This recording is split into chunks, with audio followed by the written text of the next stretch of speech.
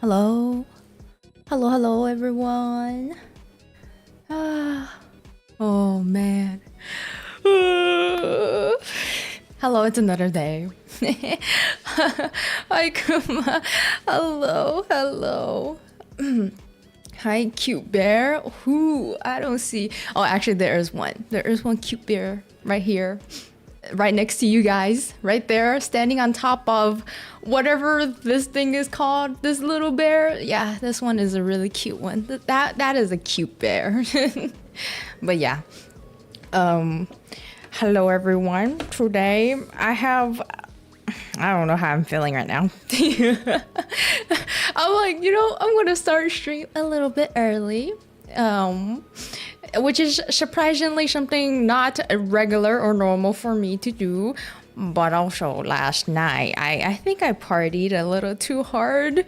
Not outside. I'm an introvert. I don't party outside. I party inside. Like indoor party, that's where it is.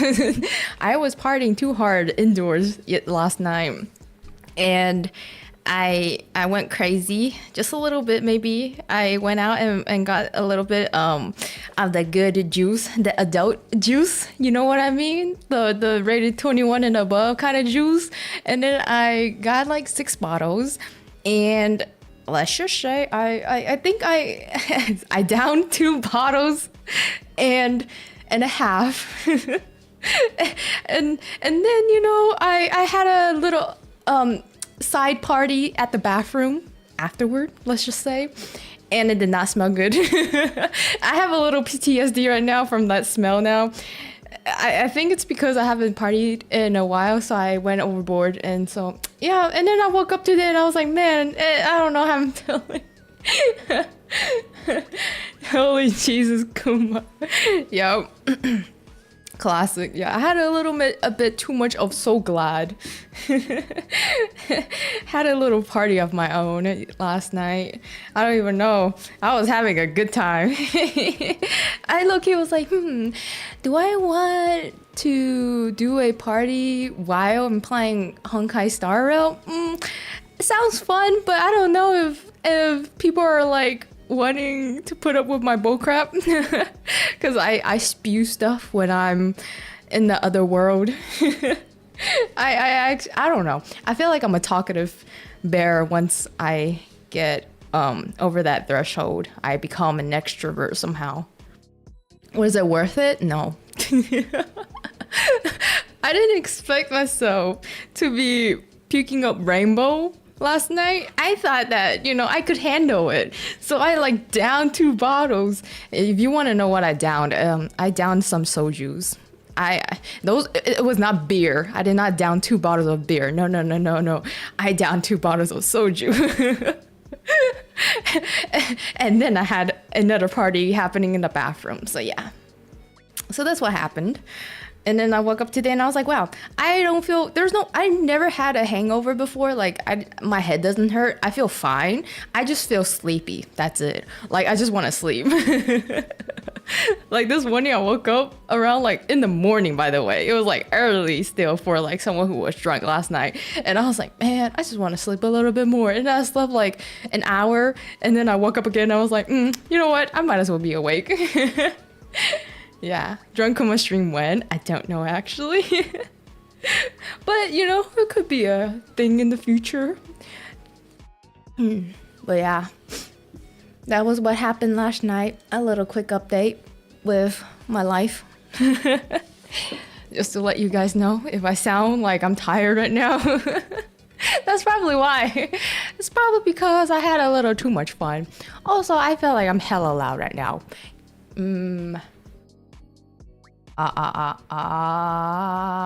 There we go. It wasn't a no, I'll take it. All right. You sound more energetic actually? Really? No way. Or maybe it's because that's how I always am on stream. I don't know. I'm always just excited when I, start playing in front of you guys or play more of the gacha games. I'm like, what's next? What other mysterious roller coaster are we gonna go through today? Because I am so confused at like the story. Whew, I expected something where I'm like, oh, this might happen. Oh, it's probably this person from all the clues we've gathered so far. But no, Penaconi was like, haha, you think we are like putting something like in front of you, so you think it's this person or whatever you're assuming it's gonna be. But then in reality, you know, they're not like showing everything. So like there's like background stuff happening and like side characters doing other stuff, and I'm like, what? And they're like, yeah, you thought. Which makes like the whole like trip so fun, and I'm like, man, I want to play more now. No, my Gallagher.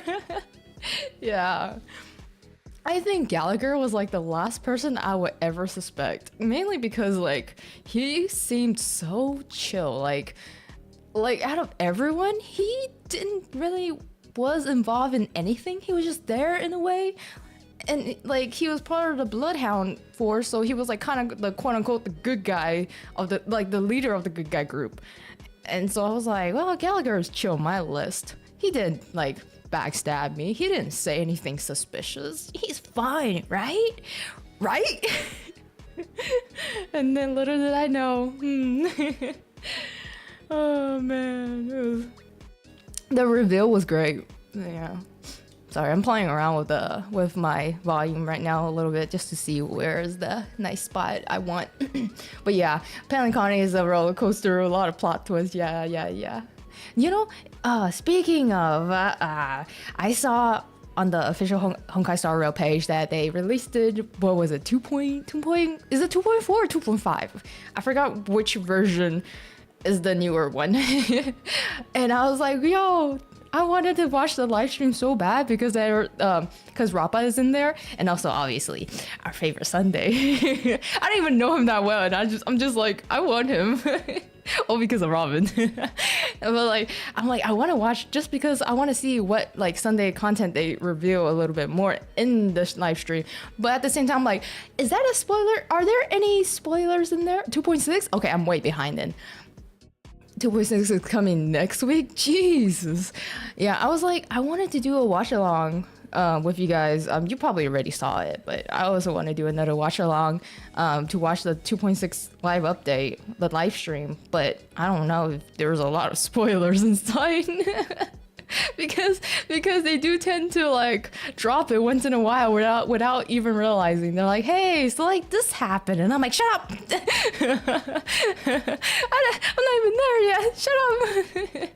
You know, so like if any of you have seen some of the live streams, let me know if it's safe for me to watch. If you think it's pretty safe for me to watch and they didn't mention any spoilery stuff, then I'll watch it. But if there are spoilers, then I shall refrain. I shall hold back. We're in 2.5 right now. Next version is 2.6. Ah, I see.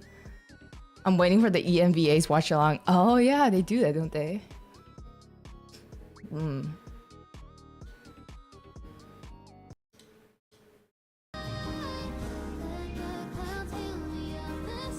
It'll be a while till before the next one. I don't remember any major ones from the last one, but maybe just be safe. Oh yeah. Don't remember there being any. Okay. You know, I think because my plan for the weekend for the stream wise was to finish 2.2 like today and tomorrow, like finish it by tomorrow, like beat the thing by tomorrow, and then we can start the next chapter next week. But then next week the 2.6 will come out, but at the same time I feel like that should be around, I should be able to catch up within like 2 weeks if that is the rate I'm going by. So I don't know, I'll wait and see if the story is really catchy. I might be spending, guys, we might be here for, last stream we were here for like 5 hours, right? We might be here again for another 5.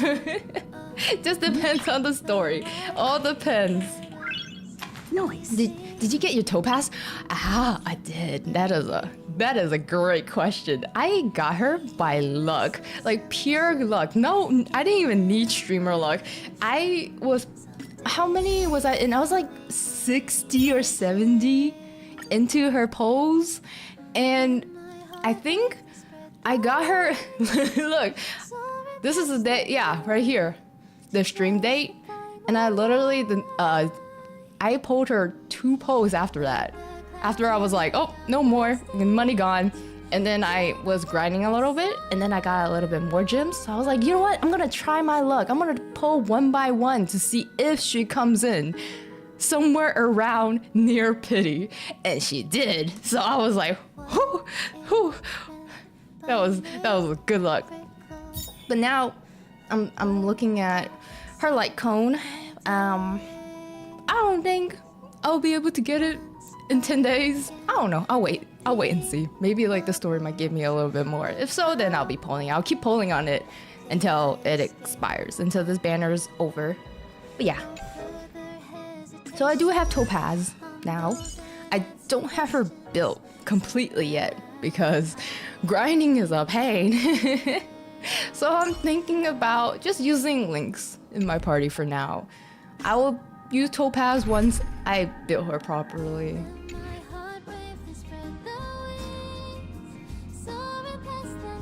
You got swordplay pole for phase weapon? Let me see. But like, facial's like cone is facial. Wait, this one, right? Swordplay. Yeah, I had a lot of copy of this one, so I was like, you know what? I'm gonna use it on her.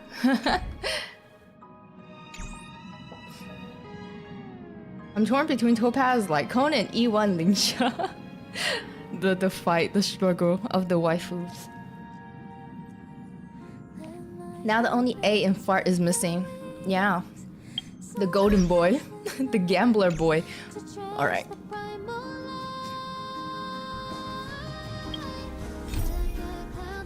Where are we?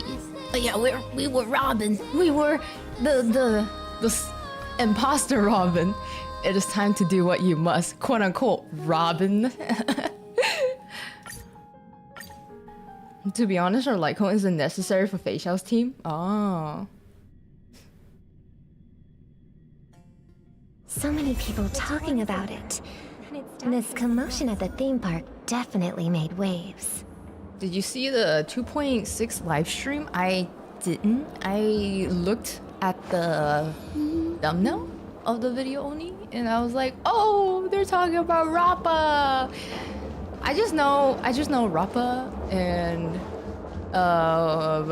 Sunday, right? Sunday is gonna be in next 2.6 banners. That's all I know. Without a license? This stream is gonna be long. All right, boys and girls, strap in, grab your popcorn, grab your water, grab your juice, grab whatever you drink, and you know, if you're in your chair, lean back, chillax, relax. If you're putting me on headphone, well, you know, even better. I don't know what's gonna happen. We might be in here for a while. We're gonna start dispersing gift to comfort people. We speed running to the end? You think I can? In one day? Let's give some gift to these guests. The family promised they would protect the guests within the dreamscape, but I witnessed a group of organic life forms making their way to the theme park. And soon after, a rip tore through the sky, and black rain started leaking out of the void. Oh, he's talking about the adventuring fight. It's possible? Okay. If it's possible, then I think I can do it. The family needs to provide a reasonable explanation, or I'll take my loved ones and return to reality. Why would you do that? I thought the dreamscape was supposed to be a paradise. If it's not, then there's no point staying here. It appears the good sir has seen many great events. And it's true that an uninvited guest has unexpectedly entered the dreamscape. More gifts from Robin she shouldn't have, right? Robin is too sweet. She's an angel. However, Their target is not the ordinary guests, but the ambassadors of the IPC. The family will certainly ensure that the safety of the guests is of the highest importance.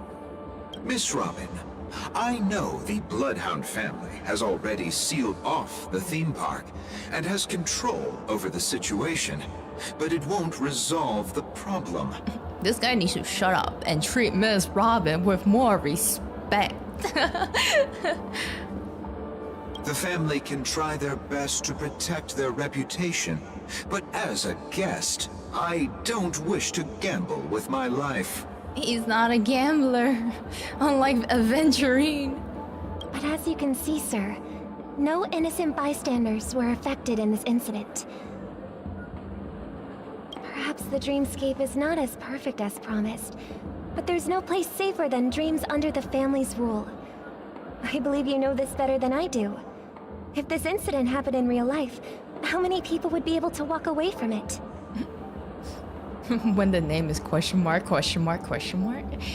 It's the Robin of our dreams. What do you mean? This is our dream girl, Robin, right? I could stay here, but keep in mind, guests come to Penacony to enjoy the dreamscapes. They do not wish to be entangled in a conflict between the family and the IPC, so let's not have any more unnecessary incidents. Oh, too late. I think that's a little too late. Of course. Oh, With the Charmony Festival about to commence, we will spare no effort in our preparations. Here, Rest have a assured. gift. To express our apologies, the family has arranged this gift for the guests. Thank you for understanding. Press it, press it, press it! Yo, she really is setting up a whole, like, bomb fest. Also, You've what had the quite a hell? bit to drink. Why is this guy just You sure you're dancing? okay? Grooving. My man really grooving. Oh, Bloodhound family. Who's the other person? The Bloodhound? Hey, oh yes, these two. Hey, have a gift. A little small kaboom gift. Hello. May I ask what happened here? Nothing to be worried about. There's been a small rehearsal mishap at Clock Studios theme park. Please stay calm. I like how. Why are they saying that to Robin? Robin's part of the family. She knows everything that's happening. She's the insider. At least she should know, right? Unless like the Bloodhound family is like separate and they don't share information. Press it. You will get a free 5-star. Yo, I'll be smashing that button. Hey, are you a fool? You really Yeah! recognize Miss Robin? Who do you think you're talking to? See, that's what I said. I was like, huh? Does she not recognize Robin? I'm sorry. As you should. I've just been transferred to the Bloodhound family, and I'm she's a still not too used to newbie. working on the streets. I didn't realize it was you. I'm so sorry. All right, time. Get on your knees then. Apologize. The only apology you should be giving to Robin is to get on your knees and do a dogeza, like the one on your put your head on the ground and your knees on the ground. That's the only way to apologize to Robin. Hey, don't sweat it. You guys have a tough job. I know how it is. How's the situation looking? Oh, we've sealed off the theme park. Most guests are used to bizarre phenomena in the dreamscape, and so far, no threats have been detected. We can expect order to be restored soon. Rest assured, Miss Robin will intensify our patrols to ensure that no incidents occur. I trust you guys. But regarding what happened in the theme park, what do you hounds think about it? It's okay. Feel free to speak your mind. Kuma bullying the kohai, like dang. Listen, when it comes to Robin, I act different. It's like it's Miss Robin you're speaking to. Have a little more respect. Well, Actually, I was there shortly after it happened. Is it true that the IPC's ambassadors came with ill intent? And that Galaxy Ranger who easily cut through the sky? Miss Robin, tell you the truth, everyone's been talking about it. The myriad factions on Penacony have already been causing unease for everyone. Thank you all for your loyalty towards the family. The planet of festivities has indeed run into some trouble. The representative from the IPC, he's trying to regain ownership of Penacony and is prepared for a hostile takeover. Of course, the family did not agree. The result of the failed negotiations is as you see it now. No wonder. So this is the main reason why the IPC staff are banned from entering the Dreamscape. Did they apprehend the troublemaker in the end? Don't worry. Mr. Sunday is currently tracking his whereabouts, and he'll have something to show for it soon. However, given the situation, the IPC surely won't let this go easily. Therefore, we are relying on you hounds to maintain the order and stability of the Dreamscape. Please be assured, Miss Robin, we take our orders seriously. We won't let those IPC cronies get away with this. Thank you for your hard work. If there are any other members who still feel uneasy, please tell them on my behalf that protecting the Dreamscape requires everyone's help. This is a small gift prepared by the Iris family for the guests. There's one for you too. One for you? One for I'll put it you? at the Charmony Festival for an unexpected surprise. Oh, a real unexpected surprise. At the Charmony? Well, now we know when she wants everyone to press it. Dang. She really said I bought gifts for everyone. A big gift. I can't believe I received a gift from Miss Robin. It feels like I'm dreaming. Wait, I am in a dream. This girl is mood. We're like, oh my god, Miss Robin gave us a gift. Oh. If trouble comes knocking on our door, we're not afraid to go to war. Rest assured, the Dreamscape's peace will be protected by the Bloodhound family. I want a gift from Robin too. Quite a bit to drink. Hello, guest. You look like you're in trouble. Miss Robin? That's the renowned cosmic superstar, Miss Robin! I love how all of these people are like fangirling over her. I didn't expect to meet a fan here. I'm honored. Welcome to Penacony, a world filled with wonderful dreams. I can't believe I'm actually meeting the real Robin! Shouldn't you be preparing for the Charmony Festival? Preparation is important, but the ceremony is fundamentally about sharing the Great One's harmony with everyone. If there's a chance to sing with everyone, I will not refuse. Regarding the recent mishap, I understand it negatively impacted some of our guests. As a member of the family, it's only right for me to come forward and offer my apologies to everyone. You know what would make a great gift? Robin should just be signing autographs and handing them out for free. And everyone will be like, oh, whatever happened at the theme park? Nah, it's okay. I have Robin's autograph now. Everything is a-okay now. That's how she should like give them actual gifts. A gift of their lifetime. But, are you sure it was actually a mishap? Everyone saw those chips descending like rain and the red light tearing through the sky. Claiming it was merely special effects seems a bit far-fetched. Plus, I met that generous gentleman. Oh. He looked really out of it and kept talking to himself. Is this also part of the performance? I just want to touch her wings. I feel like, isn't that a little, like, personal violation? I feel like her wings are, like, part of her, right? Like, part of her body? Like, even if they are sticking out, she can still feel it. Everyone, please do not panic. I believe that the family will give everyone a satisfactory answer in due time. Even if you say so, Miss Robin, it's hard to believe. Yo, Robin, just give him an autograph and he will shut up. Oh, the way she sighed. Some people just never listen, do they? Oh, It's never ending. It just goes on and on. I'm getting really tired of this. hey, yo. That's a voice that I did not expect. Miss Robin? Still, I suppose I should keep on helping everyone. I am the epitome of joy, kindness, and goodness, after all. Hey, yo. She's sounding a little schmexy right now. Oh. This guy does not know. Huh? What was I just doing? Oh. And, who might you be, miss? Did she just wipe his memory? Here, take this, little guest. This gift has been specially prepared for you by the family.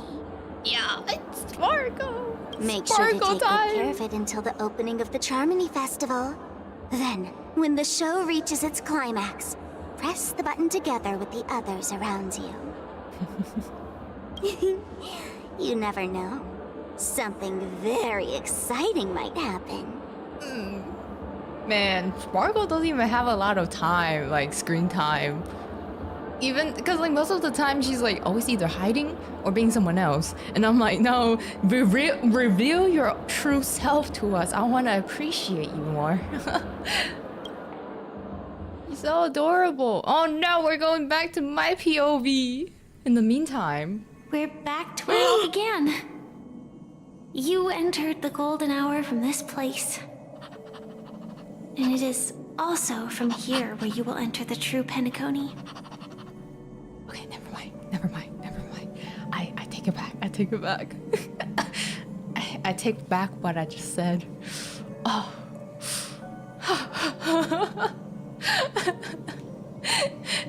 It's the dream girl.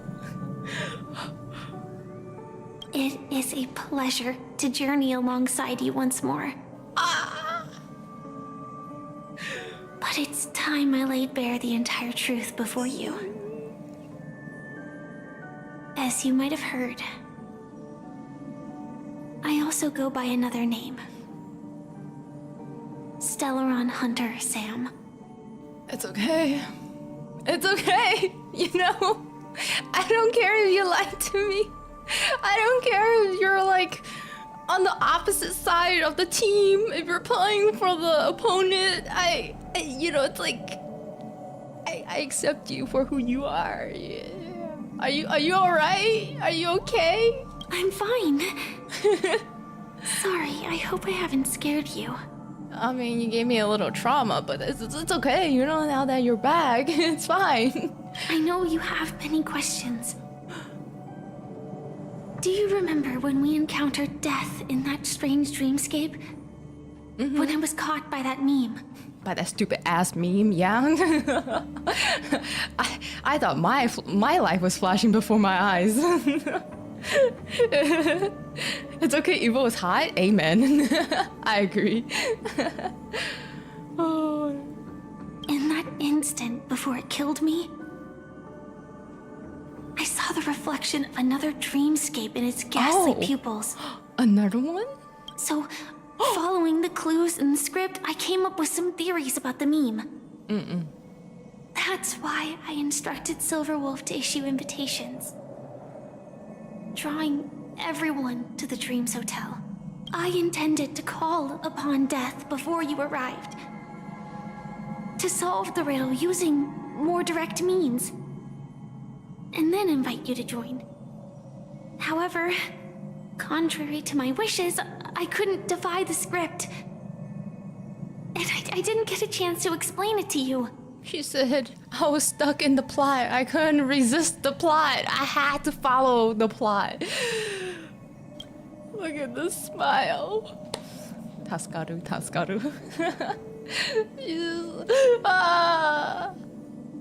I can't. Every single time I see Firefly. It is how you see now. No, not the scene. I was impaled by the bladed wings of death.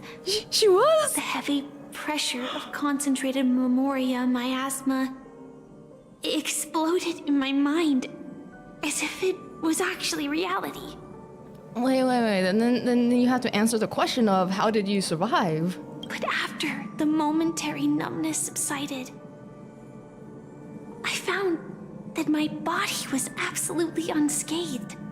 Oh, so is it like, how would I explain this? Where it feels like it's so real to the point that it is real, but then it's not real, something like that. You know, like when you have nightmares and it feels like you're being chased, that real feeling, and then you get stabbed and killed in the dream and it felt real, but then you woke up and you're like, oh wait, it's not real, it's just a dream, something like that, you know, where she feels like, oh my god, I'm being stabbed, but then, you know, she's like, oh, but I'm okay, you know, everything's fine.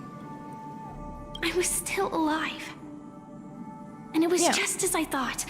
I had arrived at a place starkly different from this beautiful dream. Oh. Beneath the dreamscape of 𝗵𝘁 lies another, more chaotic, more primal memory zone. Its name? Land of the Exiles.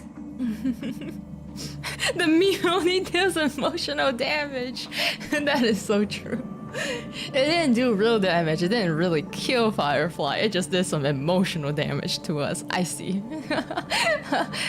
And so, then I returned to the hotel in the dreamscape, hoping to tell you of its existence. Oh. Yet I could not reveal my own identity. Oh. So, I could only divert your party's attention and lure you away from the battlefield. She did this. She wanted to tell me. All for me. She's too sweet. Hey Kuma, I'm new here. You just got caught up. What happened to Firefly? Well, basically she revealed herself as Sam, and then now she's telling me the, you know, she's trying to catch me up about what happened, why she was quote unquote killed, and then what happened afterward. And after, all my attempts proved futile. Oh. It wasn't until not long ago when a crimson blade of light shattered the high wall of the dream, causing you all to fall far into the abyssal depths of the dreamscape, that I was able to awaken you and your companions one by one. Oh, so we're in another dream now. I see, because like Acheron cut open the dreamscape, so now we're in the, what is it? What did she say it was? Like the dream mind, something like the abyss, the exile one. and that's it. That is all that's happened so far. Oh. It's okay, I completely understand. I know it's tough to believe all this without reservations. It's okay. No. I believe you 1000%. I just want to say, you are very close to the final answer. Just one more thing needs to be done. One more? And then I can prove it to you. Girl, you don't have to prove to me anything. Just, you know, you just being here, it's fine. You don't have to prove yourself. Now, let's leave this place. Oh. Please close your eyes. Okay. Oh, okay, sure. Close my eyes, all right. Take a deep breath. And visualize the dreamscape's outline in your heart. And remember, you must not open your eyes at all times. Oh, I can't open my eyes? Okay. I shall do what she says. I shall not open my eyes. 3. 3? 2. 1. Don't be afraid. Oh, I heard something funny. Yes. What has arrived? What has arrived? What has arrived?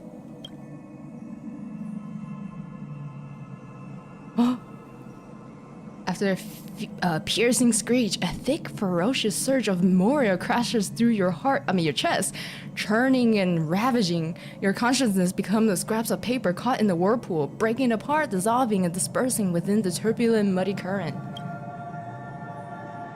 In what? Immemorable voices resonate through the symphony of memoria like roaring thunder, and among them, one echo shouts out with exceptional clarity. You know it comes from the girl beside you, your heart beating to the same rhythm in silence. And then, more silence. Yo, we're getting a little romantic in here all of a sudden, huh? Until memories stir up ripples in that quiet darkness.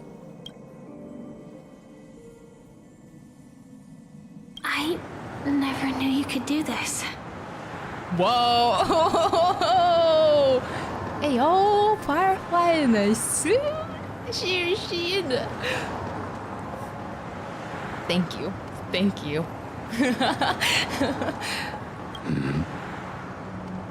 Do you have a driver's license? Oh, it's okay. It's Blade. Blade does whatever he wants. If he wants to drive, he drives. I do. Oh, he does? Oh. That is... surprising. Right? Why? Because this is 𝗤𝗵𝘁, the city of sins. No, it's nothing. I'm just thinking that you haven't slept in 20 system hours. Are you sure you're okay? He's like, I'm fine. I can be up all day long if I want. I'm fine. I'll survive. Same goes for you. He really don't care if he crash. I feel like he's the type that doesn't care if he does crash. I'm not so sure about that. Oh. Slow down a bit. Hit the brake. Hit the brake. Infiltration is over. Feel free to activate Sam anytime you like. Even in the car? What happens when she like activates it? Doesn't like she get bigger and like there's like fire around her or something? There's still some time before the next part of the script unfolds. Let me stay a little longer in this body. Yeah, let her stay in her own body. A long silence ensued. Neither of them brought up any topic, seemingly accustomed to the silence. It wasn't until much later that a soft sigh once again broke the quiet in the car. Such a long tunnel. Didn't feel this long when I set off. In half a system hour, it will lead us to Kafka. And then comes the downfall of the 𝗤𝗵𝘁 Brotherhood. Is that also part of the script? It's in your script too. They're like, we're all part of the plot. We can't change anything. Sorry. I didn't notice. Their destiny won't change just because of your selective ignorance. Hey. I'm about to like fight Blade. Leave Firefly alone, man. She's just a little clumsy. Can a girl just be clumsy? I wonder if Blade tried car crashing on himself? Good question. I told you before, it's a bad habit. What about you then? Is this the moment you finally find the death you've been looking for? As always, it's a blank slate. It's not on this planet. Why the sudden inquiry? Because I'm currently in a car with a sleep-deprived driver. I just want to get there in one piece. Amen, Firefly. Blade has no word. This car has full self-driving capabilities. I'll just put my hand on the steering wheel. Will that do? Dang, where did they get this fancy schmancy car? Hey, don't take everything so seriously. Elio would always say there's only one type of destiny. The inescapable type. He can see the future, and we, likewise, are aware of our predetermined end. But before that moment arrives, we can still choose what we do. We all have this right, don't we? Yeah, live in the present. Live in the moment. After today, 𝗤𝗵𝘁's name will disappear from cosmic history, and the Everflame Mansion will take its place. In the not-too-distant future, you'll receive an invitation. That's your next stop. Land of the dreams. Penacony. I hope you find whatever you seek there. Be it answers or salvation.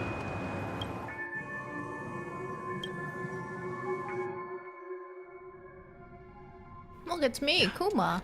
Glad to see you're safe and sound. Hello. Oh, where are we? Mr. Yang, you're here too? Close your eyes. My eyes. This is the Oh. answer. Isn't it incredible?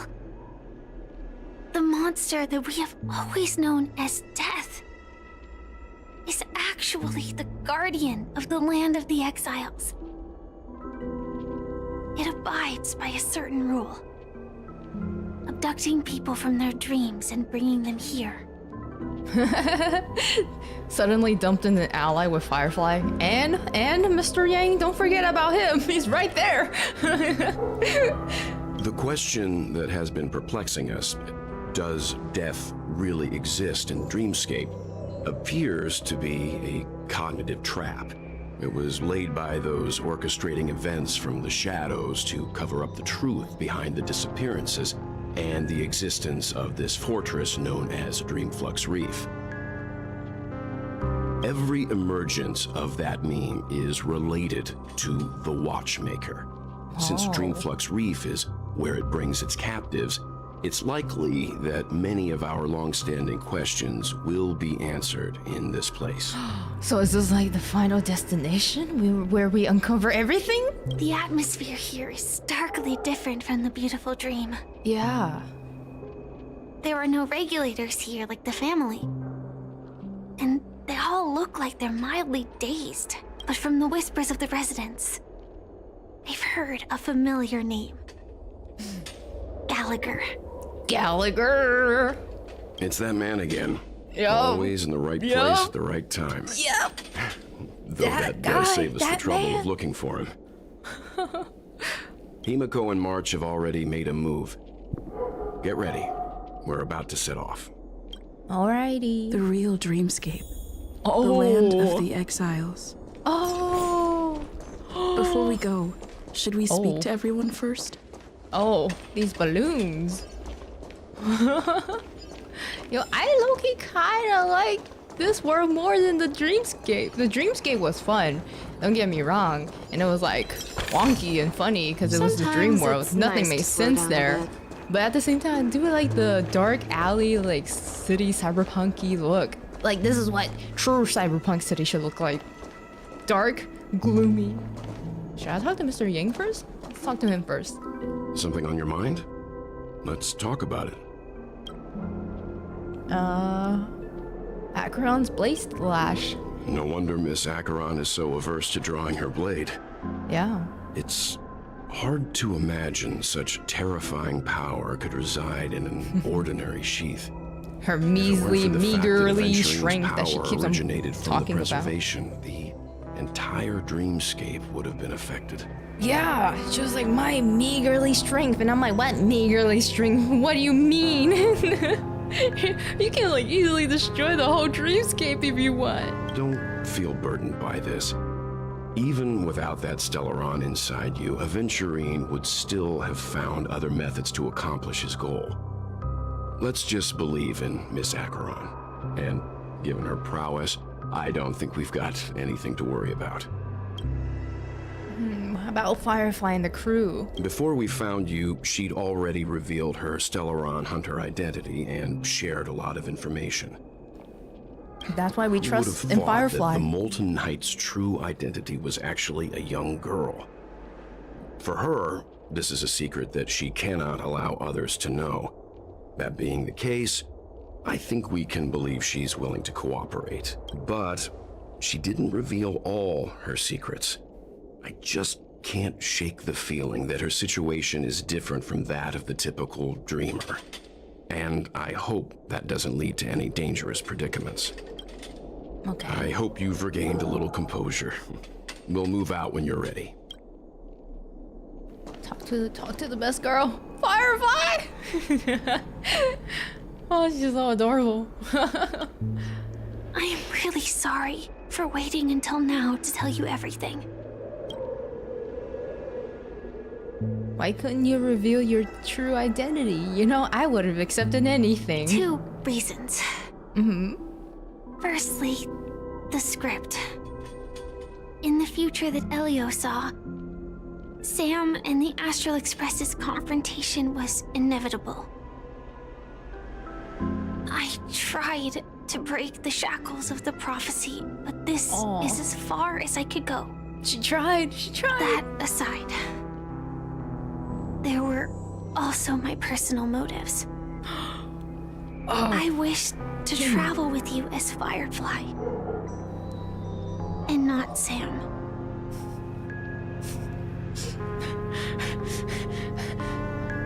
Okay. Dang. Okay, it's alright. It's okay. I didn't take it personally, you know? She's giving me so much sugar. Sugar overloaded. Thank you. Oh, she said I did it for 2 reasons. One actual reason, but the second one more personal, selfish desire. I just wanted to travel. I just wanted to travel with you as Firefly, and I'm like, ah.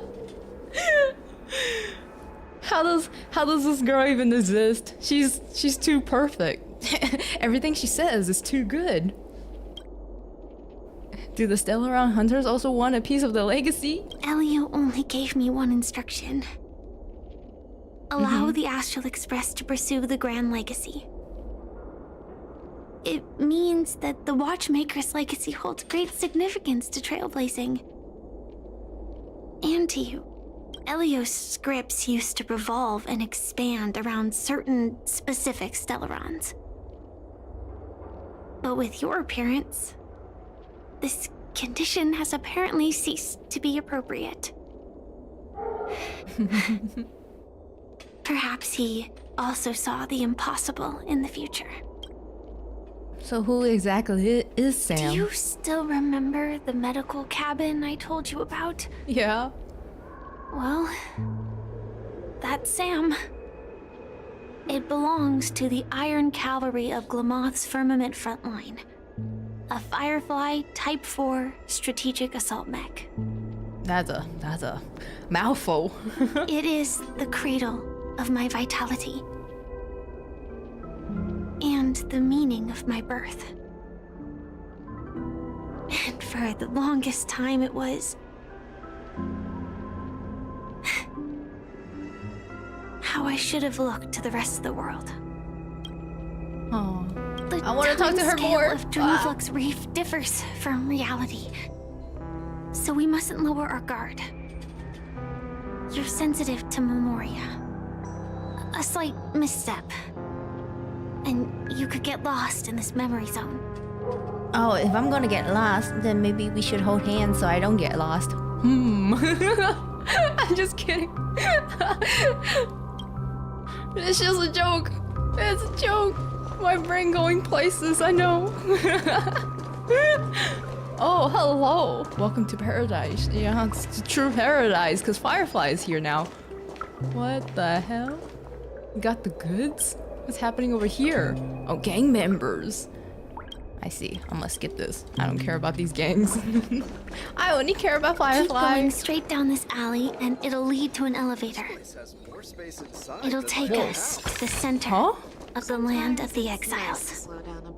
Huh? Yo, sir. Sir, excuse me. I claimed this place first. I am the trash can queen. Did you not know? Excuse me, get out of my house. Not him barging into my place. Dang. He didn't even pay rent.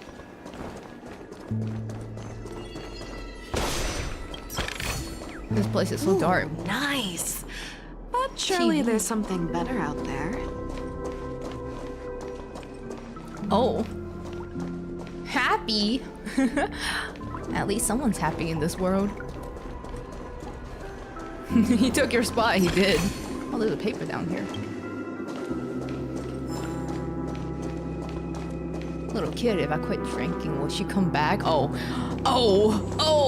that kid drinking to some heavy stuff, then I'ma go away. He a little... What a huge clocky. Clocky? Looks like the Watchmaker also left his mark on Dreamflux Reef. Yeah, that's a scary ass clocky. That's so scary. Investigate the TV, right? No, oh my god. Straight out of a horror game. The giant clocky here is the street profound landmark. Children from other neighbors all look upon it with great envy. The citizens see cleaning and maintaining the statue as part of their lives. The giant clocky must see this as part of its life too. Beautiful dreams are always sure to fade away under corrosion of nightmares, but Clocky's smile is eternal. Oh god, eternal smiling. Moving eyes. Why are you guys spamming? Why are you guys spamming the embarrassed emoji? This Clocky is scary. What is the TV for? Oh, no! No, I don't want to see Clocky again. I don't care about Clocky. That Clocky is scary. There's so many TVs here. Wait, am I? There's something over there.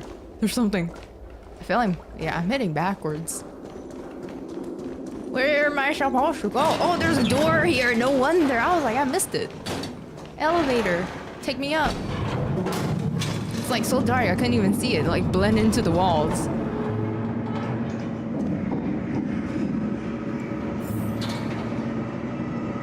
Oh my god.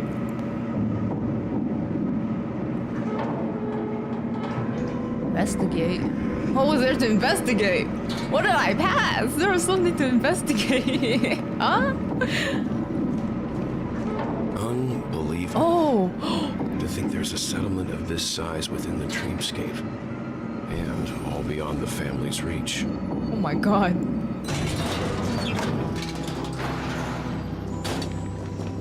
The atmosphere in this fortress is pretty different from that in the beautiful dream. Yeah, I see like scary Clocky everywhere. When I first saw it, I was in awe too. The sky here, it's like a reflection of the 12 dreamscapes. It was an achievement? What? I didn't know if I should press it because I was so like confused. I was like, what? Investigation? It's okay, I can go back down, right? What's even more bizarre is that this place is also separated into trade and residential areas. The layout may be simple, but the facilities are very comprehensive. It seems that there are quite a number of people living here. Though both dreamscapes have distinct styles, the architectural designs are quite similar. Works of the same hand, perhaps. Hard not to speculate on the connection. But there's no point in overthinking things.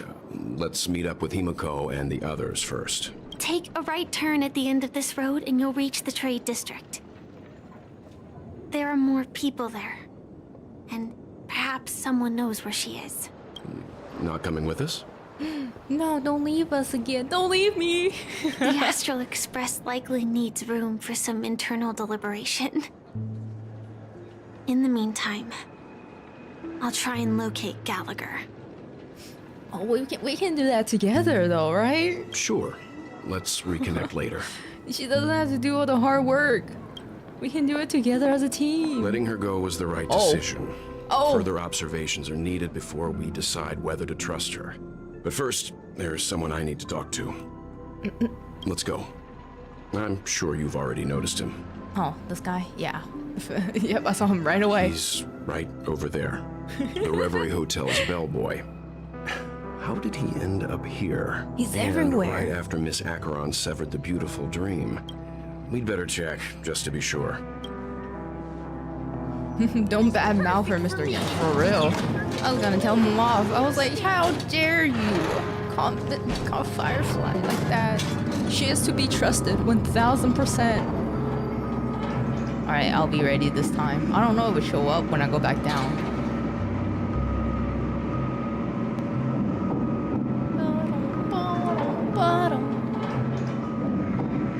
Should be like a giant block of wall, right? There we go. What is this? Dearest passenger, please do not stop during your ascent for your own personal safety. Ah, I see. I didn't know you can do that. I didn't know you could like stop it whenever you want. Because this elevator looks like it's really old, so it only goes up one way. Like if it goes, it goes. It doesn't stop for you. Alright, go back up. Take me back up. Take me back up. Please.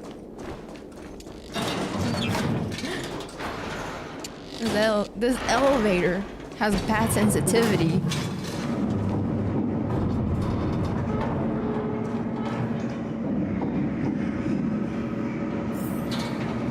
Just TP? Nah, it's okay.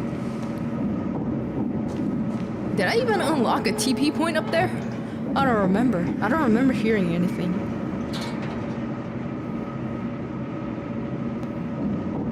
It is a pretty sight though. I'm appreciating the views.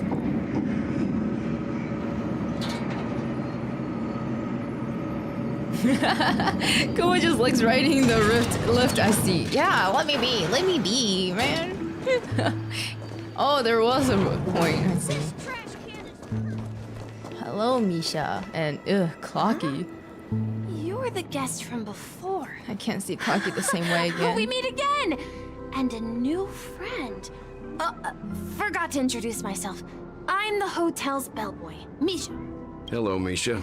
I'm Welt. We met in a dream. And who might this be? You can see Clocky? Tick-tock! Old friend and new friend! Let's high-five! Oh, Mickey! Mr. Yang, you're still young at the heart. Your, memory zone meme? No, Clocky is a good friend of mine. We all live here. How did you two get here? This dreamscape isn't supposed to be open to the public. I wonder if it has something to do with Sleepy. So, this is your home? Yep. After my work in the beautiful dream ends, I'll go back home. Commuting used to be more convenient, but ever since travel became cumbersome, Sleepy started ferrying people back and forth between the two dreamscapes. This Sleepy. Can you describe what it looks like? Sleepy is a memory zone meme. Looks fierce and has many eyes. But it's actually really well behaved. Gallagher's been taking care of it. Gallagher? Gallagher again? Based on the description, that meme is indisputably death. A nightmare for the family, but for the people who live here, well, that couldn't be further from the truth. He's just a good boy, he is. Until he stabbed Firefly. That's when he became a bad boy. Death? Not in a dream, surely. Sleepy's just a little aggressive, and sometimes messes up by fetching the wrong guess. But it would never hurt anyone. Yeah, Sleepy is way too cute for that thing. For real, imagine. It's like we're like, hey Sleepy, come here, who's a good boy, come on. I see. Has it brought back any guests recently, say, in the last day or two? We're currently investigating a missing person case that occurred within the beautiful dream. I see. Then you'll have to speak with Gallagher. But he's currently busy hosting a visitor from the Oak family and specifically asked not to be disturbed. Him again? Gallagher's everywhere. Mr. Yang, the person you're looking for. Could it be behind us? Is it Miss Robin? Oh.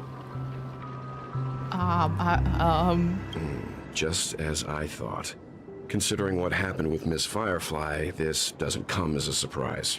If you're looking for Miss Robin, I can lead the way. She told me that she'd be willing to meet with outside guests. For free? If it's not too much trouble. Yeah. Also, we're looking for our missing companions. A woman with red hair accompanied by a girl with pink hair. Have you seen them?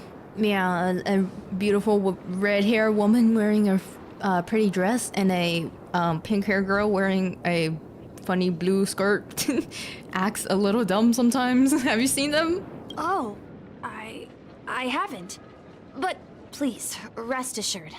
Dreamflux Reef is a small place, and it's not as bustling as the beautiful dream, but its safety is unmatched. How about this?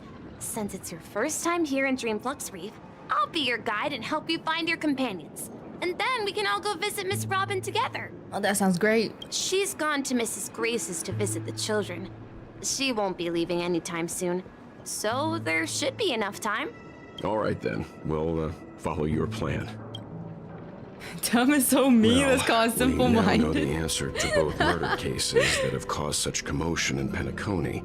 As for the intentions of the mastermind behind it all, we are still none the wiser.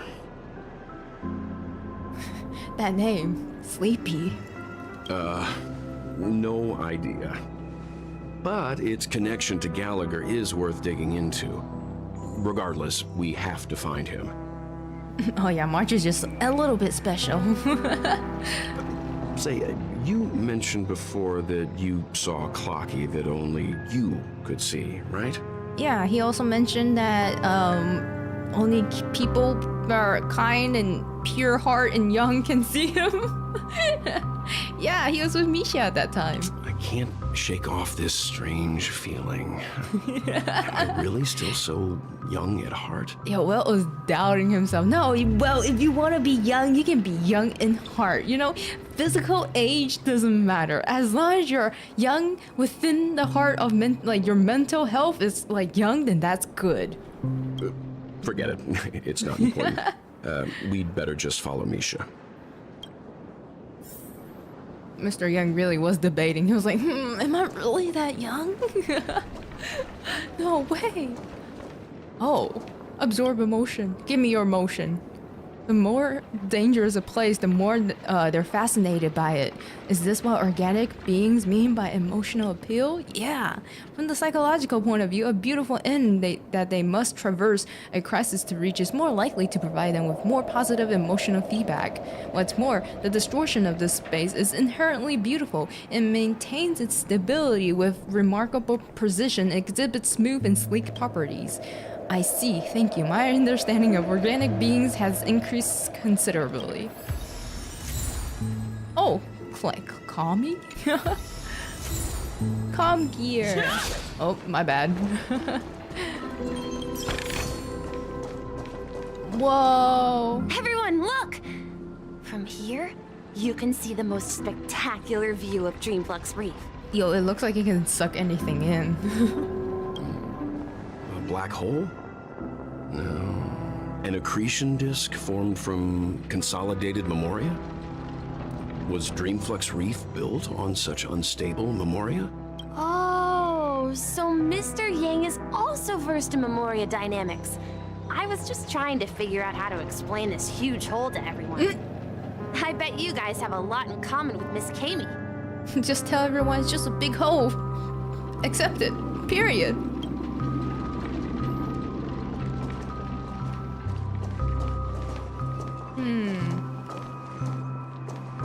Oh, we have to head down. I didn't even see the staircase. Did your membership just literally ran out? That's crazy. I'm just a wallflower. What? Wait, I heard singing. I heard.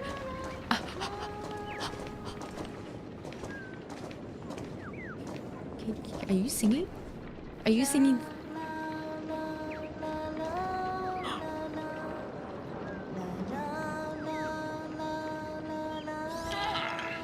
Oh, shut up, bird.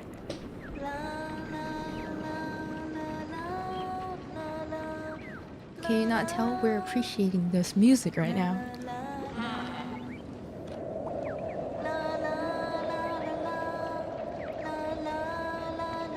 Our favorite song. Amen. Amen.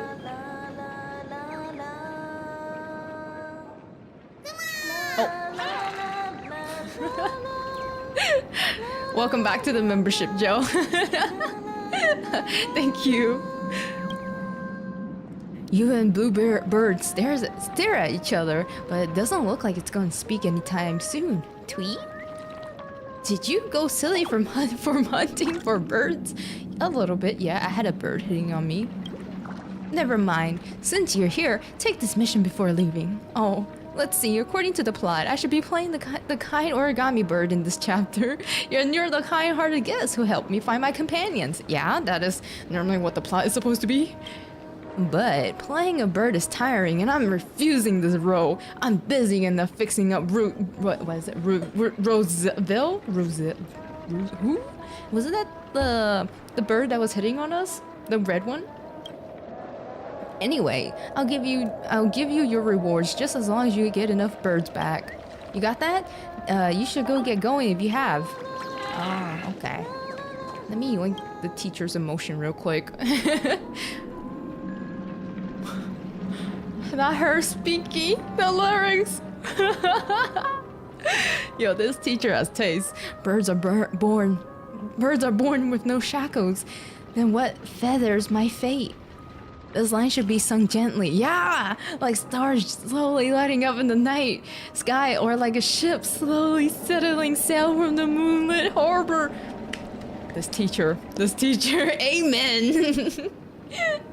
I 1000% agree with you. It's just a bunch of Robin otakus down here. Yo, I fit in perfectly then. Under the gentle tone of her humming, this familiar melody seems to take on a whole new meaning. As she notices your arrival, she smiles and nods her head to greet you. Blown away. The white petals. You have a lovely... I should do a grandma voice, shouldn't I? You have a lovely voice. The voice of young are always so full of vitality. Ever since I retired, I have taught children here to sing. I was just preparing a lesson. Children from all over the Astana star system use the dream device to gather here when they have time. Though they may have never have opportunity to receive musical education in the real world, they can sing freely as they please here in the dream. If I Can Stop One Heart from Breaking is very popular with the children. Recently, we have been practicing and focusing on every word and syllable in the hopes that one day the real world will get to hear their beautiful voice. Can I join too? Of course, knowledge should flow freely in Dreamscape. Everyone should have the rights and opportunity to receive education. The Dreamscape may be virtual, but this virtual space has given us the opportunity to traverse distance and come together. Even a bird with clipped wings has the potential to fly in a dream. I will always be watching over them so that they may see this day. Wait, we can mess her up? oh shoot.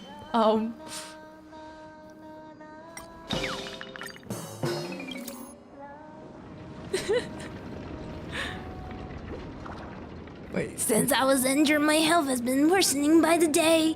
Recently, I've been feeling fatigue when entering the dream. Even though I'm constantly joking with them about what if a teacher suddenly disappeared one day. During our practice, they always just laugh it off. Maybe next time I should teach the children some sad song. This is a topic that cannot be avoided forever after all. One day, they will soar towards the sky and I will fall to the ground. But it is sadness and tears that make smiles and joys all more precious. We wrap our sadness and suffering in beautiful packaging and swallow them. That is the power that art can bring us.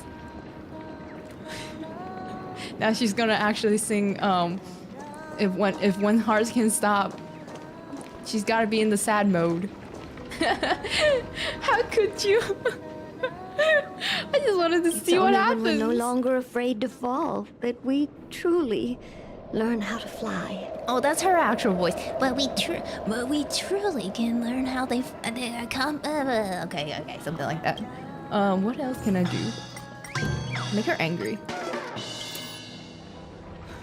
There are many people that do not approve what I'm doing. They believe that no matter what you do or damage, she can never cultivate into a great tree. While I understand the pessimistic outlooks, I don't understand why would they attack a children's self-confidence in front of them like that. I had a child who worked really hard to gather her courage and sing out loud, yet people laughed at her and told her she was terrible. I have not seen her again since she left. From the very beginning, my aspiration was not for them to grow into what others sees them as vast, tiring trees.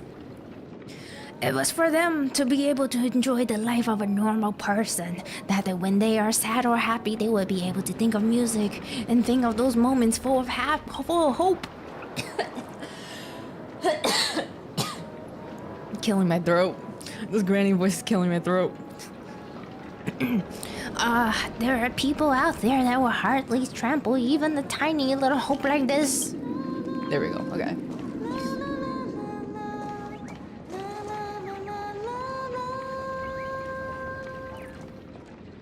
Oh, there's something over there. Hot steam from under the manhole cover bursts open like lightning, as if it's chasing something before I cannot read. I know that word. Dispatch before disappearing straight up into the heavens. Close enough. Indeed, this is one of the great 7 manhole covers. The manhole cover of the hut? Yo, we starting something new? Instead of trash cans, we're gonna start doing manholes? That sounded wrong. Okay. Oh, I can sit? Oh, wait, there's something in here. Let me take this nasty thing off my chair first. Tweet, what are you doing? I was so engrossed. Yo, me too. Even though the show can't be compared to Miss Note's performance, it's not bad after all, Tweet. You like to watch? It's a pity that there's no one of Brothers Hanu's bomb show here, Tweet. Goodbye. Before we part, allow me to perform you a legendary show, a live bird transformation, Tweet.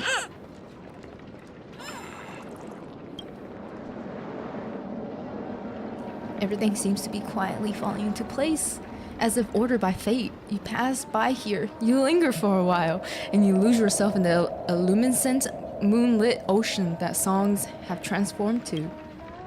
In days, you feel all your troubles melt away. Your soul breath undilates with each hum of the song under this cold, artificial light. You almost fall asleep. That's so pretty! Inside the dreamer's dream, you spy a towering dune in the twilight. A cipher fluttering through the great wilderness, the vastness of the sky as it spans the wastelands. The song finishes. Then, the melody rings out again after a brief interlude, just like the never-ending string of interconnected dreams. Aw. Aw, dang. What? There's more stuff over here. Oh, hello. It's a manhole with a bird. Get out of there. Leave my manhole alone. Oh, is sauna time over, Tweet Tweet? Even feathers will be loosened up by that hot steam, Tweet. But I feel like my body going woozy, Tweet. Wings gotten wet? Origami birds aren't made from actual paper. Why would we get wet? Or would we? Tweet. I'm gonna go look for Mr. Blue now. Right now for the answers, Tweet. You do that. A hot steam from under the manhole cover rises gently like a slow exhalation, kissing the cheeks of passerbys. It selflessly donates its warmth. Wow, could this be one of the legendary 7 manhole cover? The manhole cover of abundance? Oh! 2 down, 5 more to go. This is the so-called freedom of organic life forms. I wanna go find more manholes though.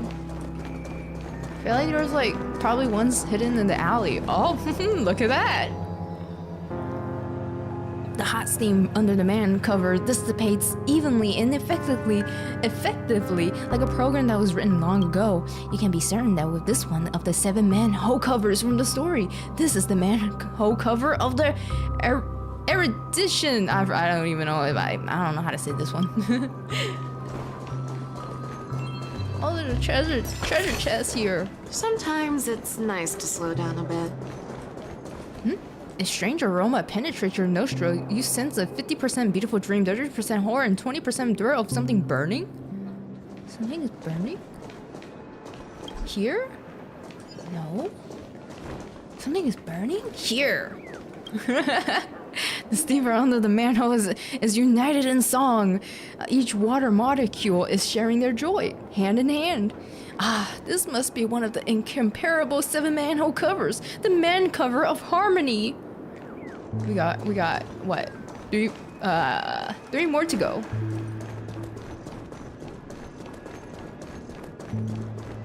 Oh, hello, sir. He's chill. Melon, this man seems displeased at you disturbing him. He stares at you silently for a considerable while before opening his mouth to speak.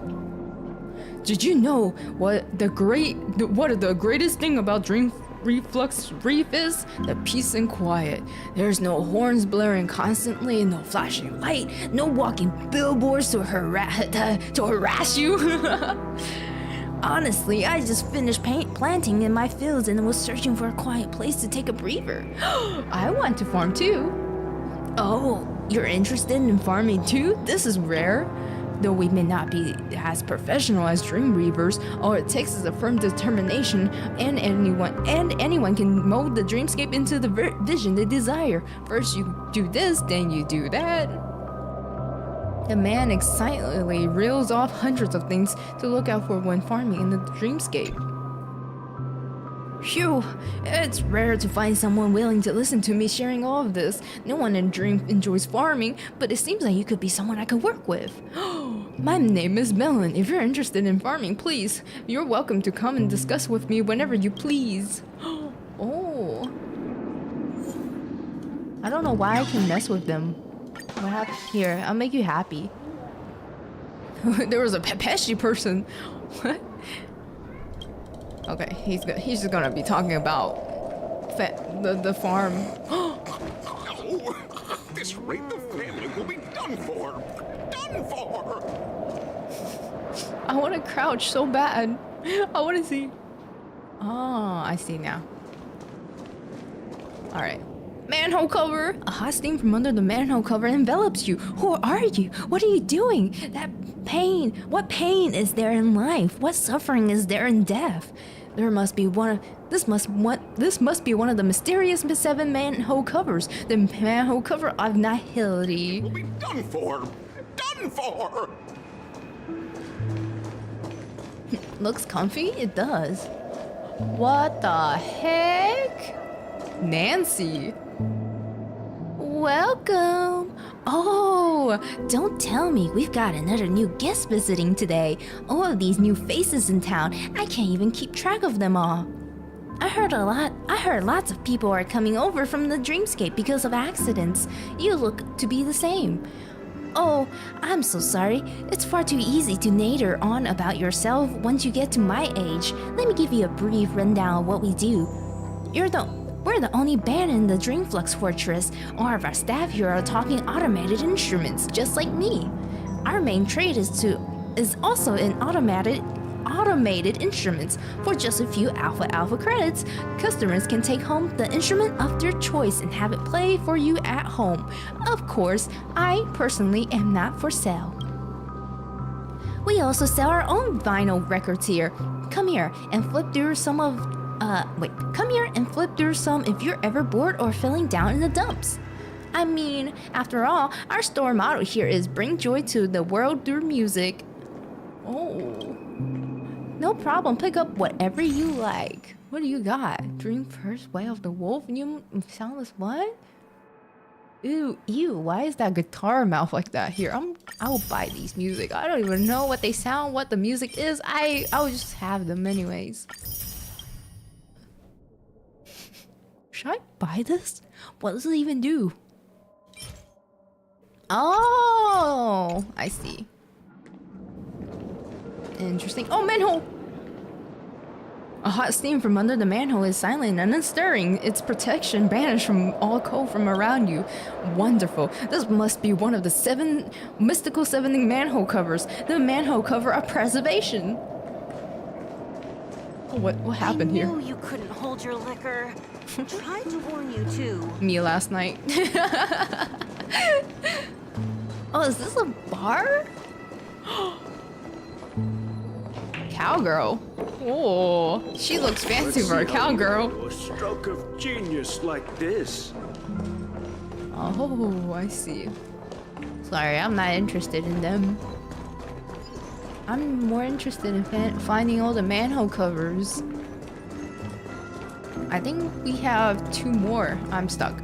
We got 2 more. I remember when this place was all hustling and bustling. They need to sleep. Now look at it. Nothing is spared. I looked around. There might be more down there on the other side. Oh, pretty. Look, there she is. Sometimes it's nice to slow down a bit. What is this? Oh, a black hole-esque structure spawned from the loss of Memoria is ravagingly feasting on already this tooted world. Thought devoid of any substance, it still inhibits the appearance of gravitational collapse in the dream. What irony. Alright, let's talk to her. My calculations are finally done. In another 10 system hours, the above dream will swallow the dream below. My hypothesis was correct. This place will cease to exist as the dream devours everything. Who are you all, and why haven't you left yet? This place is about to disappear. Then why aren't you leaving? I'm 𝗖𝗵𝘁, a dreamscape surveyor specializing in Memoria dynamics. And this is my life's work that I'm researching. See that huge gaping hole? It was just a narrow rift many years ago, but now it's grown into a giant hole. The surrounding Memoria has been flowing towards the other end of the hole at a constant velocity, slowly but surely. Oh, I see. So basically the other dreamscape warp was basically eating up the one underneath? But the scary part is, according to my calculations, the flow rate of Memoria has recently changed, and it's faster than ever before. It's almost as if something is sucking it in from the other side. By constantly improving upon Madame Rosalina's Memoria measurement method, I've finally obtained accurate results. After 10 system hours, the Dreamflux Reef will cease to exist. It will disintegrate like a melting glacier, and then fuse with the sweet dream fragments on that side of the void. Wait, so it won't disappear and just fuse with the other dream. So, isn't that like a okay thing? Unless like this is the real dream and they don't want it to become like a dream thing. Please don't worry. This sort of thing has happened many times before. Many times? Miss 𝗖𝗵𝘁 isn't a bad person. She's just a bit lost in her own world. She'll probably realize she's wrong soon enough. I like how like researchers are always like, man, this might happen, and then people are like, no, you're crazy. That sounds like crazy plan. What do you mean? You're just guessing and assuming of everything you see. But then when like it happens, everyone's like, oh my gosh, we should have listened to them. You don't say. There was something else that piqued my interest. Who is Madame Rosalina? Yeah, Misha, calm down. She's right there. It's not like she's not like gone or anything. Stop talking about a person in front of them. Oh, do you know her too? Or are you also a fan of Memoria dynamics? We're very interested in Madame Rosalina's achievements. Could you tell us a little more about them? Why, of course! She's an excellent scholar of Memoria dynamics, and the first person to apply Memoria rate measurement methodology on interstellar travelers. That sounds smart. Regrettably, due to the presence of the Garden of Recollection, ordinary people don't pay much attention to the nature of Memoria. She departed this world without much fame, leaving only a few thin journals behind. I came to 𝗵𝘁 to learn more about my idol, and went to great lengths to seek out Dreamflux Reef, all because this is her final resting place. Prodigies always meet their demise prematurely. If only Madame Rosalina had more time, she would have discovered a way to reverse the flow of Memoria. Maybe she should have focused on how to become immortal first, like her tough, and then continue her research. I felt it. The source is in the golden hour. There is a certain anomalous presence stirring the currents of the memory zone. I must uncover more concrete proof. I must convince everyone. Does the name Madame Rosalina sound familiar to you? Nope. Who? Before we came to 𝗵𝘁, the conductor had given us a list of nameless to look into. Her name was mentioned. It seems like she did a great deal of research and calculations in Dreamflux Reef before abruptly passing away. Miss Katie regularly mentions her. I hear Madame Razelina passed away during the prison war. She could see the Penacony of today. Its people building homes in the memory zone. I bet she'd be really happy. Perhaps. Oh, our senpai? Our destination is the commercial district. That's where the largest crowds gather in Dream... Sorry, let me just wink. It bothered me. Fasting Frank, can you solve a riddle of mine? No. Why can't notes and clocks become friends, but birds can't fall in love with a cat? I mean, if you want, if you like, if you fall in love with a cat, who says you can't be in love with a cat? You know, I mean, cats and birds aren't, I guess, they're natural enemy, but yeah, even if you say that, what a cruel karma tweet. Oh cat, where art thou a cat? It would be much better if you're an origami bird. A play on Romeo and Juliet? Tweet, farewell, farewell forever, my feline love. I hope you will never cry once I leave. The forbidden love.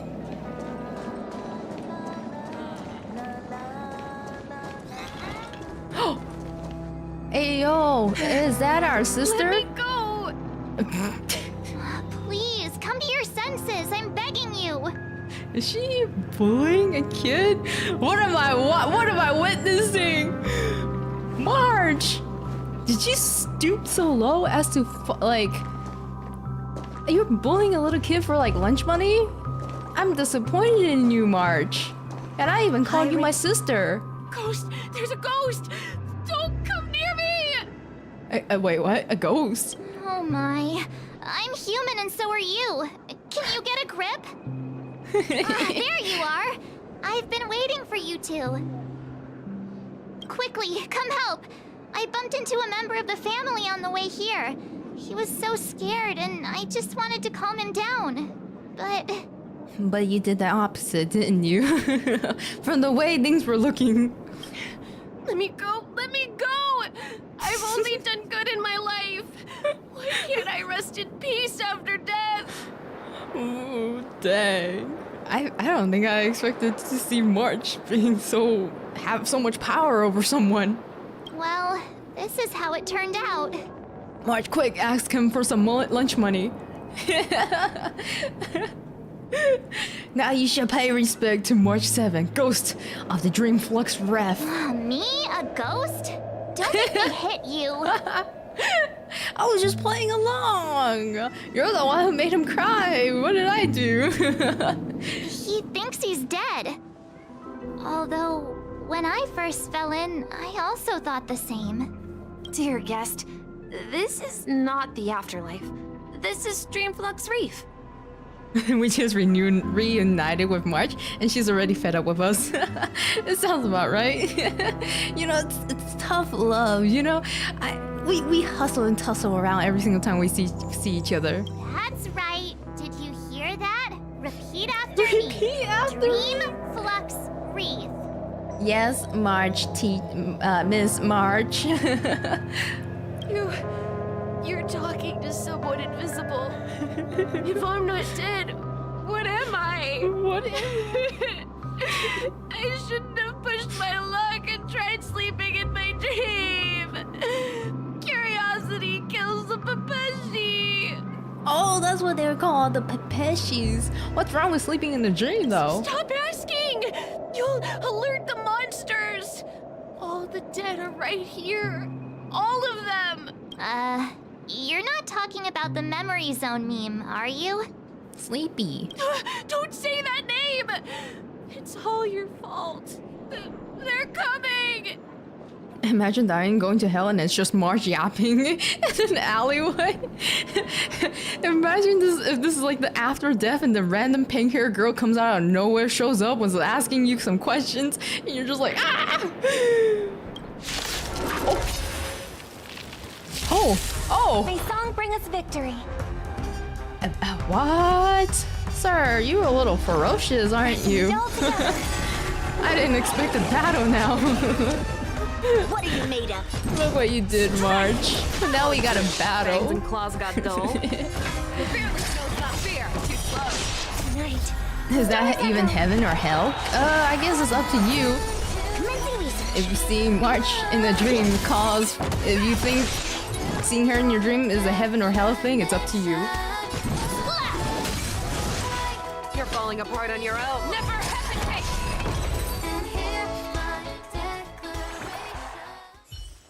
He passed out. His intense negative emotions attracted the nearby memory zone memes.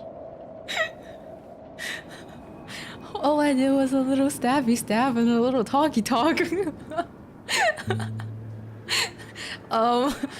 Alright, March. I leave you the task of finding a perfect coffin for this little poor boy, and I shall go and find a perfect place to bury him. Yeah, let's do that real quick. I see. But why aren't the other people around here scared? No, he's actually dead. Put him in the trash can? No, the trash can is my place. I gotta put him somewhere else. Maybe shove him in the manhole. Maybe that's why. We like see a bunch of manholes around here. We can find one for him, right? Maybe the manhole of abundance or nihility, actually. Unlike in the sweet dream, Throw him in the people here black don't hole. see memory zone memes as dangerous monsters. And even if they pose a threat, people can easily escape by forcing a Feed him wake-up to call. Sleepy. You guys are like crude. Everyone in chat is like saying all the other stuff instead of like burying him. They're like, I should just toss him somewhere. He's just a body, you know? It's fine. We got plenty of spaces here for that. But we can't just leave this man here. Can we take him somewhere safe? Take him somewhere safe. We can ask Jessie for help. Jessie? I've gotten to know many locals while waiting for you guys. Dang. Everyone here is living a self-sufficient life. I don't know how to describe it, but this place feels like the real dreamscape. Done for! We have another lost cause here. It's moving. Did you see that? It's moving. What? That's just a trash can. Where? You can't see it either. That's fine. I can see them and I know the danger. What madness are you sprouting? Get out the way. Madness? Madness? I'm not mad. I'm the only one who sees what's going on here, and you've all been lied to by the family. I'm telling you, their minions are everywhere. They could even be right here, or maybe over there. Or they are always watching. They're always watching all of us. They linger around every corner. I'm getting out of here. You should stay with him too. He probably came here as a stowaway, spent too long in the Dreamflux Reef, and ended up like this. Oh, so he's tossing the problem to me. I see. The family, they're always watching. Make him calm, this guy. He is calm. Make him happy then. How can someone be calm like that? Farewell, fake dream. I have escaped. I have succeeded. The land of Dreamflux will protect me. Farewell, cursed monster and foul demons. May you rot in hell for all eternity. Don't even dream about trying to catch me or turn me into your little snack. You will never catch me. Alright, he seems fine now. Oh, it's the bar. I knew you couldn't hold your liquor. Oh, I wasn't trying to talk to you. Oh, I didn't even notice a drummer girl.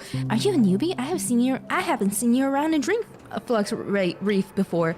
You, what's your name? Where did you come from? Why are you here? Don't try anything funny. My bandit dagger have seen enough liars, and they've all got what was coming for them.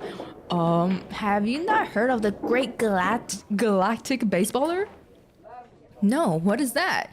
I've heard of Galaxy Ranger, Street Lamp Man, Trash Man, even Billboard Man. I've never heard of this baseballer. Are you trying to make this up? I know dreams are full of random objects that moves and talks, but I've never seen a baseball bat before. Alright, I guess I'll tell you. Alright, I guess I can tell you you're not the same from the family.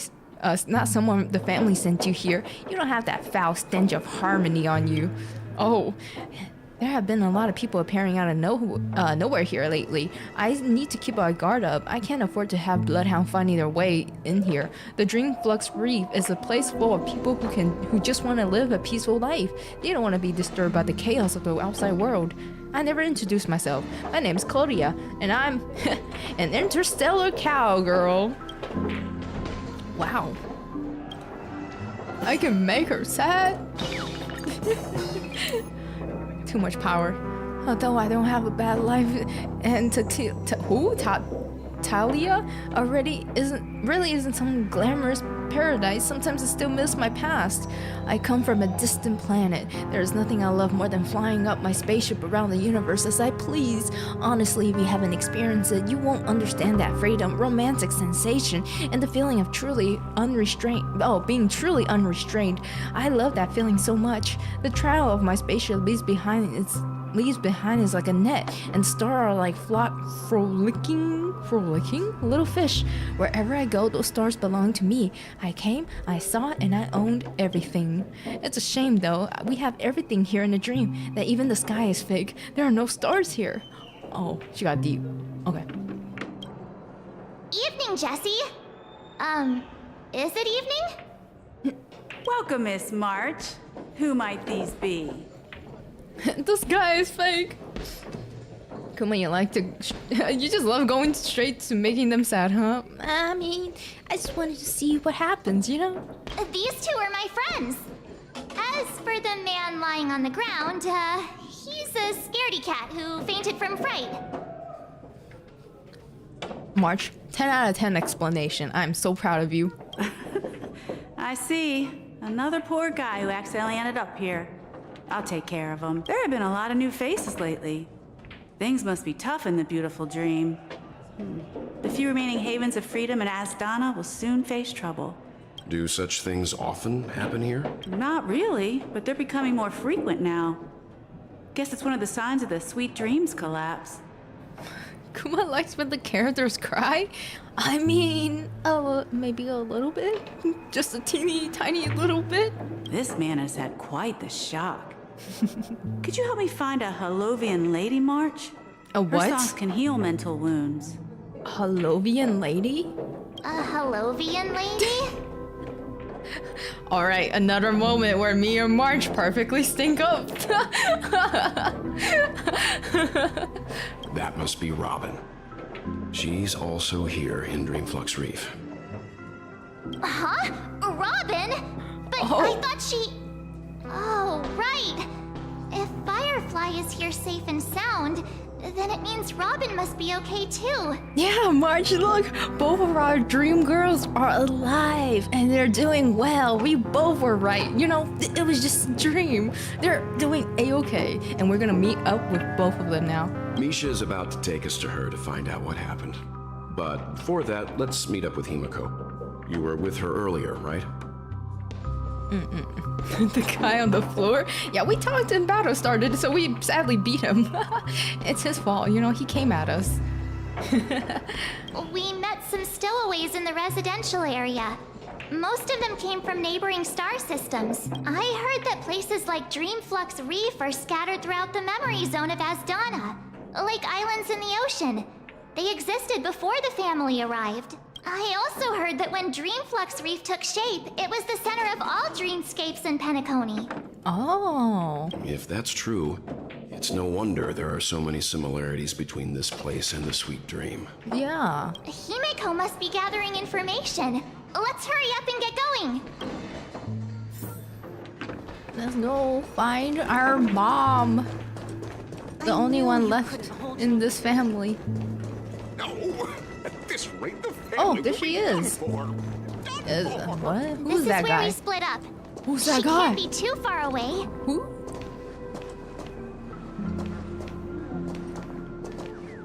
So that's how it is. I never imagined we'd gather the remaining details here. To borrow Gallagher's catchphrase, what an unpredictable twist of fate. Yo, his lips move. He's important. Himeko, here they are. Mother is speaking with father? No, but our father is right here behind us. Ah, perfect timing. Yeah, Now that right, everyone's Mr. here, Well, I'd like to introduce everyone to Micah, who's partly in charge of the land of the exiles. Micah, these are my companions. It's a pleasure to meet the Nameless. You know us? I've been keeping an eye on you since the day you arrived in Penacony. We Oh, would what a have met stalker. under more appropriate circumstances if Dreamflux Reef hadn't been isolated from the 12 Dreamscapes. Please, allow me to formally introduce myself. I'm Micah, the Gravekeeper of Dreamflux Reef. that's a title. We got a passed out guy. Could you do something about him? Gravekeeper. Life in Dreamflux Reef is pretty liberating. Everyone here mostly keeps to themselves, without meddling in others' affairs. My daily task involves cleaning a few tombstones. You know, that's great. We have a guy over here that we need a tombstone for. You're too modest, Micah. When lost dream chasers stumble upon this place, you're the one who takes care of them, guiding them back to the sweet dream, or showing them how to survive the wild dream chaos. So, guardian of sorts. Were you talking to me, Mr. Yang? Wait, what? Wait, why is the atmosphere out of nowhere became kind of tense? Himeko standing in between them like, huh? What is that supposed to mean? I'm confused. Huh? Why is everyone going, huh? A little awkward, yeah. On that note, Mr. Micah, which dodged a bullet. tombstones are you referring to? We didn't come across any graveyard when we arrived. They're actually just symbolic stones. But since you're curious, Mr. Yang, I'll take you there. I have a feeling you might find something of interest there. But before that, you have an important guest joining you. Joining us? Us? An important guest? Who could it be? Yeah, This way, who? please. The roads here in Dreamflux Reef are a bit run down, so watch your step. I remember when this place was all... The father competition, yeah. Out of nowhere, I was like, whoa. Twins? I was like, why are they being so awkward now out of nowhere? You talking to me, Mr. Yang? Himeko, huh? Oh. Oh! Yo, March. It is almost finally time. It is almost finally time for you to meet your idol.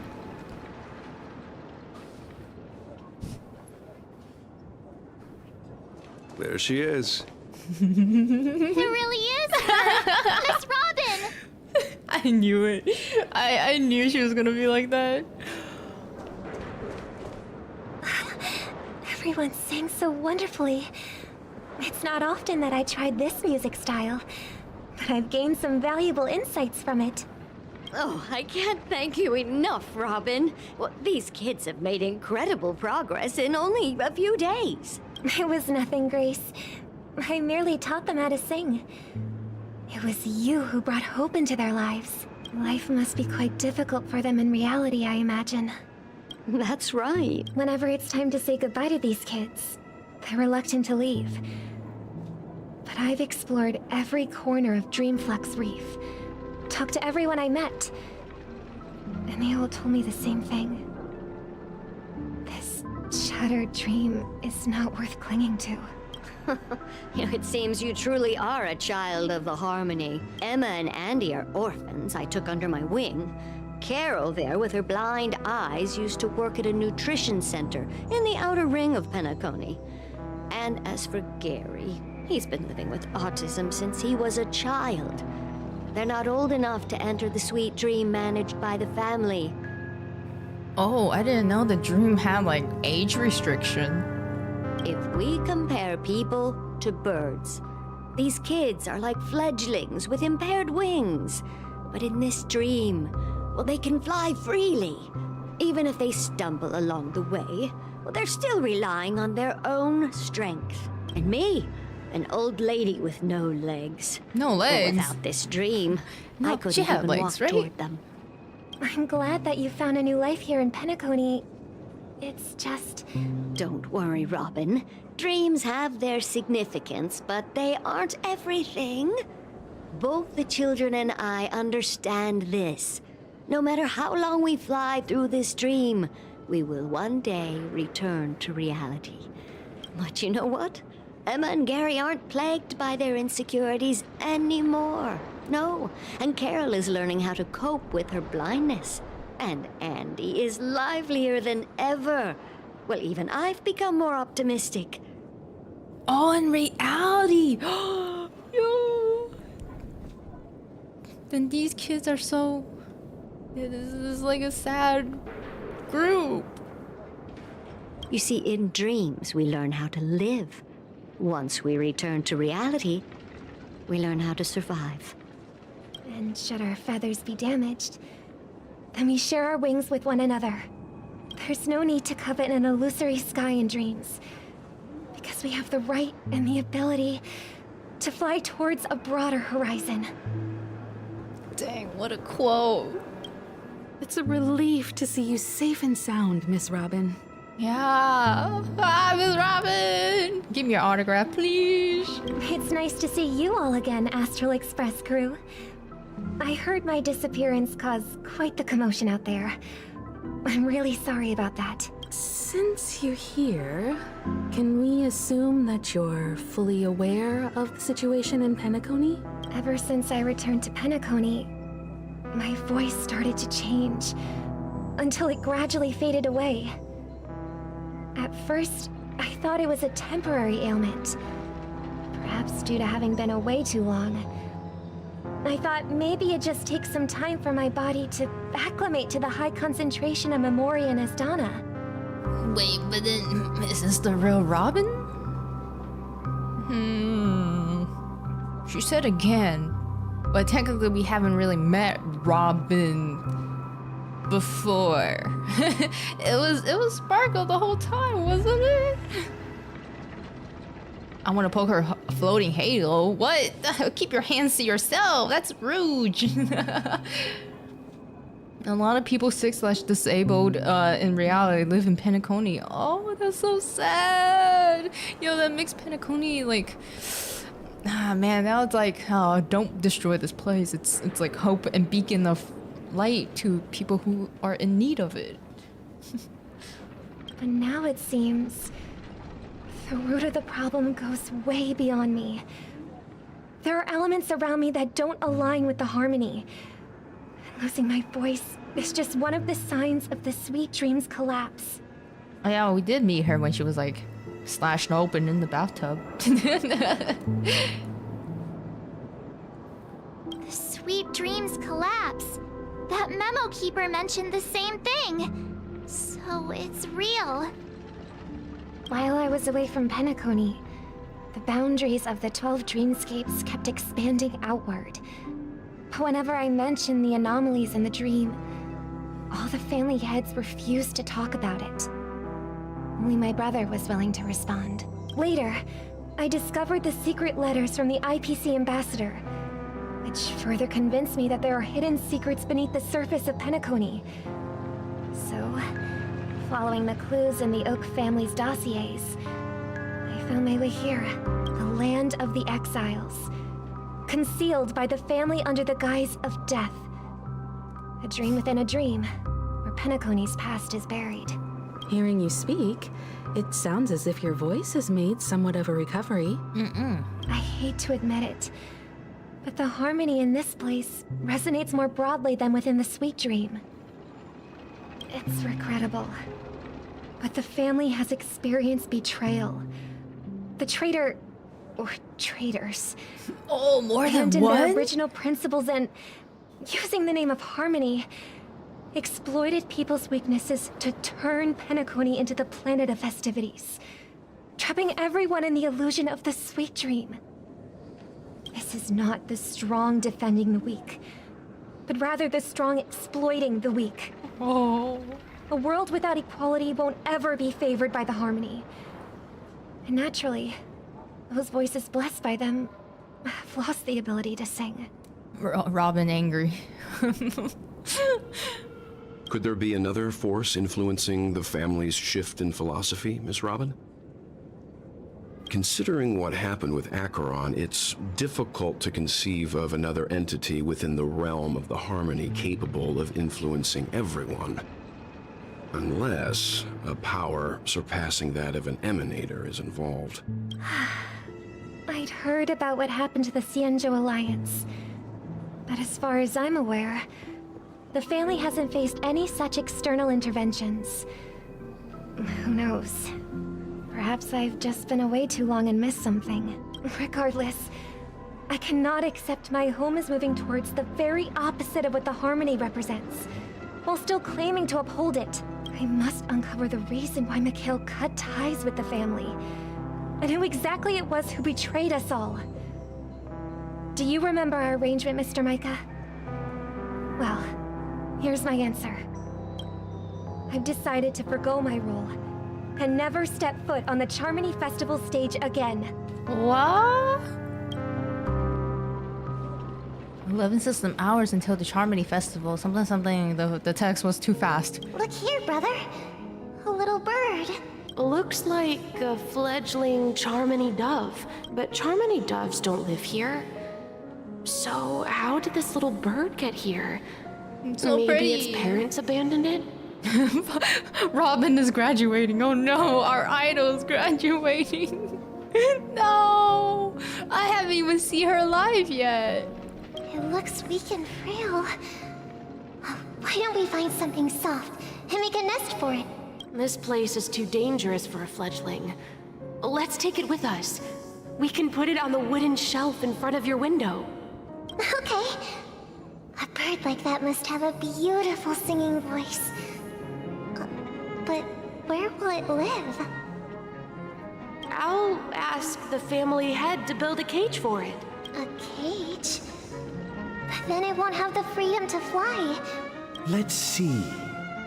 What is it that has captured the attention That voice of the sounds familiar. two best interpreters of the Great One? To the point that they've forgotten how to enjoy their dessert. Enjoy their dessert? What? Leave the poor bird alone. Who? Oh, poor little thing. Doesn't look like it's doing well. Do you want to rescue it? I do. But I don't want to lock it up in a cage. Why? Even if it's small and not fully feathered and can't sing. It didn't come into this world just to be locked up in a cage. Amen, Robin. Birds belong to the sky. That's quite the romantic idea. And what about you, a young scholar? Do you agree with your sister? I think she's right. But if we leave it out in the wild, it won't survive for more than a few days at best. Ah, I see. It seems our little scholar is still a bit unsure. Well, let me tell you youngsters a story. Hey, story time.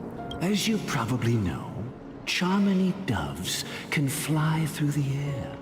When they fly really high, the friction caused by the flapping of their feathers against the atmosphere creates amazing lights, so that they look like shooting stars. We've seen this spectacle so many times that we think it's just something they can naturally do. But that's not the truth. Their radiant display is the result of countless struggles against nature over generations. Their ancestors were too weak to survive on the ground. So, to escape predators, they started seeking new opportunities in the air. I didn't expect to hear a history lesson. Sir, get on with it. After countless attempts by many generations, one of them finally figured out how to fly. It soared into the sky and never looked back at the ground again. So, you mean Birds aren't born to fly. But they find a way to do it through their determination, right? Well, that's an idealistic way of putting it. So, what are your thoughts, Sunday? I think people believe birds are meant to fly because they've never seen those birds crashing to their death. Jesus! And that's a young little boy who thinks that? Yo, Sunday has a crazy mindset. Who would ever think of this? What? Yo, your sister is right next to you. She's like putting up all the hopes and be like, you know, birds are meant to fly. And then Sunday over here like, no, you only believe that because you never seen them crash to their death. And I'm like, Jesus. Are they even the same age? That's crazy. That's an interesting perspective. Interesting. So, have you decided what to do with the bird now? Oh man. For now, I'll keep it in a cage until it can take care of itself because... I mean, that is true. Most people would think it like this. They're like, oh, if it can't take off or it can't survive in the outer wilds, then I help it and then it'll get stronger and then it can survive in the outer wilds. I want it to live. No matter what. Makes sense, yeah. Well said, kids. It seems each of you has found your own answer. Your insights are truly remarkable. And I hope they come true in their own way. We will take good care of it. Won't we, brother? Yeah. But, Mr. Gopherwood? Gopherwood? There's one thing I don't quite understand. What is it, Sunday? You and your menace thoughts? And what might that be, my son? Son? Adopted, like, parent? Like, not adopted parent. What is it called again? Stepfather? What if this little 𝗏𝗏𝗀 never learns to fly in the end? Then keep protecting it. Place it under your protection. I mean, if there are fledglings in this world that can never fly throughout their lives, should we let them go back to the sky, only to see them crash to the ground and die? Talking in your sleep, birdie? Time to wake up. Gallagher. Oh, Sunday was just dreaming about his past. You look a little unsteady. Need a hand? I'm still alive? Oh, Gallagher stabbed him and brought him into the other world. Ah, I see. Yeah. Happy about that. Where is Robin? Tell me. Now. I knew that was going to be the first thing you'd ask. Don't worry, your sister is here, safe and sound. She's probably walking around the streets now. If I were you, I'd be more worried about myself. After all, right in front of you is the guy who just stabbed you in the chest with a dagger. If you wanted to kill me, you wouldn't give me the chance to speak. True. Just tell me your demands, lackey of the Watchmaker. So, you figured out who I am, huh? No wonder you had the guts to go against the Dream Master and the Four Families. Looks like I made the right choice. Choice? You are aware of my plan and see through my fictionology. Time is running out, so let's drop the charades. I'm suggesting we cooperate. Oh. Cooperate? What makes you think I'd cooperate with you? The fact that the famous Robin has chosen my side. Plus, some clues about a traitor and a bright future for Penacony. Any of that catch your interest? Wait, what? Robin? I find it hard to believe a man who's full of deception. Yeah, huh? Fine, you don't have to trust me. What you should trust is the sense of justice inside of you. Show me Robin first. All right, as you wish.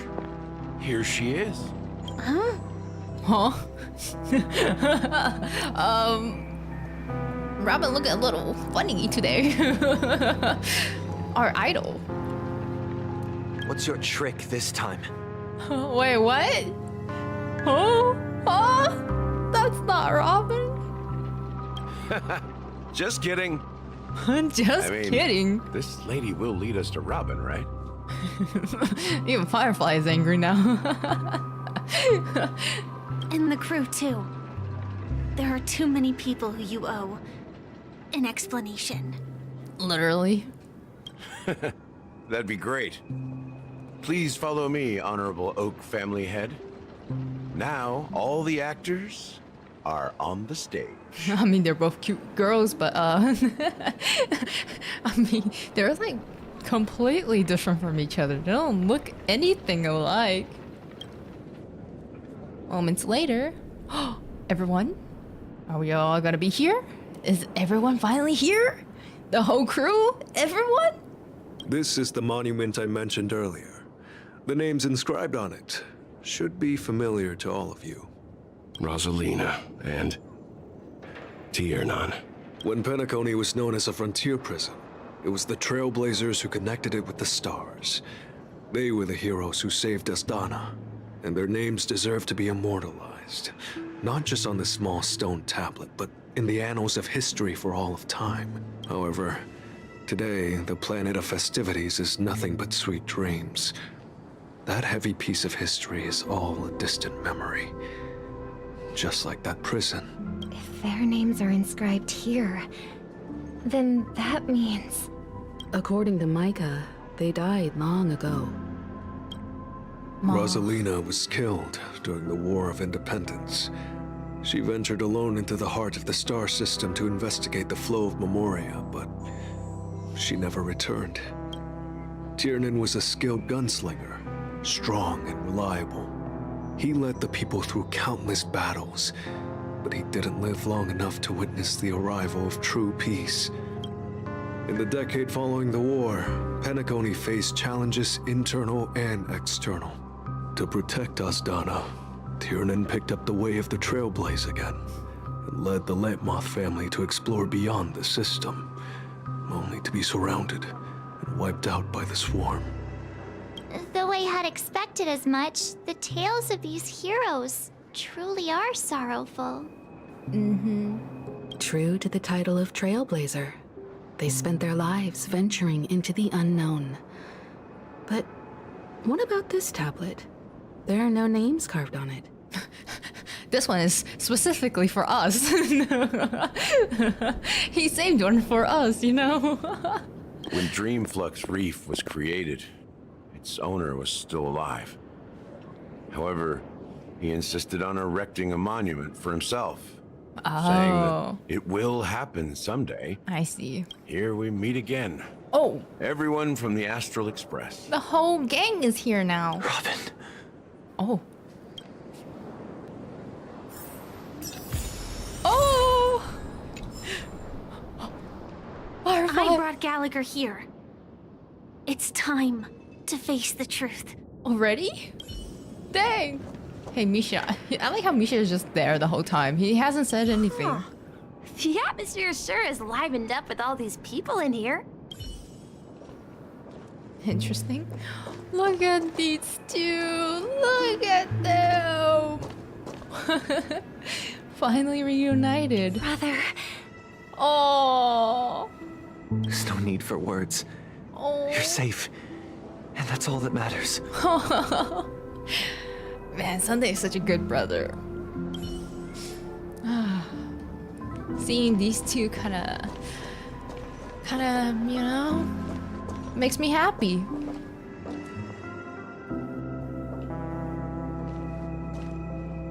All right, I guess it's finally time for the quote-unquote truth. I promised to give the siblings privacy, so let's talk about our business first. What do you say? That sounds sensible enough. Since you went through the trouble of gathering the family head, the crew, and the Stellaron hunters, I'm guessing you have something important to say, Mr. Gallagher? Oh, is it that obvious?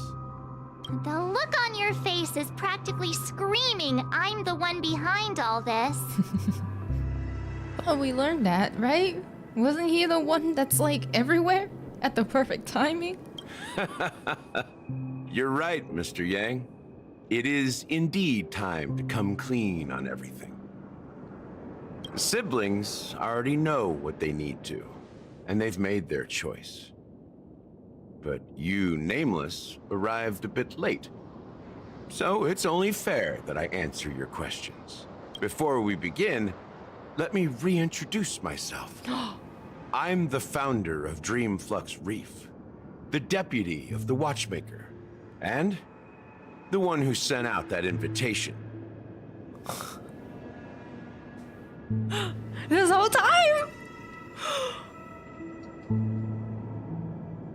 Bro, he has a spinning in his palms.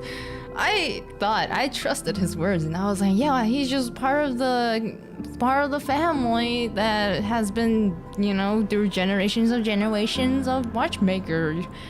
Little did I know he was like, I'm the Watchmaker. I've been standing in front of you this whole time. Dang. As Gallagher, the history fictionologist, I humbly extend my greetings to you all. History fictionologist? So what? Everything you told us was made up? Right? Penacony, the land of plot twist, literally. Well, don't worry. Almost everything I shared was true. Well, almost. Except for the part about the family accepting me back. Yeah, that's what I thought he was, like an exile. I double-checked with Micah, and everything he said about the family, the Watchmaker, and Mikhail is true. Oh, so he just told it in like a third-person view instead. He got us good. Thank you for your understanding. Now let's get down to business. I'm sure you're all wondering why I went through the trouble of setting up this battle for the legacy, inviting different factions and stirring up a ruckus all over Penacony. Well, it all boils down to something very familiar to all of you. The Stellaron. Me? The Stellaron?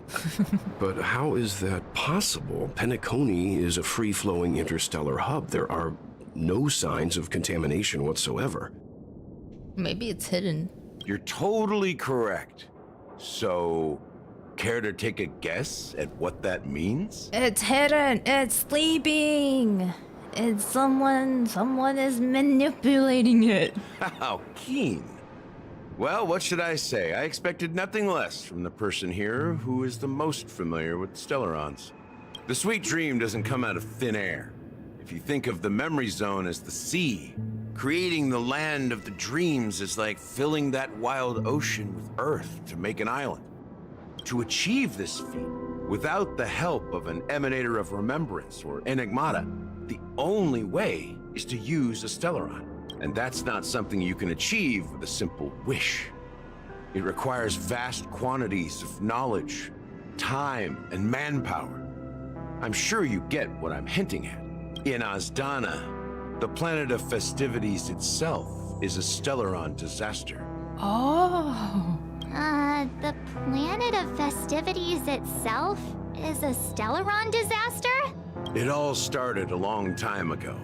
Back when the Watchmaker and his crew liberated the frontier prison. They faced countless challenges as they began building Penacony from the ground up. That's when the idea of using the Stellaron came into play. The Stellaron first entered the Azdana system during the war. The Nameless warned everyone against the folly of attempting to tamper with such a power. And most heeded their words. But there are always people in the shadows with ulterior motives. People with their own agendas. The turning point came after Tiernan's death. With two of the Nameless gone, the Watchmaker had to go to the front lines. It was at that moment his rivals saw an opportunity. You mean you and your rival? Who's your rival? Tell us. By the time a representative from the Montour Systems family arrived at the Watchmaker's call, the Stellaron had already been activated and was seeping into the primordial synesthesia dreamscape. And I suppose the family happened to possess the knowledge to seal the Stellaron? Not just that. They knew far more about the Stellaron than the average person. They helped 𝗵𝘁 swiftly quell the civil unrest and played a part in building Penacony under the disguise of the Harmony. Those 3 eras were known as the Age of Dreaming. The Watchmaker, who had been left in the dark, sent out invitations across the universe, spreading the hype around the land of the dreams. Then, how did they turn against each other? Remember the island in the ocean metaphor? The truth is, the Stellaron was never truly sealed. It existed in a different form within the dreamscape. Think about this. What would it cost to create and maintain such a lavish dreamland? It's people's lives. The opulent dream is built upon the decay of spirits, with a toxic elixir called pleasure flowing through the dreamscape.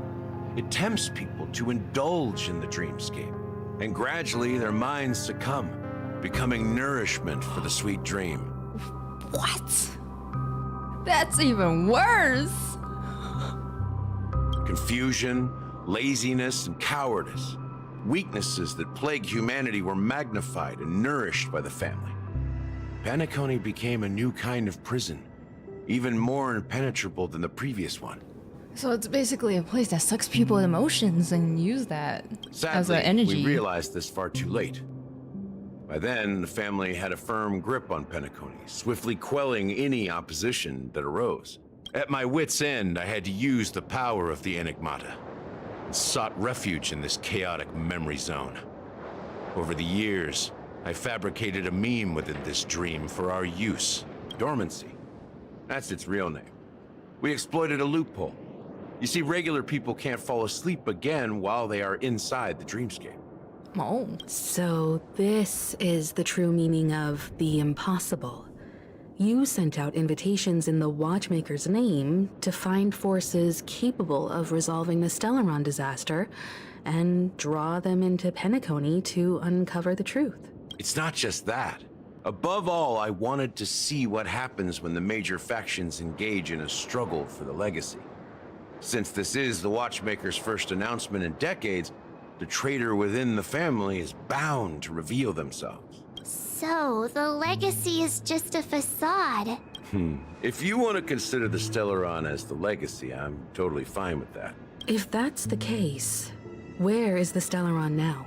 That's a question for Mr. Wings. The Stellaron is still under the Mr. family's Chicken control, Wing. and as the head of the Oak family, I'm sure he holds all the answers. Chicken Wing, cough up. Cough it up. I want to know. Wait, I want to keep talking to Firefly. Does she say anything new? As I suspected, the core of this issue lies within the Stellaron. Of course, every planet we've been to. That is the main source of the cause. Are you done talking? So, will you tell us where the Stellaron is?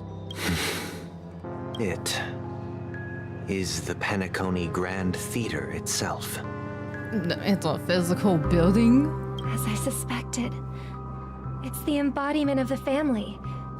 The edifice that first materialized within the sweet dream. That's what turned Penacony into its current state. As for the person who employed its power, it is in fact Mr. 𝗿𝗂𝗪, the current Dream Master. Father, how could you? Well, that was easier than I thought. Did you conduct your own investigation already? Correct. When I was trying to track down the person who murdered my sister, apart from you, 𝗿𝗂𝗪 was my second suspect. Confronting me first turned out to be a smart move on your part. I didn't have other options. The Dream Master has been elusive, and even the heads of the families can hardly get an audience with him. He sounded crazy. Moreover, Mr. 𝗿𝗂𝗪 has been kind to my sister and me. And I didn't want it all to end like this. What do you mean by that? To be honest, my brother and I are also victims of the cancer of all worlds. What is that? We grew up as orphans, and were adopted by the family when they came to help. Oh, victims. Okay, okay. Mr. 𝗿𝗂𝗪 recognized our potential and brought us to Penacony. For a second, I thought she meant like both of them has like cancer, and I was like, huh? Wait. Oh no. And then I reread it and I was like, wait, okay, never mind. I think it has a different meaning. Oh, Starion. I still can't say that word properly. I see. But I can't just stand by and watch Mr. Gopherwood become an enemy of the Harmony. I won't use my voice to support an evil cause. I won't step on that stage and sing, no matter who the traitor is, or what orders they give me. I won't let the Charmony Festival become an event that destroys Harmony itself, or the paradise in our dreams. Indeed. For the paradise in our dreams. As the head of the Oak family, I'm responsible for ensuring Penacony's promising future. Robin and I will head into the sweet dream and confront the Dream Master. And if it turns out that the family has truly strayed from the Harmony, I'll fight alongside you. Oh. We'll put the Charmony Festival on hold and make sure Mr. Gopherwood pays for his blood debt. The enemies you are about to face aren't like this old dog here, who can barely even bark. Since our interests are aligned, why don't we team up? Maybe, just maybe, we'll have a shot at success. Yo, the unexpected team. We have always been following in the footsteps of our nameless predecessors. And there's no reason to stop now. Yeah, we Nameless won't back down from a challenge. Isn't that right, Miss Trailblazer? Miss Trailblazer, why do you look so worried? Let's see. Heroes never back down. Exactly! It's time for the crew to save the world once more. Rest assured, sitting on the sidelines isn't in our nature. Mr. Sunday, Miss Robin, I'm willing to accompany you on behalf of the Astral Express. Having a third party present should help with negotiations, and could make all the difference if things get ugly. Yeah. Thank you, Mr. Yang. Thank you all very much. The Charmony Festival is about to start, and time is against us. We must hasten. Everyone, let's gather over here. We still need to make some preparations. More preparation? I may have been quick to step up to the plate, but confronting the Dream Master could be a very dangerous affair. Oh, is this the moment where they're like, oh, be careful, you're about to enter a boss battle again? Huh? Even you're saying that, Mr. Yang? How powerful is that Dream Master? He's the leader of the families of Penacony, and he has the entire power of the Harmony behind him. Not to mention the Stellaron in his possession. We must proceed with great caution. Maybe you can just stay behind this time, Mr. Yang? What? March? No, we need all the power we can get. What do you mean, stay behind? No, that won't do. Yeah. Even if we count Robin as an ally, something felt off about Mr. Sunday just now. Although, I can't quite put my finger on it. I have to make sure he won't turn against us when things start to get dicey. Oh, dang, Mr. Well, he's on tip-top shape. He said, I'm 10 steps ahead of everyone. You're still carrying the keepsake the IPC envoy gave you, right? I think so. May I borrow it for a moment? Sure. Take it. I forgot I had this coin on me. I knew it. Oh, wait, was it a listening device? I don't think this will bring us any luck. As I suspected, this chip Aventurine gave to you is actually a miniature transmitter. He's been stalking me? He has a GPS on me? If I'm right, he intends to use it to track your location or contact you when needed. As it so happens, this may actually be of some use in the current situation. Oh, wait, where is he? Is he also in this world, in this dream too? Since he like quote unquote got stabbed, but I don't know. Acheron sent him to someplace funnier. Aventurine? Is he still alive? And what does he have to do with our mission to confront the Dream Master? Remember what I said earlier? Working with the IPC is a way to keep the family in check. If negotiations go south and the family show their true colors by going after the Stellaron, I'll use this transmitter to send a message to the IPC. It'll be just the opportunity the IPC ambassador was hoping for. Oh, I see. They want to use us, just in case. The only question mark in all of this is Aventurine's current status. Yeah. But the IPC is always listening, especially senior strategic investment department heads like him. Getting the message across shouldn't be a problem. Good luck to you, Welt. Well, you take care too. If anything goes wrong, don't worry about me. Just make sure to seal the Stellaron. That sounds like a flag. Spoken like a true hero. Yeah. Even if the Dream Master is innocent, the family's corruption runs deep. I won't make the same mistake 𝗵𝘁 did. Let's wish him the best of luck. Don't you have something else to tell us, Gallagher? Why would you say so? Before we departed, the conductor asked us to inquire about the 3 nameless in 𝗵𝘁. We've already collected intel about Rosalina and Tiernan, so the only one left is Legwork. His rival? Is that the guy? If I'm not mistaken. We've already met him somewhere, haven't we? Oh. It's not enough to say meet, but the answer is pretty obvious. After all, I've hinted at it in quite an evident way. I've been watching over you ever since I received the reply from the Astral Express. And I've seen the great effort you all put into linking different realms together across the cosmos. And now, after getting this far all in one piece, you have truly proven yourselves. Miss 𝗵𝘁, were you the one who repaired the Express and got it sailing through the cosmos again? No. Yes. Yes? You know, was it at the beginning? I can't remember.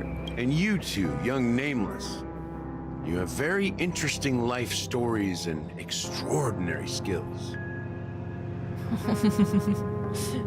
Oh, wow. Oh, you're making me blush with all these flatteries. Keep them coming. I don't know much about my life story, but I do have extraordinary skills. You're full of energy. Please send my regards to the conductor, 𝗵𝘁. Please let them know that their friend has fond memories of his time aboard the Express, which he reminisces on every time he has a good drink. As for the last Nameless, he embarked, disembarked, and embarked again, traveling in a great circle, ending up back where he started. On his deathbed, he told me to find the Astral Express and deliver an invitation to the future Nameless. He left behind a special gift, a true legacy. Something that belongs only to the successors of the Trailblaze. Come with me. Now is the time to reveal it. A gift? Left for us? Dang. I didn't expect to get a gift from the future, from the past of the Nameless. Back here again. Yo, wait, is it, please don't tell me the gift is us, like, having to engrave our name into that tombstone. I don't think I'm ready. Sometimes I feel like you're still alive, old friend. Like you've still got so much to say and do. Or, unless he's buried under there. But, like, why is his name not engraved on the tombstone then? I've kept my promise. Brought the future Trailblazers you've waited so long for. I don't know why you were so obsessed with that train. But I remember your last words. 𝗵𝘁. Don't let us down, old man.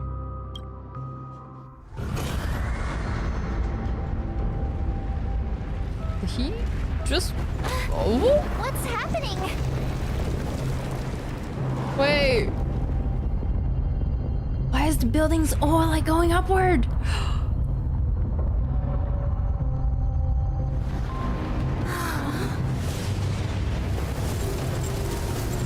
What is that? Gallagher, what did he do? What is that? Go ahead. His resting place lies in the garden up ahead. The first and last Nameless of 𝗵𝘁.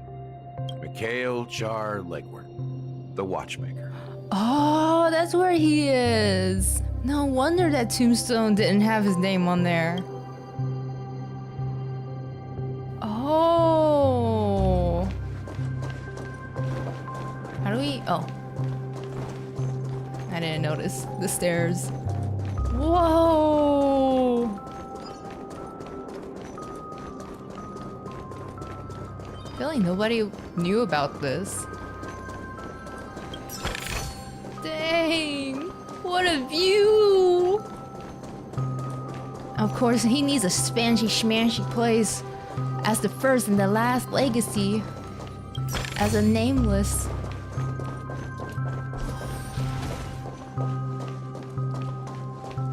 Wait, is that a chair? Wait. Wait. Is he alive? Hold up. That changes everything. Wait, this guy is still alive? He ain't dead yet?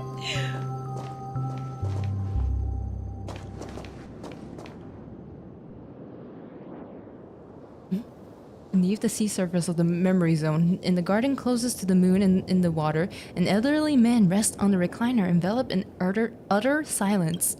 The Watchmaker, 𝗵𝘁 𝗥𝘂𝗹𝗲𝘀, has passed into the endless, timeless dream where no sounds could ever awaken him. So is he like in the eternal rest? Sure enough, the Watchmaker is the third nameless. Even I could guess that one.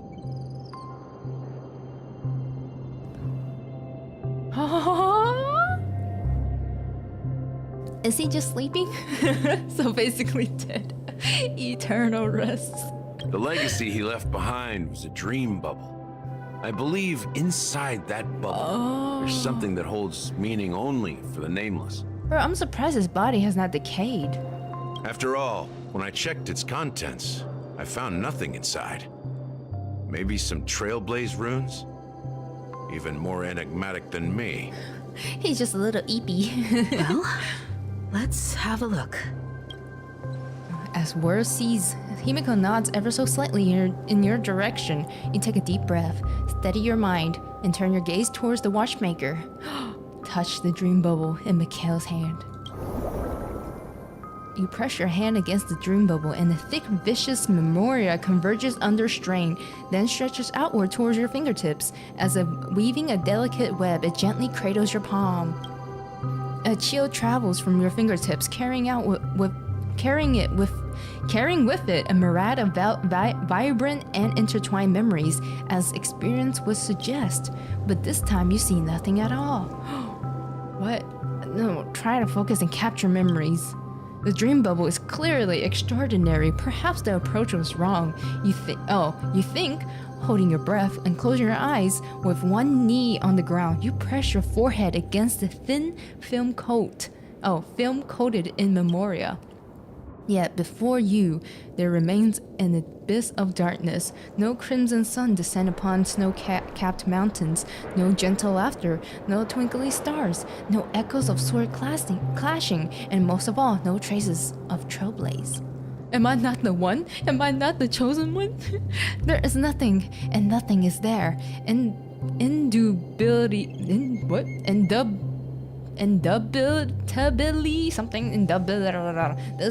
This is but an empty dream bubble. Wait, what's going on? Seriously? There's nothing inside this dream bubble? How could a dream bubble be empty? Maybe it's telling us to create our own dream, our own goals. Just as I suspected. That old man always had this strange belief in the nameless and the Trailblaze. And I never understood where he got that confidence from. Especially since he never managed to get in touch with the Express while he was alive. What? I could never figure out what was going on in that old man's head. But this empty dream bubble is so typical of him. He was always full of weird fantasies and incomprehensible romanticism. That mischievous old man. Well, I Didn't expect him to leave anything concrete behind anyway. Don't think that's the case, Gallagher. That bird. I'm sure Mikhail has left us the most precious thing of all. Darkness. Don't start getting all philosophical on me, all right? Just as Mikhail believes in the nameless of the future, we unconditionally believe in the nameless of the past. How could they leave with regrets for the future when they were ready to dedicate their lives to the land they loved? Yeah. There must be something contained in this dream bubble. It's just we haven't figured it out yet. You also have faith in the Watchmaker, don't you, Gallagher? Well, I'm a follower of the 𝗖𝗵𝘁. My philosophy forbids me to have faith in anything. Dang. That's why I understand what faith means in the path of Trailblaze. And I also want to know what he left behind. I'll leave it to you guys then. Can I borrow your pet? I need to make a trip back to Golden Hour and check something at the Dreamscape sales store. Can we borrow Sleepy for a bit? It's for Mikhail, and for the future of Penacony.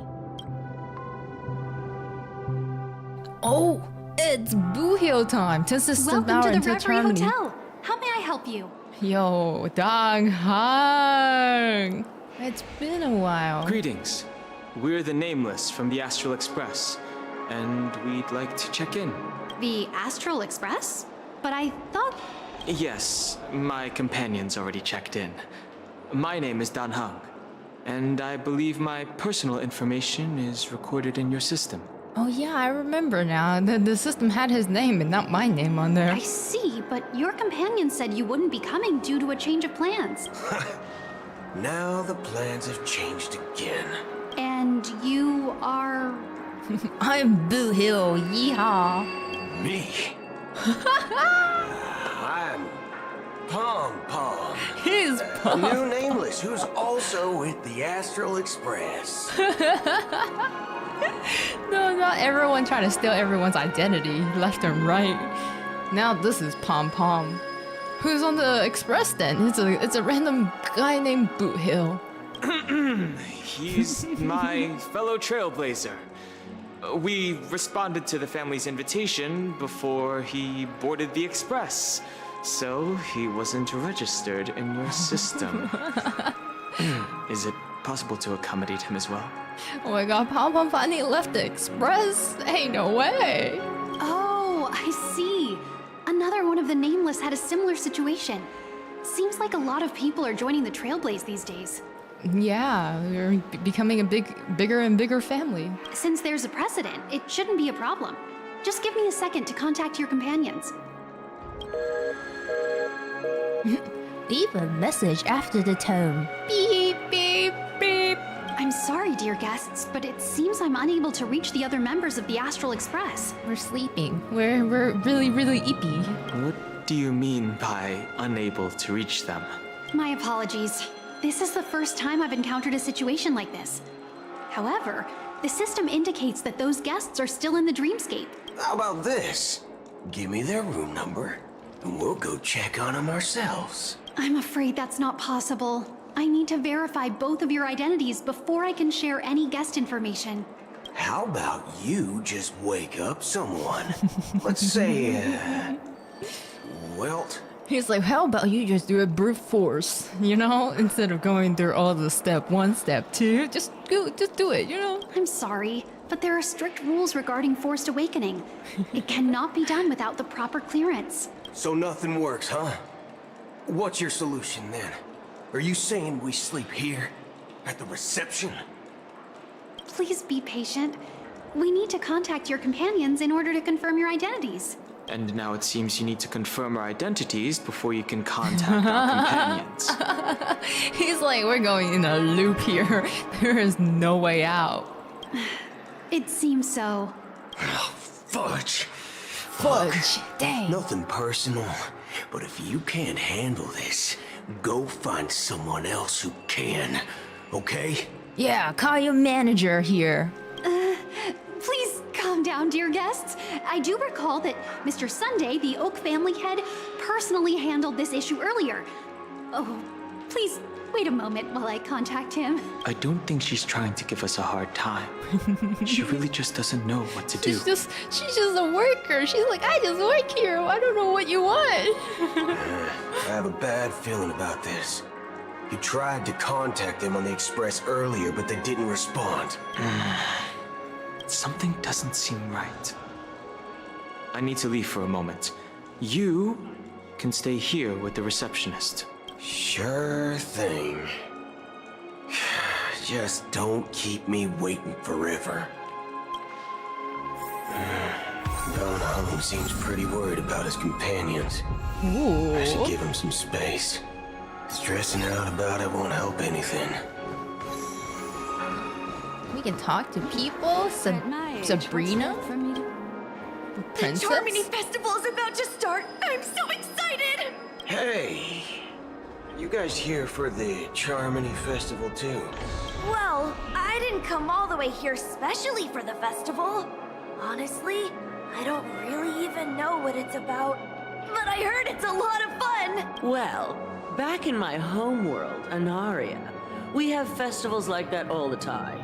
My dad threw me a birthday party one time that was just as extravagant as the Charmony Festival.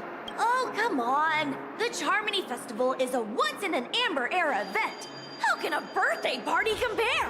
Hey, a birthday is a once-in-a-year thing too. Come on. Well, you never know, right? Maybe on her world, birthdays only happen once in Amber Era. Anyway, let's forget about that. Have you heard about the, unsettling things happening in the Dreamscape? Unsettling things? What could possibly go wrong? It better not ruin the Charmony Festival! I've been looking forward to it! Relax. With a big event like this, there's bound to be lots of gossip and rumors. Don't worry. If anything does happen, the family will be on top of it. Oh, that's a relief. I didn't come all this way to see the festival go down the drain. Well, looks like I won't get any fudging clues out of these two. They're clueless. All these fudge. At my age, what's Oh, left for me to dream about? I love his basic attack.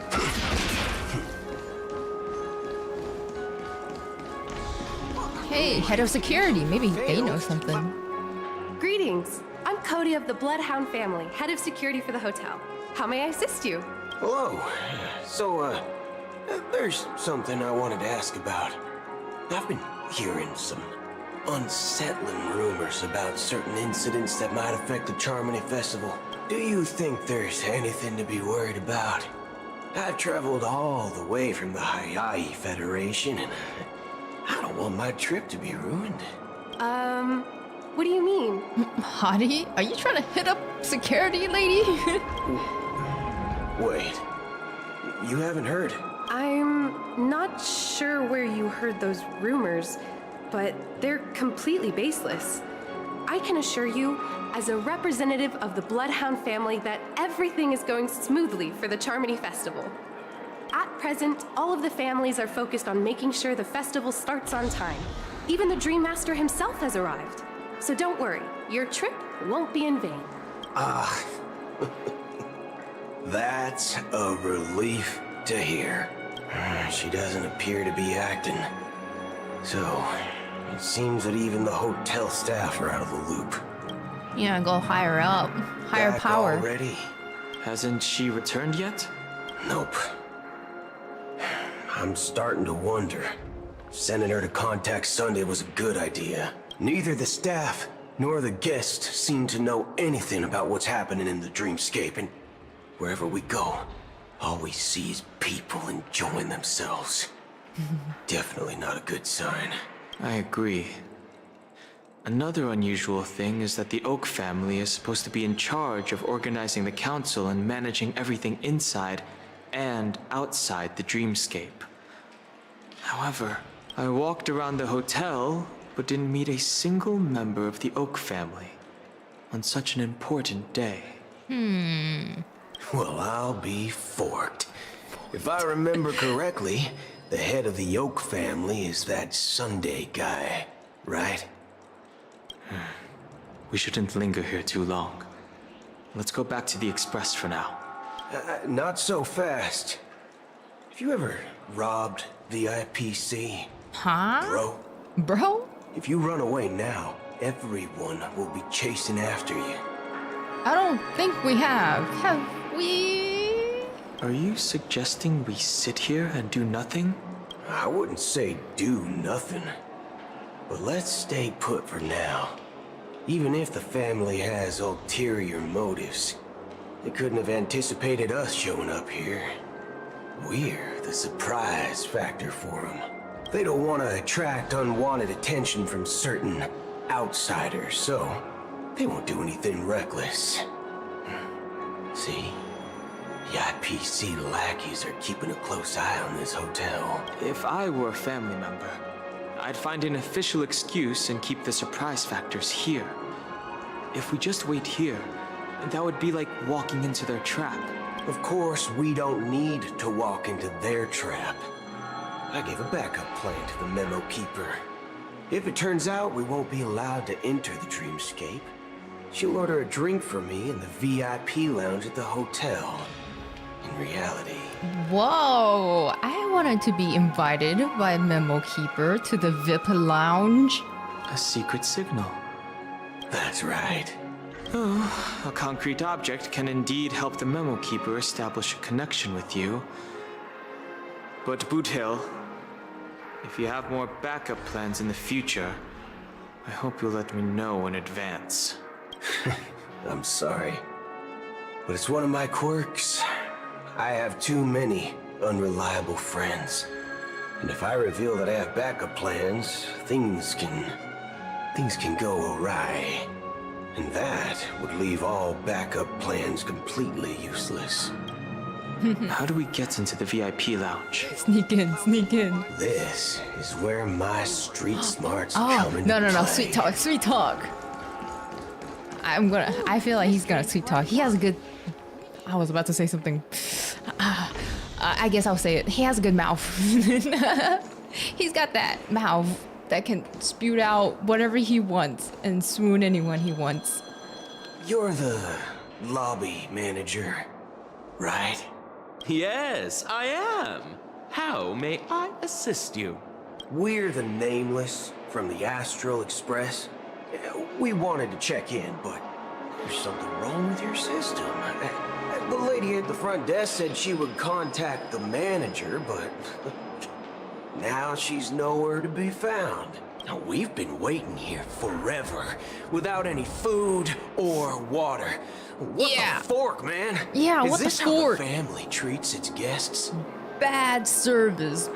Bad reputation. I'm gonna put it on Yelp. How dare you? No food or water? You're gonna make me die out here.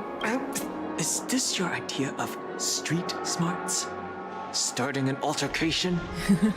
It's called standing up for your rights. Oh my god. Freedom! I apologize for the inconvenience. Please wait while we try to contact Mr. Sunday. I'll arrange 2 premium seats in the VIP lounge so you can rest there while you wait. Wait, just like that? Take notes, take notes. See? Just like that. Just don't call yourself Nameless next time. Wow, this bar's something else. Certainly worthy of the planet of festivities. Good evening, gentlemen. Is he gonna act like Karen again so he can get free drinks? Hey, I have an order for a bottle of Hasdana's White Oak. Can you help us find it? Hasdana's White Oak. I think there might be a misunderstanding. We don't serve that here. Oh, no way. Are you sure you're not mistaken? If someone had reserved such a beverage, I would definitely remember it. It sells for hundreds of thousands of credits per bottle, after all. Jesus. I couldn't afford to cover for such an item if it were broken or lost. That's strange. Well, could it be that the memo keeper couldn't afford it? Man, what a cheapskate. Then what should we do now? We gotta figure out something. No need to rush. Well, let's grab some drinks first. Maybe I arrived too early and he hasn't come yet. Now, let's see what kind of juice malts you all have here. Well, give me a glass of 𝗵𝗵 𝗁𝘂𝗀𝗃, 40 years. I'll have it neat. No ice. No ice. He sounds like the type to drink whiskey with no ice, like straight up. Wow, that's the most expensive one on the list. You have a taste for the finer things. It's on the house, anyway. What can I get for you? Juice. Anything you recommend is fine. Sparkling water. Then I would recommend today's special, Glass Village. It's classic Soul Glad mixed with Laboom juice. It's refreshing and suits your cool demeanor. Just 1 minute. This flavor. Dynamite barbecue with rocket fuel. Ooh, really hits the spot. Truly the finest sherry cask-aged malt juice in the cosmos. He was speaking some rubbish I did not understand. Dynamite barbecue with rocket fuel. Is that really something that humans enjoy? Yeah. Hey, this guy doesn't know anything at all. As long as you're satisfied, dear guests, please enjoy. Let's give the memo keeper another half system hour. If she doesn't show up, we'll need to come up with a new plan. In the meantime, let's take stock of the situation. What do you think? Go, you can like sneak in. Technically, you could sneak into the guest room right now, right? Isn't it just like above them? Like the situation is unclear. Near the staircase? Something must have happened on the planet of festivities, but the public is unaware of it. Someone in a position of power within the family must be covering it up. It's unusual for the followers of the Harmony to invite other factions, let alone the IPC and the Masked Fools. If what you said about the Emanator of the Nihility is true, the situation in 𝗵𝘁 is a little complicated, to say the least. Super complicated. My brain is about to explode. Actually, there's something else I'm concerned about. Regarding Acheron, as you know, the faction that follows the path of the hunt are some of the most dangerous folks in the cosmos to mess with. I mean, who in their right mind would impersonate the 𝗖𝗵𝘁 Alliance or the Galaxy Rangers? It's like asking for a death wish. Isn't there a saying among the 𝗖𝗵𝘁 people that the Rainbow Sect lets their Lux arrow do all the beating? Huh? Talking. Do all the talking. What? Those are like two completely different sentences. Well, you know what I mean. Even though the Galaxy Rangers have been out of sight for years, we've been keeping an eye on this region. Even the dumbest criminals know better than to mess with the Annihilation Gang, much less the Rangers. But that Acheron lady, she doesn't seem like a lunatic at all. On the contrary, she's highly logical and organized. She knows exactly when to hold back and when to strike without mercy. And do you believe that someone like her would have an ulterior motive for impersonating a Galaxy Ranger? I'm not entirely sure, but I do have my suspicions. Maybe she knows a Galaxy Ranger, or perhaps she's trying to lure us out for some reason, which I can't figure out. Anyway, what worries me more are the anomalies within the family. They've summoned followers from various paths for the festival. No matter how generous the family might be, this move seems highly unusual, unless the invitations weren't sent by them. If that's the case, it's even more intriguing that the family insists on organizing the 𝗏𝗏 Festival, despite the chaos. Maybe it's 𝗏𝗏 the Harmony pulling the strings. You find it beyond human understanding because it wasn't arranged by humans at all. Oh? People do stupid things out of irrational impulses. They abandon their principles when self-interest is involved. They believe in things they know they shouldn't, and fudge. They even break their own rules. But eons don't. They stick to their determined path and never turn back, even if they reach a dead end. You think 𝗖𝗵𝘁's will is behind all this? It may not necessarily be 𝗖𝗵𝘁. There's definitely some higher entity involved. I know it may sound pessimistic, but if human free will were reliable, why would we even need Galaxy Rangers? It's much simpler when you boil it down to the eons and paths. Like how Lon always follows the path of the hunt, or how the Express stays true to the Trailblaze despite 𝗥𝗵𝘁's disappearance. But in my opinion, 𝗥𝗵𝘁's fall holds significance for the Nameless. Oh, so you're saying the Nameless now have to take responsibility for their own choices because their absolutely right leader is gone? Exactly. I believe the purpose of the journey isn't just about following a path that's always considered absolutely right.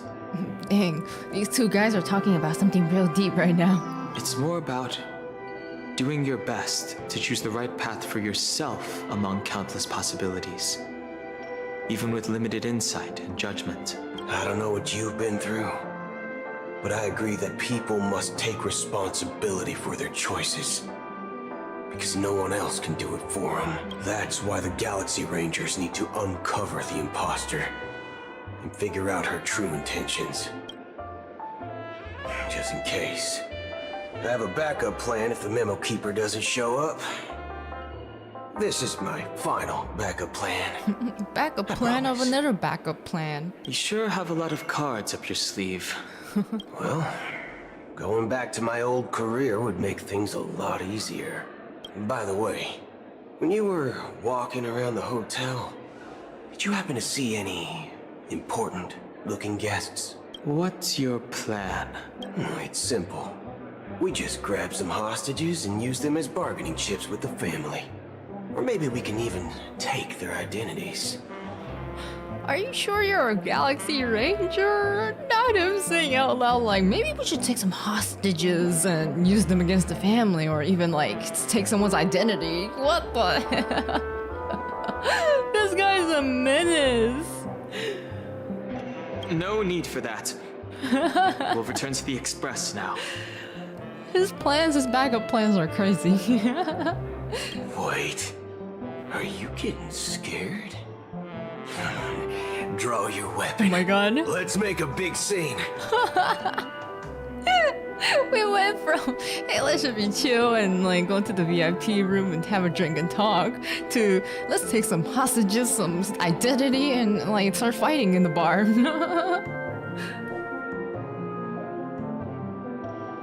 Are you leaving, esteemed guests? Would you like to cancel that As Donna's White Oak you just ordered? Huh? As Donna's White Oak? But didn't you just say? Thank God the Memo Keeper was like, I gotta show up soon or else Buhio's gonna cause a scene. Ha ha. Looks like you are a bit intoxicated, esteemed guests. You ordered a bottle of As Donna's White Oak just a moment ago. Looks like your Memo Keeper friend has finally arrived. Thank God. Or else we're gonna start terrorizing this place. Oh, right. Sorry, my memory's not the best. You know, too many modifications and all. Anyway, let me check. Well, fork me. It says Donna's White Oak, all right. And there's a I'll be waiting for you on the Astral Express. They could have just left.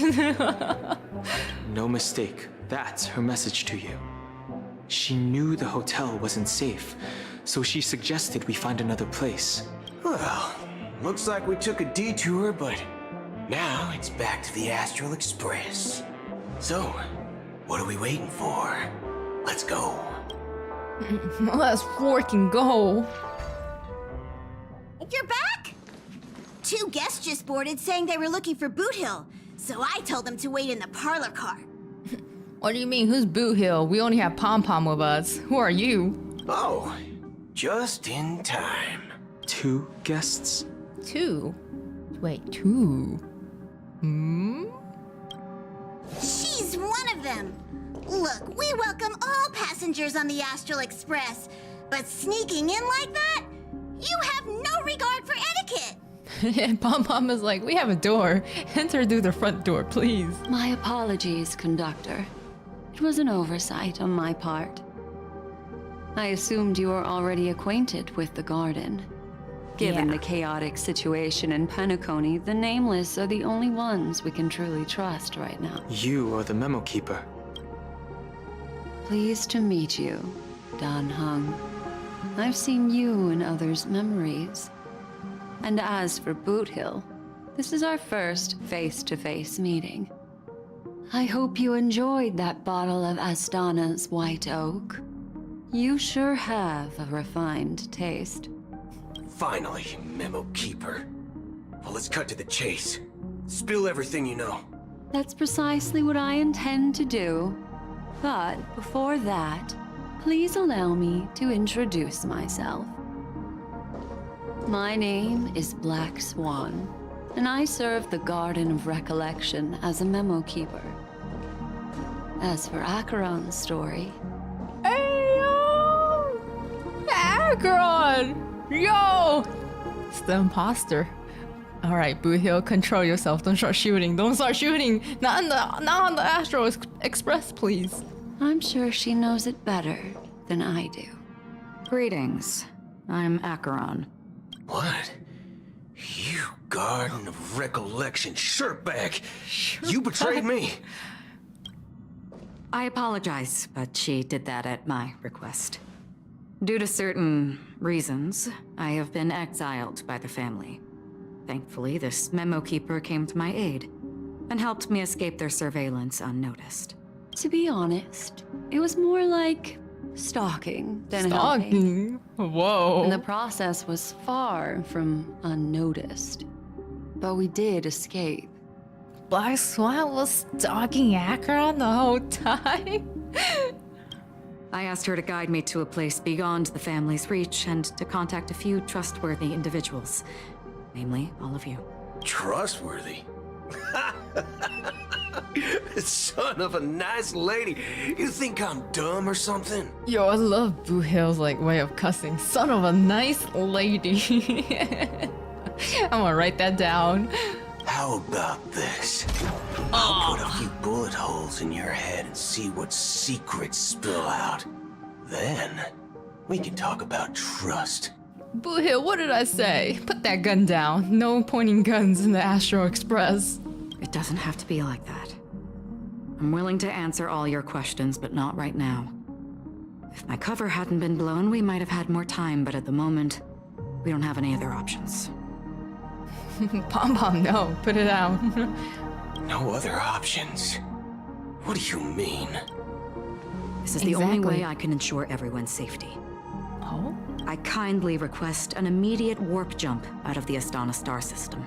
Wait, what about us then? What about the ones at the hotel? Me and Mr. Yang, Himiko, and March. You gonna leave without us? This passenger is requesting... As far as I can tell, she's not a threat and seems to be telling the truth. I've briefly traveled with your companions and know their whereabouts, Dan Hung. Please rest assured, your nameless companions are safe, but they need our help. But first you gotta get out of here? How's that gonna help? As for Boot Hill, you may have guessed. I've been waiting for you. Galaxy Rangers are known for their elusive nature and limited contact with each other. So this was the only way I could reach out to you. That pose was crazy. I'm surprised he's still holding it. Only by doing this can I find a true Galaxy Ranger and fulfill a long-standing promise. To return his relics to their rightful owner. Oh?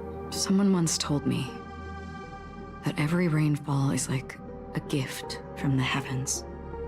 a sign of their mercy upon the world. Adventuring. Raindrops are said to be the tears of the gods, shed in response to the sorrows of the world. Their constant pouring is a reminder that the gods haven't abandoned us yet. So,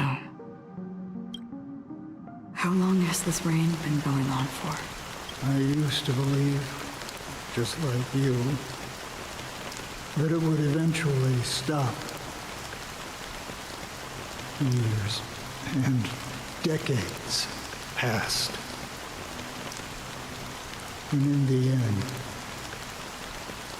such hope faded away before the rain did. Looks like the god you mentioned doesn't exist after all. God isn't real. As he spoke, the old man's gaze remained fixed on the distance. Amidst the fine drizzle of the black rain, countless shadow hands emerged from the sea, shrouded in an eternal mist, reaching out towards the sky one by one. Well, let me share a story. Wow, a lot of people like to tell stories. Another story time. Mortals who walk the paths are like sailors on a vast ocean, leaving behind a trail that creates countless ripples of possibilities. These ripples last longer than the fleeting lifetimes of humans, and for some, their presence leaves such a strong mark that it's reflected in the waves.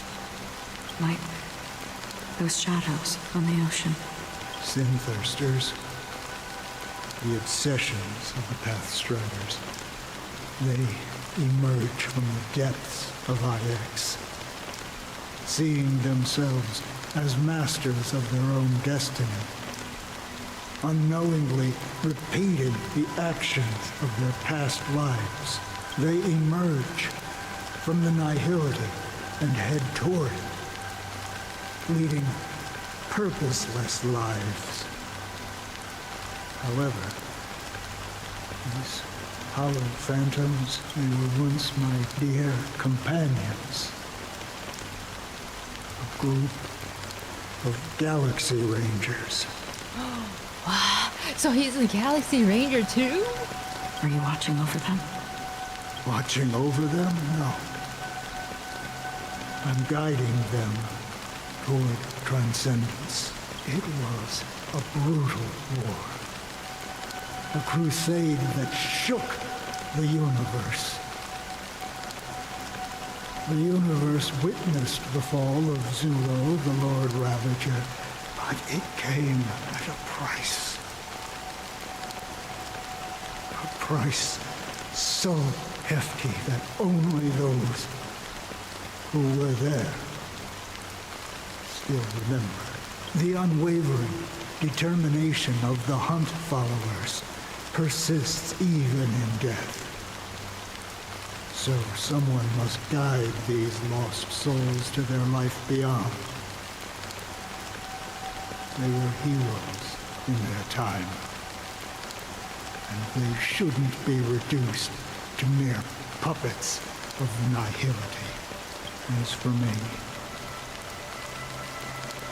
I've suffered too many losses on that battlefield to advance any further. And that makes me the most fitting person to carry out this task. But you know, these sin-thirsters, they're not who they used to be. Does this seem pointless to you? Well, some tasks have to be done, even if they are pointless. I can help you. Aww. For what? For the meaning of the nihility. That's what I've been seeking. I see. After all, this realm is off limits to ordinary souls, right? Thank you, stranger. I wish that you find what you seek. Before we part ways, I have one more question. It is true that their actions and even their entire lives may seem pointless from our perspective. But if, and it's just an if, If this is what the departed ones expected, should we try to change it? A good question. And a profound one. I don't know the answer. What I do know is that one day I too will pass away. I hope that when that day comes... When that day comes, she's gonna take over and do the same thing, right? Someone will stand at my grave and place a bouquet of flowers. Oh. And now we're back to Robin. That's just the Mars into Charmony Festival. When I appeared as a child, my speech, mindset, and soul reflected immaturity and innocence. Bro, we're just being tossed left and right here for stories after stories and past after past. As I grew into adulthood, I left behind my childlike side. Bro, if Sunday baby Sunday was like saying stuff like, yeah, they don't know how if birds were born to fly because they haven't seen them die, crash and die, is quote unquote childlike, then Jesus, that Sunday now might be a little crazy. I humbly request your blessings, esteemed advocate of 𝗖𝗵𝘁. Come to me, my kinship. I have sought their presence with us. Are we in a church? As you wish. I have faithfully served the Alfalfa family for nearly a decade, promoting the path of the harmony to the best of my ability. However, I made a mistake yesterday. While I was preparing dinner for the family head, I accidentally dropped a prepared dish on the floor. How could you? That is a sin, man. You gotta repent. Out of laziness, I lied and claimed that everything was ready. Although the head has dismissed me as punishment, it has been tough to sleep with the guilt still gnawing at me, as I worried that the seeds of evilness may have taken root in my soul. So, I confess to you now, to seek atonement for my sins. Please, Father, forgive me, for I have sinned many sins. Do you sincerely repent and vow to change your ways? Yes, Father. Yes. Have you examined your soul and confessed all your sins? Now's the time, everyone. Confess your sins to Sunday. Father Sunday, he shall listen to all your sins, whether that be good or bad. He shall forgive you all if you confess now. Oh, yes. Are you willing to accept the process of atonement? Yes. I stuck a spoon with breadcrumbs on a peanut butter jar. It's okay, for your sins have been heard and have been forgiven. It's okay to stick breadcrumbs inside a peanut butter jar. You are forgiven. Master Sunday, one day I didn't wash my plate when I was done eating. I'm so sorry. It's okay. Father Sunday has forgiven your sin. You shall atone them by doing dishes every day, and your sins shall be washed away. I'm sorry, Father. I'm in love with your sister. Forgive me, Father, for I have sinned the greatest sin of them all. I have fallen in love with your sister, Robin. Oh, forgive me. Very well. Show your dedication and goodwill to the family, and you shall be reinstated among them. Now, please, leave in peace. Oh my God, thank you, Father Sunday. Father Sunday has forgiven us. Praise 𝗖𝗵𝘁. And thank you, esteemed advocate. You would definitely send all of us to hell for this. That is true. Sunday seems like the type was like, oh, you're forgiven. In hell, if you repent. Next, please, step forward. Oh my gosh, it's your turn, chat. I wholeheartedly confess to you. Please, pardon my sins. Rest assured, I have implored their presence to be with us. As long as you are sincere, absolution will be granted. Exactly. Guys, as long as you're truthful and honest and you confess your sins, you will be forgiven in the name and presence of Father Sunday. Oh, great. No, I arrived in 𝗵𝘁 as a stowaway. I sold everything to get a ticket. My house, my land, and my 2 children. Whoa. That's an intense sin we have here. Not just your house and your land. Those 2 I can forgive. But your 2 children alongside? No way. I see. Please, go on. My children were starving, and I hoped they'd have a chance at survival if they became slaves here. If I can strike it rich here, I'll lift them out of that situation and give them the life they deserve. That's a crazy sentence. I think they might have a better survival if they became slaves. You know? I poured milk first before my cereal. Please forgive my sins. It's okay. As long as they all end up in a bowl and you're having a fun time eating them, then you shall be forgiven for your sins. But the Bloodhound family got wind of it. They're on my tail, hunting me down. I thought I could bring my kids here. It was all my fault. All my fault. The family is ready to forgive all sinners. I'll ask the Bloodhound family to cease their pursuit. You don't need to live in fear anymore. See, all sins are forgiven in front of Father Sunday. Oh, thank you. Thank you. I'll work my hardest to redeem my children and make them part of the family. Praise the harmony. Amen. Next, please step forward. Hey, long time no see, Mr. Sunday. The most esteemed individual in 𝗵𝘁, and the next leader of the Oak family, right? I have sought their presence with us. Let us proceed. Sure. Let's just get this over with. I have sinned. Please forgive me.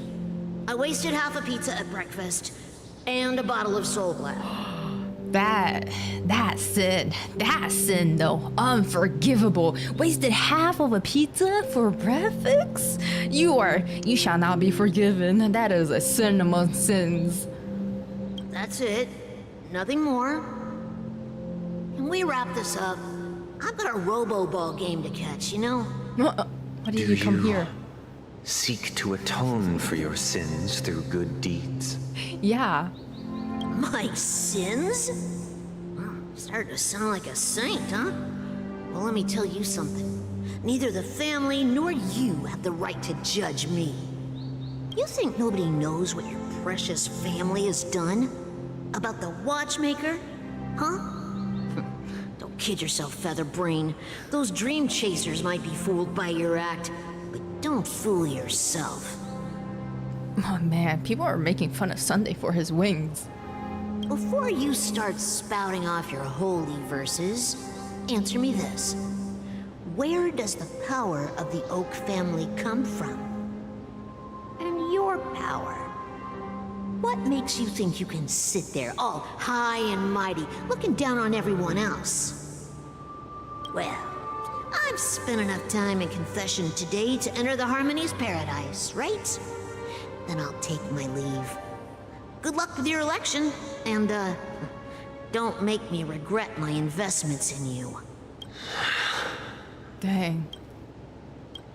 It got a little realistic there. Revered triple-faced soul, hear my doubts. Who can judge the strong when their power hides their crimes? Who can vouch for the weak when they will pay any price to survive? Who can comfort the purest souls when even they get led astray?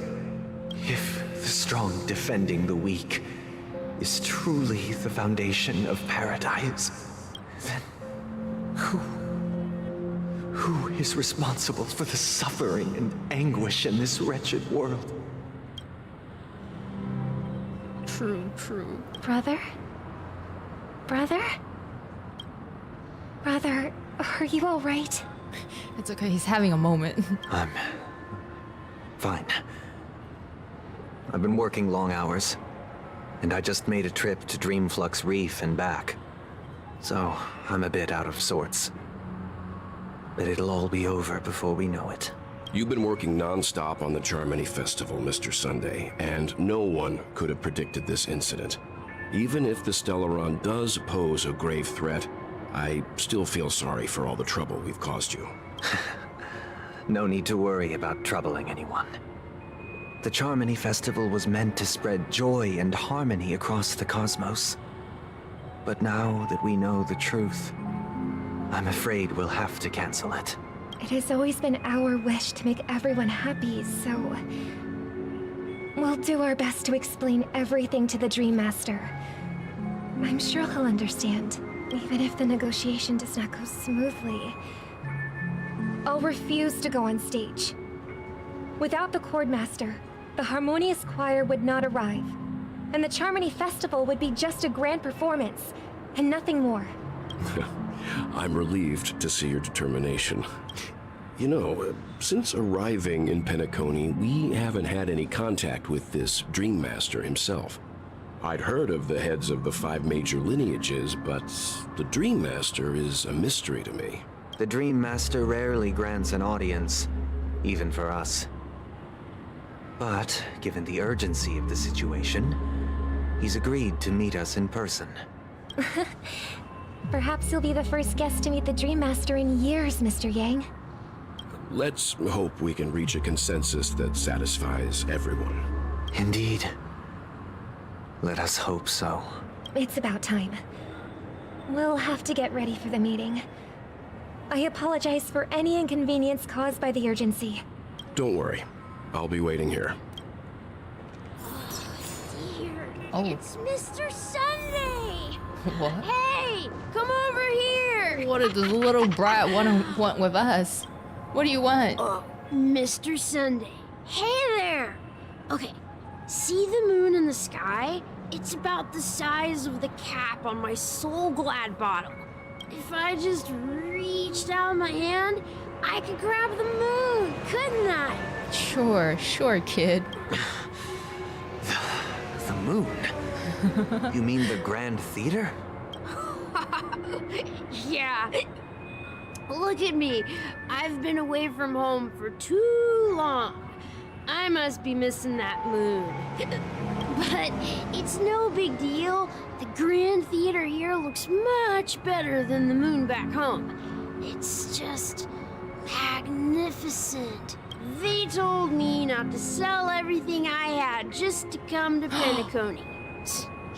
How short-sighted. Yo, it's that guy who confessed about his sin. The one who was like, I sold everything, including my child, to come here to Penacony. Can we beat him up? Tear it off, yeah, literally. Can we just take off his little fluffy ball and you won't get out? Selling everything you had? Why would you go to such lengths? Look, you made Robin sad. How dare you? Why? Can't you see? Life back home is miserable. It's not really living at all. It's better to be here at Penacony. No pain, no worries about tomorrow, just sweet dreams. You can do whatever you want. That's what I call living. Yeah, now this is the life. Is this truly living? No. Huh? What did you say, young lady? I didn't quite catch that. Oh, it's nothing, sir. You see, the traffic on Glock's Avenue can be dangerous. How about I ask a Bloodhound family member to escort you to Ideen Park over there, so you can continue enjoying your sweet dream? Yeah, this is the same guy. Should be. They're in the dream world right now, so he can look whatever he wants. Oh, yeah, that's a great idea. Wow. No wonder you were the leader of this sweet dream. You're totally a lifesaver. See you around, Mr. Sunday. And it was nice chatting with you. What's up, sister? This is the land of the dreams. But why do they live like this? That's why they came to the land of dreams. So then, like, they can escape reality. It's those type of people, you know? The man we ran into, he doesn't seem happy at all. Even though sweet dreams are nice, they're just illusions. Coping. But for him, they're the only way to survive, even if it means giving up on reality. That's not really living at all. I suppose you have a point. But, in my opinion, that's how most people live their lives. Not the same guy, different voice? Why do you say that? You think that man is not actually living, but that's not quite accurate. Even without Penacony, people create their own illusions called self-value. People believe they have a predetermined value to fulfill. Gaining value means gaining power, and those deemed worthless are seen as the weak. Dang. However, value doesn't come out of thin air, and there's a limit to it. To accumulate value, people have to take from others. So, the weak get exploited and oppressed. Reality is a crude thing after all. Amen. Are you suggesting that this is not how things should be? Exactly. But, ironically, people don't think there's anything wrong with it, because they uphold the illusory notion of self-value. And even the weak believe in it, the survival of the fittest. That's where all the tragedies in the world come from. People come to the sweet dream in Penacony to escape from that reality and find solace. Yep. No tragedies exist here, only happiness, although in its nascent form. Isn't that the same paradise we yearn for in our dreams? Perhaps that man is just an exception. Let's not jump to conclusions. We should experience the dreamscape ourselves. Just as I did at Dreamflux Reef. Yes, seeing is believing. I'll accompany you. The Dream Master hasn't shown up yet, so we have some time for a stroll. Wait, are you dead? No way. Looks good to me. Testing, am I good? It looks good. Everything is like green for me. Fine here? Okay, I guess it's just some people. Oh, okay.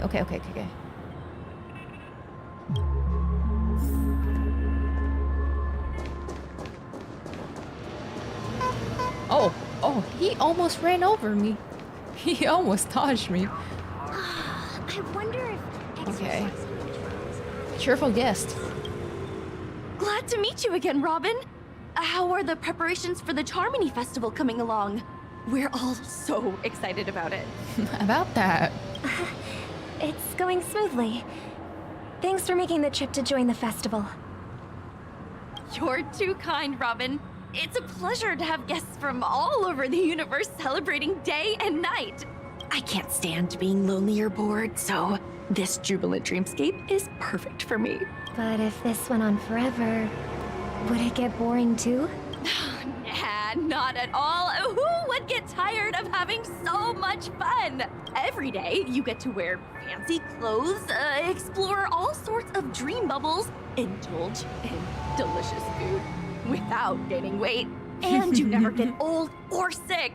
As long as you can afford a room, this place is the ultimate paradise. She's like, you don't have to, like, what is it? You don't get sick. You don't really, like, you can do whatever you want. This is the dream world. But you know that only a few things can be brought back from the dreamscape to reality, right? Robin is over here being a realistic person. She's like, listen guys, you can't just be in here forever. You gotta go back. That's exactly why I don't plan on bringing anything back. Just enjoying the dream itself is good enough for me. I mean, I'm not one of those long-living species. I only have around 60 or 70 years in this lifetime, and there's so much to worry about. Being happy here is pure bliss. Only in this sweet dream can I truly feel like I'm in control of my life and fate. Who would want to go back to reality after experiencing this bliss? I see. I genuinely wish you all the happiness in the world. And I wish you a fantastic performance, Robin! I'm off to the Blue Hour for the ball. See you later. Seems like that guest's perspective didn't resonate with you either. She had a valid point. I could sense her genuine happiness. It's just that these are not real, guys. Wake up. What you're trying to say is, she thinks she's in control of her life. But in reality, she's just escaping from reality and seeking solace in this sweet dream. Once she steps out of this sanctuary, everything will be lost. Well, she did make mention of being able to afford a room, didn't she? However, the paradise in our dreams, it doesn't have to end. No. And the paradise we yearn for shouldn't be just a fleeting dream either. True. I see both points. I get it. I understand both of them. Oh man.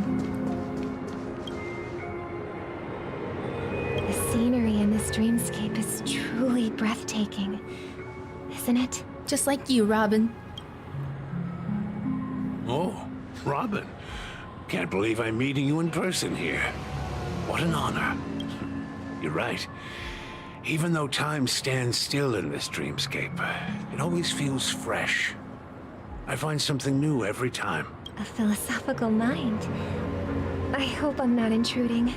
Oh, not at all. No. With little time left, I yearn for meaningful conversations, especially with someone as esteemed as you. Do you mind if we chat? It's my pleasure. No need to be formal. Just speak your mind. You said, with little time left. Please, forgive me for being blunt. But is that why you came to Penacony? Yeah. I was part of a war, and while escaping from the 𝗖𝗵𝘁 mothership, I got exposed to some radioactive materials.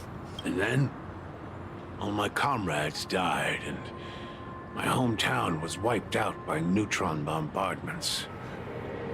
I couldn't bear to live with everything I knew gone. That's when I heard about a possible solution here, so I came. Oh my god. A war hero. How heart-wrenching. I hope the family has been able to help you. They have, and I'm truly grateful for that. What is that pose, sir? They provided me with a comfortable room, the most advanced life support devices in the cosmos, and a stellar team of caregivers. Oh, dang. My physical body is now in the dream pool, sustained by life support. The me you see here is whole, rational, and no different from any other person. But I can't say the same for the me in the hotel room. Oh, dang. My true appearance. Oh. I hope you never have to witness it, Robin. That bad? So, you'll be living forever in this dreamscape, right? Just being able to live at all is good enough for me. Whether it's in this dreamscape or not, well, I don't really have much say in the matter. My world has been torn apart, and my life could end any second. So, even if this whole place is an illusion, it's still my paradise. And I'll treasure every moment I spend here. How I envy those everlasting things. That old man's story. It's so tragic.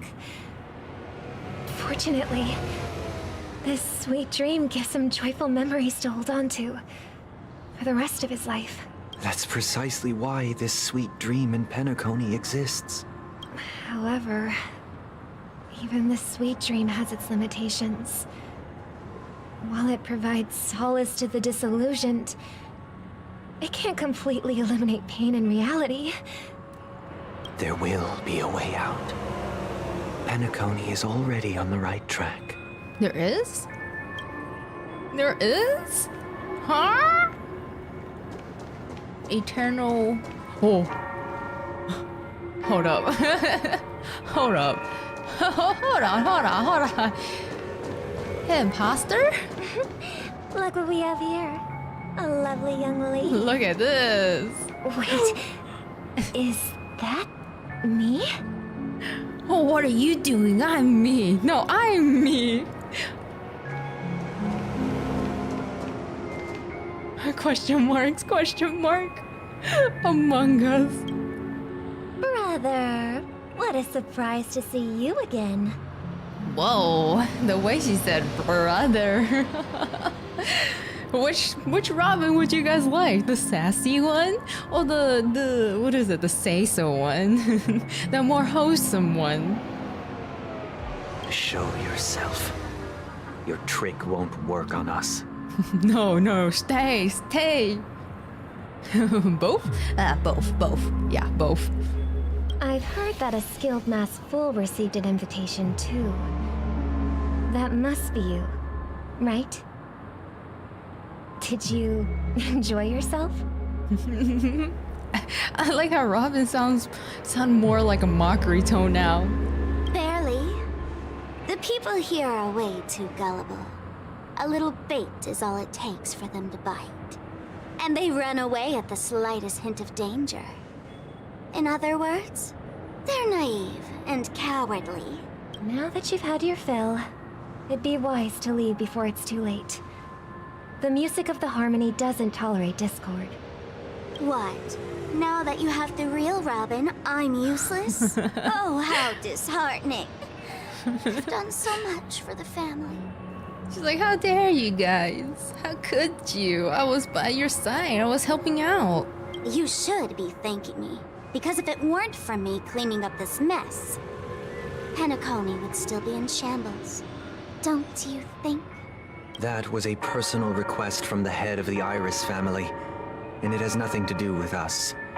Step aside and stop causing trouble for the Charmony Festival. A little bit too late on that one. The Charmony Festival? You think you can scare me? You think I have no idea what you're planning? I don't care what you're thinking, Chicken Wing Boy. But I'm pretty sure our lovely Robin won't be appearing on stage. After all, you're well aware of what a sorry state this dreamscape is in under the banner of harmony. I really want to start calling Sunday Chicken Wing Boy. Penacony, the land of the dreams. Is this truly the paradise you desire? Stop it. Chicken Wing Boy is angry. Chicken Wing Boy. Did I get to you? Yeah, Chicken Wing Boy a little angry now. Our paradise is none of your concern, masked fool. Leave now, or the family won't tolerate you anymore. All right. I'll go. But Robin, I suggest you seriously consider this. Do you really believe those living in dreams can escape pain and find true happiness? No. Well, I've done my part. And now I'm simply waiting for the fireworks to begin. Here, the last 2 gifts for both of you. And don't lose them. If by some unfortunate chance the Charmony Festival starts against all odds, remember to use them during the show. And it'll be thrilling. Bang! I think she means kaboom. I heard a raven cawing in the distance. It seems the Dream Master will arrive soon. Oh! Are we finally gonna be able to see the Dream Master? Let's wait here for the Dream Master to arrive. Okay. By the way, brother, I heard you no longer have a sweet tooth. Back when we were kids, you used to steal my desserts. Yo, Sunday with a sweet tooth? That's such a good gap, boy. Seems like a lot has changed during my absence. What exactly happened? Well, someone has to stay awake even in this sweet dream. Oh, he's been overworking himself then, being up 24/7 every day? But that someone doesn't have to be you, or anyone in particular. Yeah. You're carrying too much on your shoulders, brother. The paradise in our dreams. It shouldn't be like this. Penacony is nothing more than a dream. It can't erase the worries and pain of reality, or bring true happiness. It only offers an escape from reality. Nothing more. Remember the old man we met earlier? Without this dream, he might have completely lost himself. That might be true, but even without Penacony, he could have chosen another path. As far as I know, the Intelligentsia Guild has been promoting their rehabilitation techniques for a long time now. That path may have been more ordinary and challenging, but now he's in a comatose state. And this sweet dream has become sort of end-of-life care. His fate is sealed. I mean, I guess I can kind of see both of their point. How, in a way, Penacony kind of offers like this sweet like dream, like a benefiting end for someone like him to be at before he fade away. Versus like, hey, you gotta accept your fate and just lay there. Is Penacony granting these people a future? Or is it taking it away from them? Good question. Good question. It depends. I feel like it really depends on person to person. Like different person's case is different. Some of them are just using Penacony as, you know, a place to, what is it called? Waste their life, escape reality, when they can like fix it.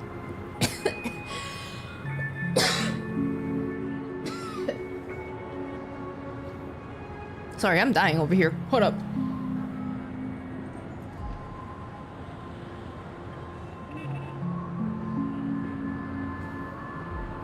My voice was dying a little bit. I was like, oh no. It's a place where I can win my 50-50. Oh my god. You okay, Kuma? I am. I don't know why. My throat started feeling a little itchy. Well, don't forget this. Not everyone really has a future. Yeah, see? How Sunday has a point too now. The future for humanity is like the sky for birds. People mistakenly believe that flight is inherent to birds because they've never witnessed those birds crashing to their death. Ah, here it is again. Do you remember how we took in that little Charmony dove when we were young? Yeah. We took care of it. Provided food and water, groomed its feathers. And later, when I decided to leave Penacony, I opened the cage and set it free. Oh. Well, I didn't mention what happened to it in my letters because I didn't want to upset you. No, the birdie didn't make it. shortly after you left. It crashed to its death right in front of your window.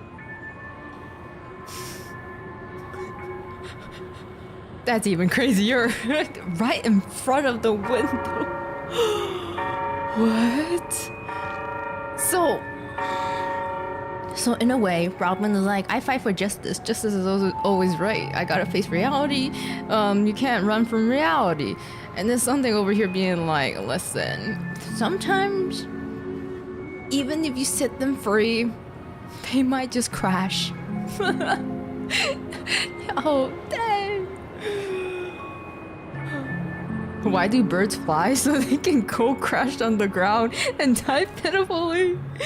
Yeah, basically. I had surmised as much. Oh, but I knew you wouldn't have avoided mentioning the bird for no reason. But she knew. Aw, look at these two siblings. Two drastically different point of views, but somehow their bond is so tight. Despite that unfortunate outcome, I still believe it was the right decision. Oh. Birds aren't meant to spend their lives in cages. They belong in the sky, even if they can't fly. It just reminds me of the lyrics. What? Birds with no shackles? But here's the thing. If there are birds in this world that can never fly, can we really assert that they belong in the sky? Oh my god. These two conversations. It's so intense. I'm over here like standing in the middle ground because like they both make sense. I get it. Are you implying that the same goes for humans too?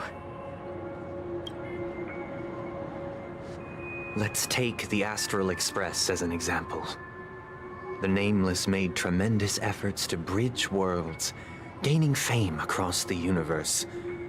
However, only a few extraordinary individuals can endure such a perilous journey. Sunday, we're talking about dogs, not penguins.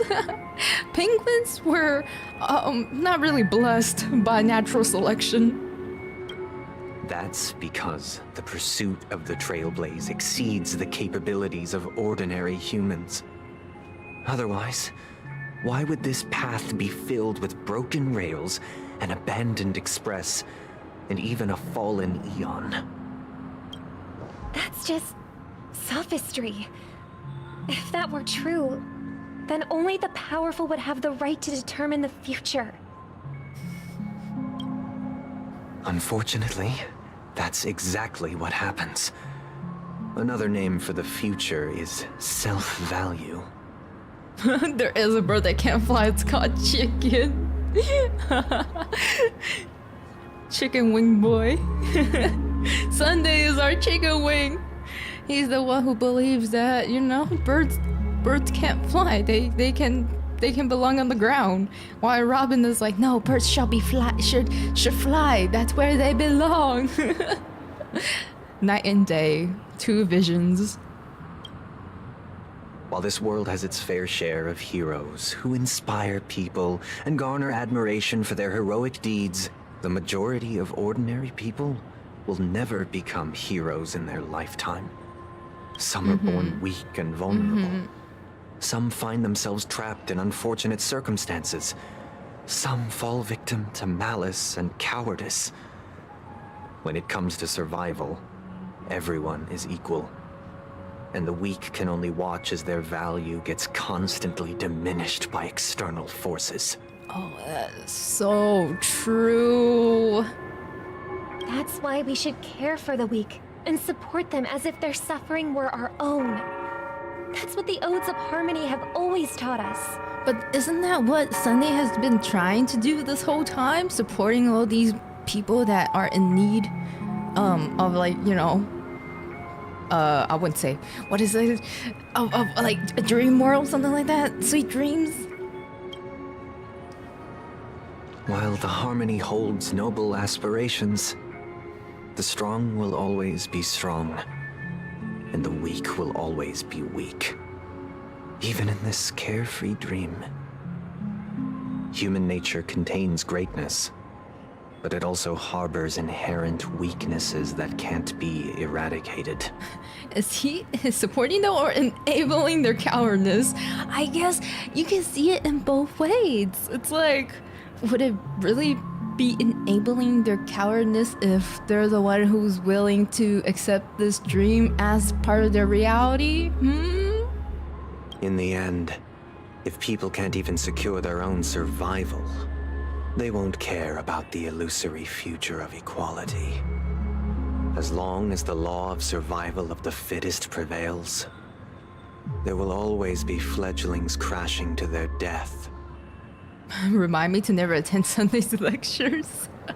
His daily weekend church gatherings. But if people don't live for the future, do they merely exist for survival?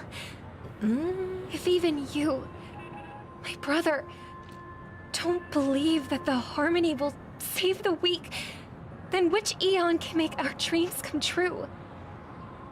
But that is also true. Like, not everyone sadly has a future that they can strive for, you know? They're just surviving just to survive. I feel like that's the purpose for some, right? You survive. You're here to survive. I know it's a sad thing to say, but some people are just like that. It is case by case. Not everyone is the same, and not everyone's situation is, you know, all good and bad.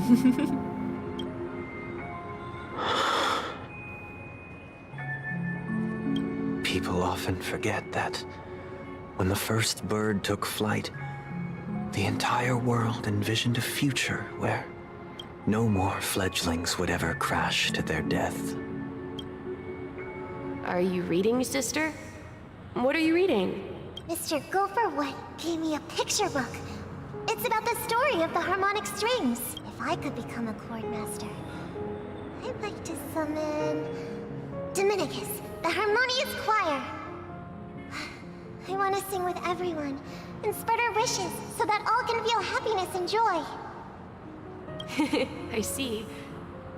Then I would summon the harmonious choir too. It doesn't hurt to try to change something wrong. Change something. That is also true. Like, there are people who wants to fight against their fate. Same thing, you know. That's what Robin believes in. Like, that people have enough power within them to fight for their own future. But then Sunday over here are like, oh, you know, people are weak. Sadly, people are weak, and they, no matter how hard they struggle or fight, sometimes the world around them just won't allow it. Don't you have a wish of your own, brother? Of course I do. It's just that it includes your wish and everyone else's. I long for a true paradise where everyone can find peace. Then let's build a stage there and invite everyone to our performance so that both our wishes come true through the power of the harmonious choir. Oh. It's a deal then. Yeah, it's a deal. But how can I become a chord master? Maybe you will have to become a star first. Why a fireplace in the background? 8 system hours You're into back sooner Charmony. than I thought. Any results? Yes. And now, it's up to us to forge ahead. Since his last will has now been conveyed, my final mission is complete. But pardon me if I sound curt. It's good to have determination. But the path Mikhail left for you is not an easy one to tread. Why else would he have chosen to sleep in solitude, staking everything on some nameless in the future? But you have the numbers, and in numbers comes strength. So that might just delay your inevitable. Yo, this group lineup is a crazy one. Now all we're missing is Robin, and then the set is complete. Got any more encouraging words? As I see it, Relying on Welt's negotiations alone is far from enough. Regardless of whether the other party will be compliant, negotiating simply allows us to meet them as equals and won't grant us an upper hand. Penacony is our rival's home turf, and we already have very few chips left to play with. Rather than idly sit around while the family's got us blocked off, an offensive approach might be a wiser course of action. You forgot Mr. Yang? No. I meant like the girl gang. We're more familiar with the Stellaron's properties than most. And since it's the key to stabilizing the sweet dream, it's vital to the family's interests. By attacking their core interests, they're bound to retaliate hastily. And as the saying goes, haste makes waste. That's right. As long as we pose a threat to the Stellaron, either with words or otherwise, we have a chance at gaining the upper hand. Thinking Firefly is so cute. But the problem is, on the eve of the Charmony Festival opening, how exactly are we going to get close to the theater? Family security will be airtight, and if we brute force it, even if we succeed, it's too risky. So, no one's gonna say anything? Then I'll raise my hand. I know the answer to this question. Oh, do you?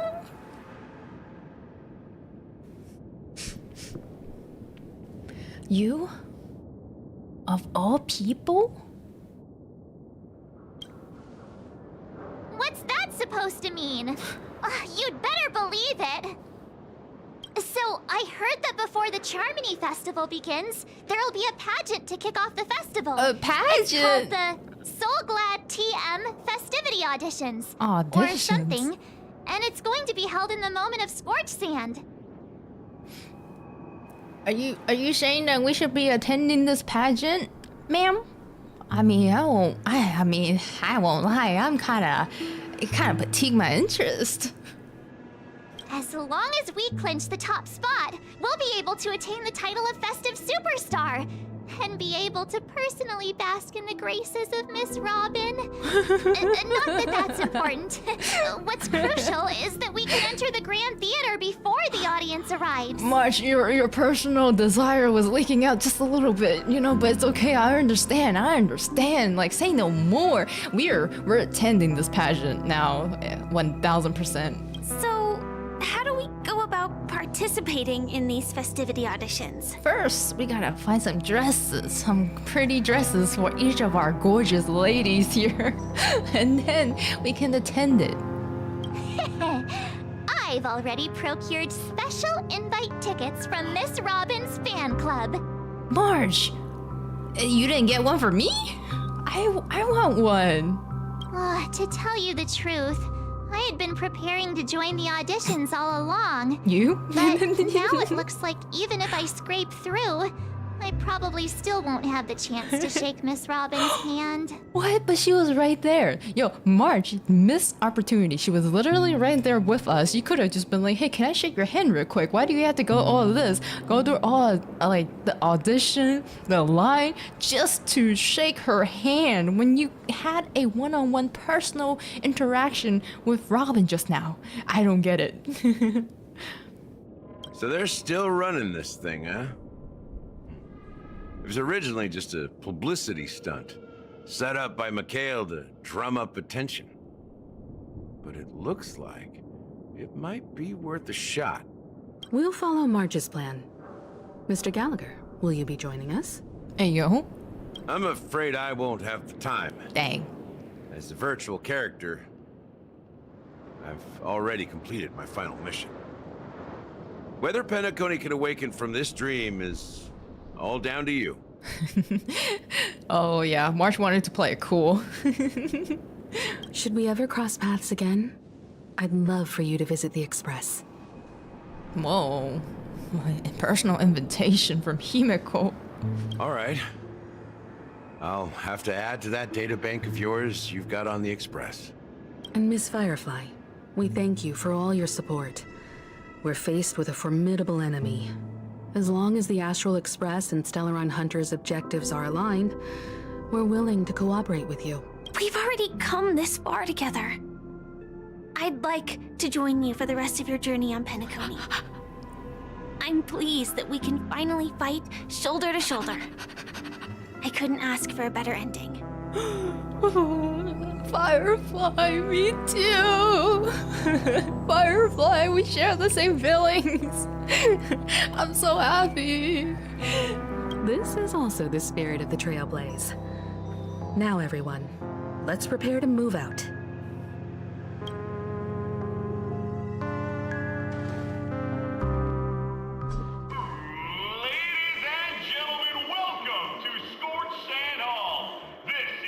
Challengers thrive and dream chasers shine, all under the watchful eye of the entire universe.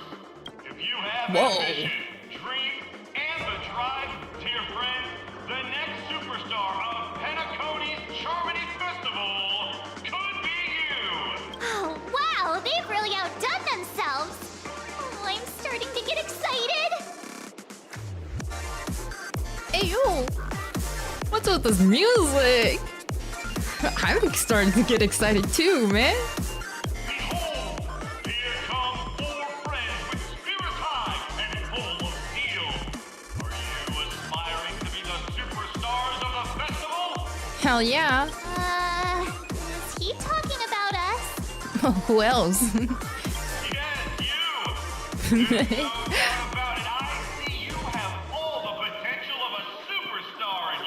Look at my grin. I know I'm the superstar.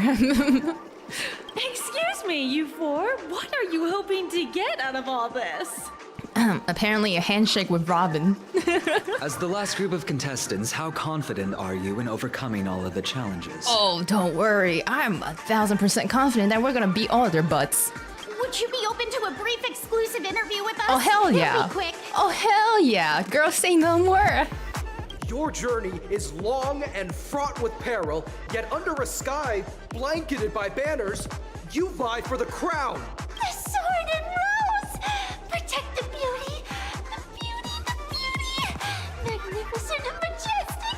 I don't know what this one is sprouting about, but okay. A knight's head is hard as steel. Brotherland's focus is stubborn as a heel. We don't all have to be winners, but if we don't have fun, we'd all be sinners. Amen. People are pouring in. It kind of feels like all sorts of baddies are showing up. Let's get in there quickly and enter the competition. Ladies and gentlemen, please Let's make go. way. Let's go. Make way. I'm so excited. Wait, who is it? Who's making way? Coming towards us now is one of Penacony's top 10 wealthiest tycoons. Hey, yo. Business empire's founder, Mr. I. A rich man? Allow me to introduce myself. I'm the director of Soulglad's factory, Ideen Lee. My 4 friends, introduce yourselves to the audience across the cosmos. Okay. Hello, everybody. I'm Himiko, a nameless from the Astral Express, and these are my companions. Look, guys, Himiko is talking to us. It's like they're on TV. Don't you guys need to hide your identities? What identity? We can just say whatever we want, right? Can't hide it anyways. Penacony is plastered with our posters. And because the Astral Express is so well known, the family won't dare to make any rash moves. Oh my, this is a long choice. Hello, everyone. I'm everyone. I'm the Galactic Baseballer. It was a really good idea to have a talent show. Hello, everyone. I'm Kuma, and she's March. I like this one. I gotta introduce me and my sister together. Hello, everyone. I'm Kuma, and this is my sister, March. Hello, everyone. I'm March 7th. I'm an ordinary girl who loves adventures. Hello, everyone. I'm Firefly. I am also an ordinary girl who enjoys adventures. So it's a bunch of nameless guests. This final face-off is bound to be spectacular. Time is precious. My 4 friends, come with me. Grab a bottle of Soul Glad and make your dreams The broadcaster is having a lot of fun. Yo! It's a party in here! What the heck? Sometimes it's Wait, nice there's a to speaker. slow down a bit. Saw a speaker. Wait, where? Oh, right here, right? Was that not the speaker? Or was it? I saw it. I saw it for a brief moment. Oh, it's right there. Put your back into making the sound system. The bigger, the better. 𝗖𝗵𝘁 isn't hurting for money. Oh, these are transparent. Oh, hey, there she is, Miss Red Whistle. Oh, not this lady, but the other one. What's happening here? It looks like they're having an argument. She's angry right now. Extra? Hey, extras! Where's the extra for the next item? I'm so angry, just live it. I hired a small army of executive director just for this little skit. I never thought that they would be useless for good for nothing, scratching each other's backs while they do nothing all day. What happened? There was a piercing screech, like the screams of a hyped-out crowd at the Robo-Ball match. You tremble with fear and scour your surroundings for the source of the noise. Who? Firefly? Before realizing that this piercing 180 decibel scream is actually coming from the cranky Terran lady before you. Never mind. Oh, lady. What are you staring at? Hold on, don't tell me you're one of the extra those losers hired. Why is it just you? Where has everyone gone? I'm the lead. Listen, you sure talk a big game. Who picked you as to be their lead? Producers gonna lose their shirts, let alone all their worldly possessions. You ugly ducklings, get back to the stage and find a makeup artist right now and hurry up about it. If you're not back before the next scene, you can kiss your wages goodbye. I'm gonna make her sad. I remember when I graduated as a valedictorian from the director's program at Paperphone University. Thanks, you were smart. Who didn't dream of becoming a famous director when they were kids? Back then, I was hungry for success. I vowed I'll make my way to the competitive cinema scenes in the Penacony and make a name for myself. But the fate makes fools of even the best laid plans. During my first 2 years at the Clock Studios, I was so honest and naive to a fault, shooting all the scrap scripts that seasoned producer can't wait to wash their hands off. I thought that was a normal process for rookies to build up experience. She yaps too much. I never from the moment I decided to. Okay, I get it. Well, there's something over there.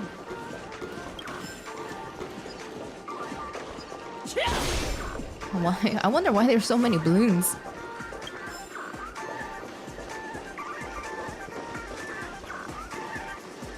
This place is buzzing. That's right. This venue is a miniature representation of that time known as the era filled with boundless possibilities. Let me just yoink these birds out real quick. Sorry, was that project bothering you, Tweet? It's really noisy here, so even behind here to sing, no other birdies can hear you, Tweet. But it's really too loud, I can't even hear myself sing, Tweet. It's pretty good. You can't hear it? I'm embarrassing, Tweet. Don't look at me. I just wanted to find a hole to hide in. Mood.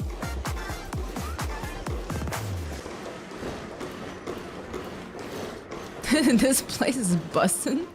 𝗵𝘁. Oh, whoa! I'm gonna destroy all these. It looks so pretty. Look at this grand hall. Whoa! What is this fountain? It's so glad. Oh! Ooh, nice. Grab a bottle of So Glad and make your dreams a black. Nameless, your arrival reminds me of the grand occasion when Penacony was first established. I was still a young, bright-eyed lad back then, lured here by the Watchmaker's ads, full of zeal and ready to make my first fortune. Once, during a particularly grueling day, I passed out and was resuscitated by a drink from Mr. Sousa. That sweet taste has since been etched in my mind, and that was what drove me to create the Soul Glad that we all know and love today. The dream-chasing era was truly a wondrous time. Oh, I miss those days, and the Watchmaker. Scorched Sand Hall is my homage to that time of boundless possibilities. I wholeheartedly hope you make it to the finish and emerge as the next superstars of Penacony. Now then, is there anything you'd like to say before the competition officially begins? Imagine if we win and then we have our face plastered everywhere on TV in Penacony, and then we become like the most wanted criminals in Penacony afterward, and everyone knows where we are and chases us down and knows how we look because of this. That'll be funny, wouldn't it? We'll win. It's okay. That's the trailblazing spirit. How about you, Miss March? Hello, everyone! Next up, get ready for the Mega March 7th adventure, where I'm going to break the speedrun world record! You hear that, guys? Trailblazing into the uncharted and challenging the limits. That's Miss March 7th for you. How about Miss Firefly? I hope that by the end of this journey, everyone will have achieved the outcome that they hoped for. March, you're in the way. Why is she in this corner like this? March, you're in Firefly's way. She's having her moment on screen. Ah, a wonderful wish. Miss Himiko, what are you expecting from your team? Safety first, everyone. Yes, Mom. Simple words, but full of warmth. Waiting for you are 3 stages, each connected to that era. The first 2 stages offer 2 distinct paths to choose from, with unique challenges on each route. Will we have to fight? And in the last stage, you will face off against a champion who has defended the title to this very day. A beloved contender whose noble virtues are unrivaled. Those are the rules. Simple. Everyone clear? Now, I hereby announce that the 33rd Scorched Sand Festival of the 20th season, sponsored by Soul Glad Enterprises, has started. Everyone, as the Charmony Festival is drawing closer, we must reach the end as quickly as possible. Factoring in efficiency and safety, splitting up into 2 groups is the best choice. I claim Firefly. I say me and Firefly on one team, and Himiko and March on the second team. March and I haven't known Miss Firefly for too long and aren't overly familiar with her. It'd probably be better if the 2 of you paired up. Let's go! Himiko, you understand? Thank you! Fine by me. Let's do it. All right. I don't have a problem with that.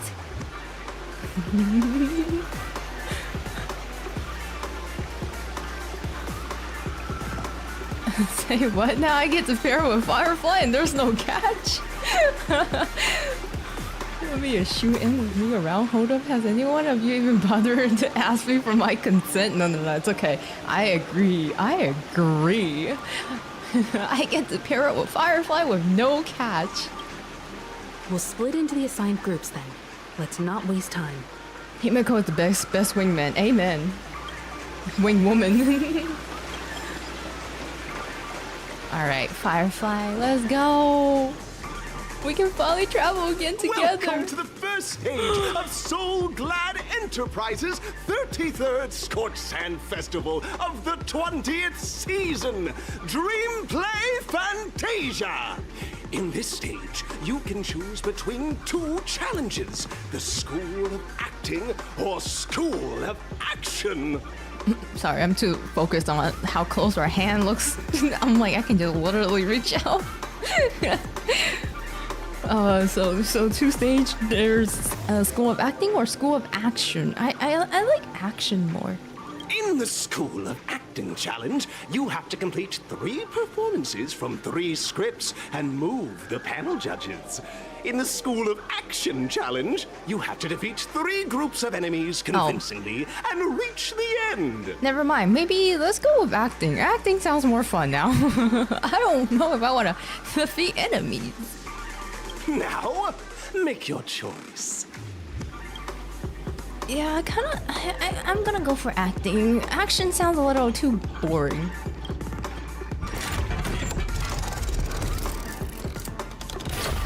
Oh, it's a pinball machine. Oh. Oh, wow.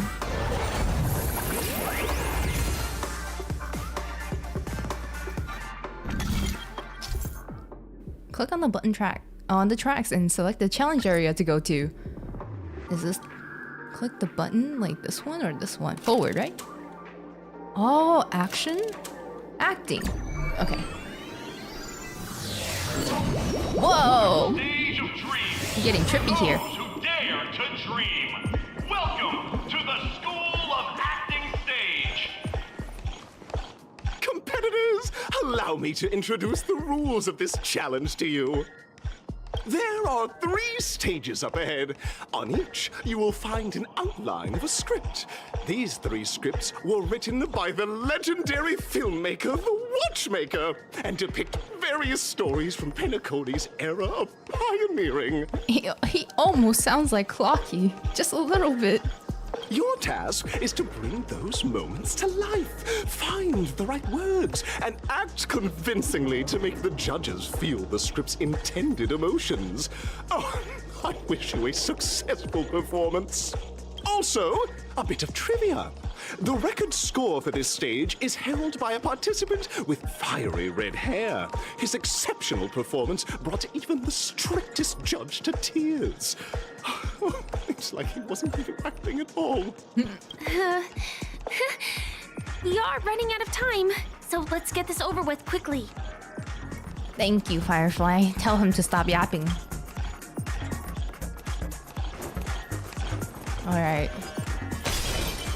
Our first scenario. Hello. Oh, just take a look at this pair.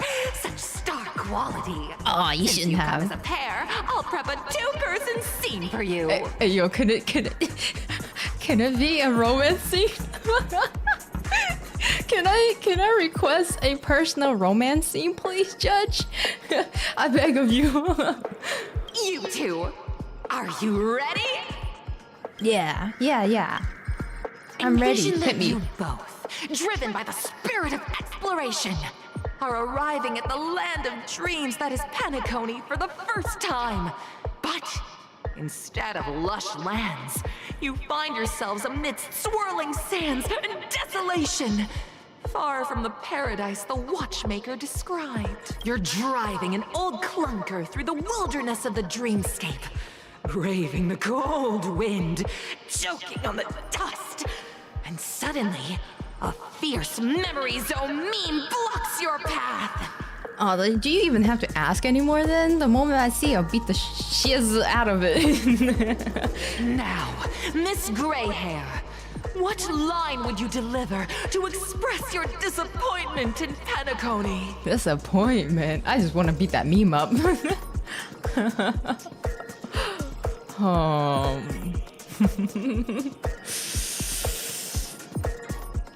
A brutish creature, quick, let's run it over.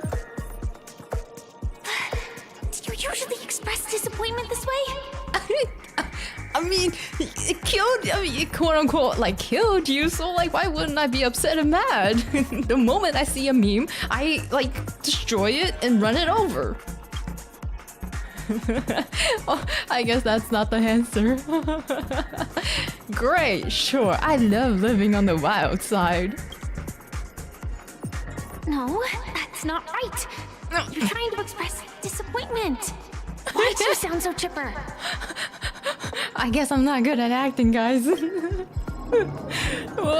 What in the tarnation is this hellhole? The Watchmaker is a fat liar. Very good. Now, though you're disappointed, your screen partner is conversely very enthusiastic. Now, young lady, you will say... This is great! I love living on the wild side! But wasn't that the one I chose? What Firefly can say and I can't? I feel offended out of nowhere now. Very good, very intense. And then we cut to the story's next scene. You find a job mending the rails, but the days are long and your endurance can't keep up, and you finally collapse in the endless expanse of desert. Suddenly, sweet rain falls from the sky, wetting your lips and rousing your spirits. That sounded really lewd. Now, Miss Greyhair, what line will best express your surprise at this moment? Oh my god, hallelujah, praise Father Sunday for gifting us this rain.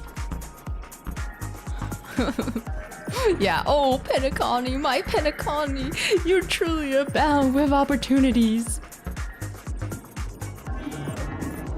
Is that the right one? At this moment, okay. Your partner yet gazes into the sky, both her eyes closed. The raindrops fall, blurring her vision, and she tragically says, Perhaps we were never meant to succeed. Right? Fantastic! Both of you have an incredibly solid foundation in dialogue delivery.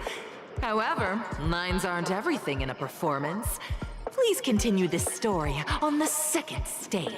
To be continued. Up next, you'll be challenged with a body language test. Sign me up. I'm ready. I hope these tests won't take too long. I'm truly enjoying it, you know? Body language, huh?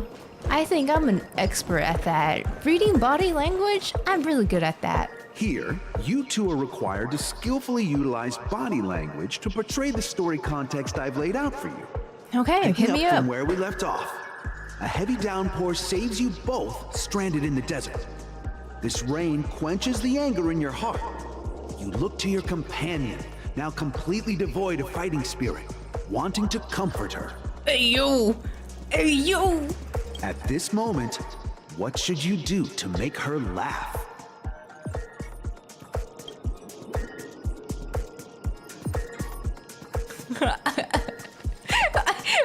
I just want to. Can I do it? Please? Please? You seriously think that would make someone laugh?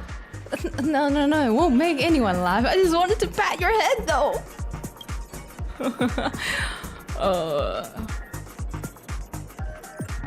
Yeah, tell a dad joke. Will that make you laugh, Firefly? The test now is about body language. Oh. I don't think dialogue is allowed here. Okay, fine. I'll roll about in the sand.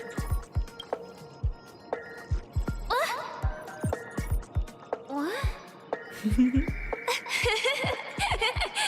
Tascadu, thank you.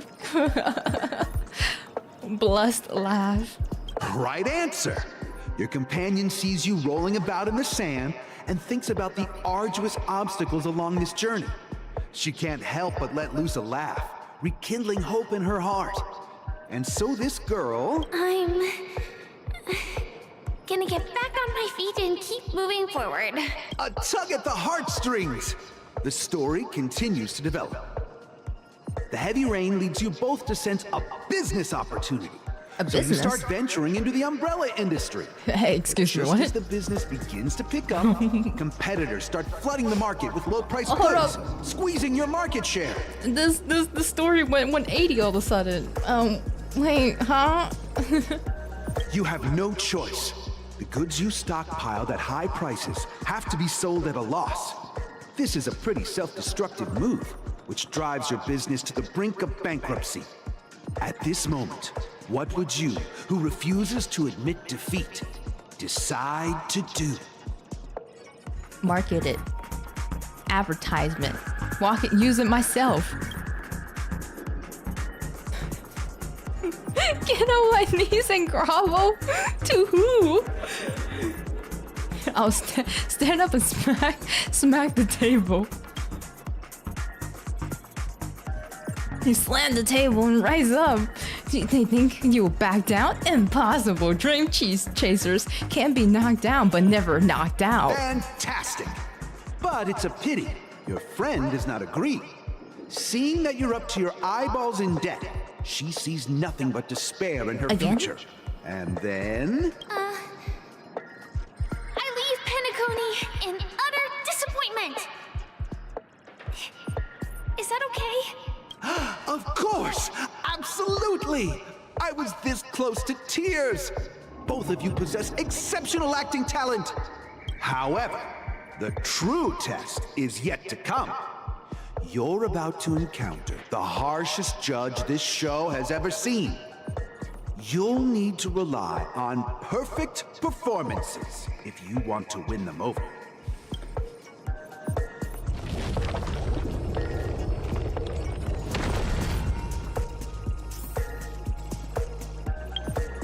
Sorry, give me 1 hot second.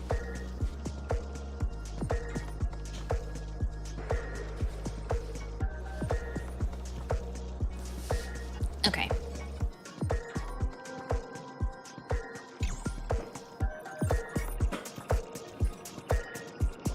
All right, this way. The last performance.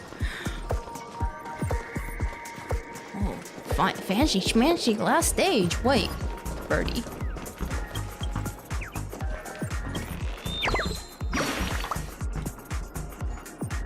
The show is about to begin. Tweet. That's it? Wait, those birdie must have duped us. Look at the verdant wasteland. Skip. I want to keep going. Oh. It was acting. I see. There's some... What are those things on the top? Enemies? Welcome to the final stage. Actually, all the scenarios that you previously encountered were all from the film Once Upon a Time in Dreams. 2 companions arrive on Penacony with nothing but a dream. Their desire for achievement is met with continuous setbacks. Ultimately, one continues on, despite spiraling into debt, while the other concedes defeat and leaves. Many years later, their paths cross once more in the thriving Penacony. Yet, they refuse to acknowledge each other because... No, I love the way Firefly just keeps looking at me, the way she stares. Okay. Many years the paths cross. Because I became a big shot, but she ended up being a destitute. Right? Or it could be the bottom. I fell into poverty, but also could have become a big shot. Against the backdrop of a revitalized Penacony, the joy of reunion mixes with the sorrow of past separation, the awkwardness of being strangers, and the shyness of a long-awaited encounter, all converging at this very moment. Give it a shot. Try and convey this bittersweet scene to me. Bring it to life with precise and emotive acting. You got it. I got this. Is this ever going to end? I know! Why don't you try that clockwork thing you used before? Firefly, say no more. Amen. Acting, what is that? I'ma make you sad. Your performance is far from... Oh, shut up. You're gonna think differently afterward. Cut! Huh? We haven't even done anything! It's too beautiful. It moved her to tears. It's so touching. Your portrayal outdoes the original. It's simply... Sad emotion is always the answer. Beautiful! We have passed the test. We ought to hurry up. Stellaron is at stake. Oh, it is enemies. Hold on, Firefly. I gotta get my chest real quick. A masterpiece. That's what happens when Firefly is starred in it. What is down the ground? Oh, it's the music. We passed her.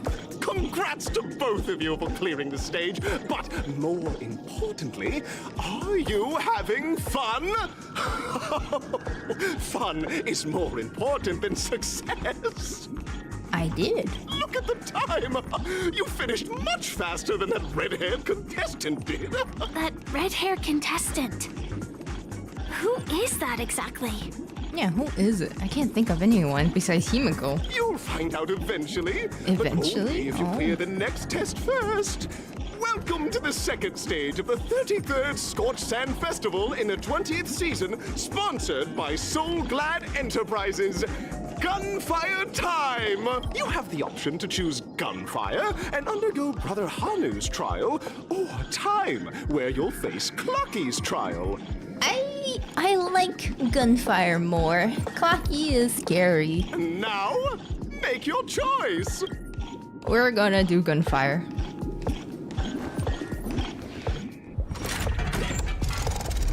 I don't really like Clocky.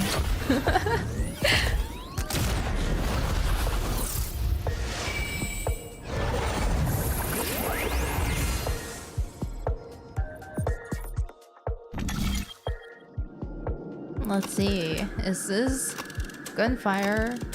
This time is gunfire. Okay.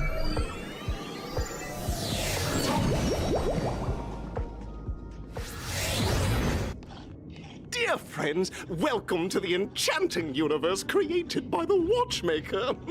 Awaiting you is the morally dubious yet ever charming character from the animated Clocky series, Hanu! It is said that these cartoon characters were inspired by the Watchmaker's own experiences. According to research by Clocky scholars, the original Hanu of reality shared a deep friendship with the Watchmaker, akin to comrades in arms. Enter into the world of Hanu via the TV by the entrance and partake in an enchanting and suspenseful story with him. Good luck in there. If it's a gunfire trial, we should be able to settle this with a fight, right? I hope this won't waste too much of our time. Well, surely it won't, right? We're just gonna go around in the tiny Hanu's body and go boom, boom, boom. Ready? 1, 2, 3. It's morphin' time! Are we both in control of this Hanu character? Ayo! Very good! Looks like you've got the hang of it! In this Hanu's Adventure episode, Boss Stone has gathered his battleships for an assault on Dreamville. Old Buzzfly, Cousin Wolf, and Bombhead are all raring to go. The brave Hanu must thwart their advance and protect his home. Alas, Hanu presently is ill-equipped to fend off the malevolent mischief makers, which is why he is preparing to seek out the Puzzle Gentleman's aid. Go forth and speak to him. Which way? There's way. Enter. Ooh. Oh, brave Hanu, you look like you could really use some help. Where am I supposed to go? Up here? Upstairs? I can't go upstairs. There must be a teleportation. Ah, there it is. Oh, look at that treasure box. Snug in like this. Sneaky, sneaky. I would never have noticed it. Oh, yoink.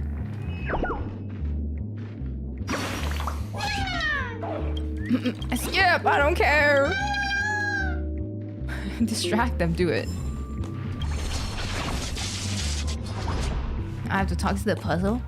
Oh, that thing is in the way. The way he was just standing there. Oh wait, there's something over here. Oh, I can't grab it, I'm too small. Alright, oh yeah, I do have to talk to the puzzle.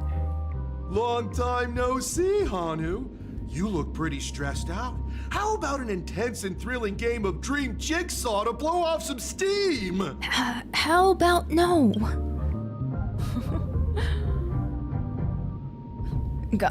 That a really cool humph. It might be the coolest humph in the history. Oh my! Are you telling me that Boss Stone has rallied the villains to seize Dreamville? What a dreadful twist of fate! Listen closely, Hanu. I'm aware you're in need of a suitable weapon. And I also know there's one just upstairs. But you know what? You'll have to play an exhilarating round of Dream Jigsaw first. No Jigsaw, no moving forward. I'm gonna beat him up. Humph. I can only do humph though. Only as someone as cool as you can produce such a cool humph. Perfection. Now scurry along, Hanu, but tread carefully. Two ne'er-do-wells are also eyeing those jigsaw pieces. Either outsmart them with the quick knockout, or ensure they don't catch you in the act. I'll do sneaky sneak. I can't wait to see you finish the dream jigsaw. Best of luck, Hanu. It's just Let's 3 stay puzzle alert pieces, and make sure those monsters don't spot us. Look up there. Sneak. If we can push that thing down. Sneak. Do you think that would do the trick? Sneak. Oh, I clicked on the wrong thing, but it's okay. Heads up anyways. Alright. Collect. Ow! No! My eyes! How did I make a mistake? No! Can I not? I have to wait until he walks away, right? Hurry up, bro. You walk so slow.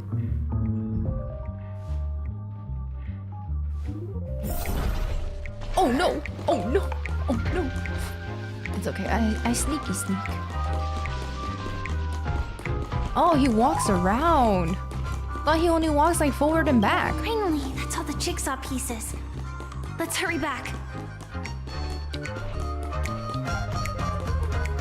Here you go, sir. Take your puzzle. Oh no, and I gotta do them myself. Nasty. Let me do the corner first. Corner is easier. After that.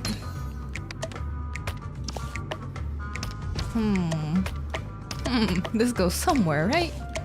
Surely. There we go. Somewhere. Oh, here.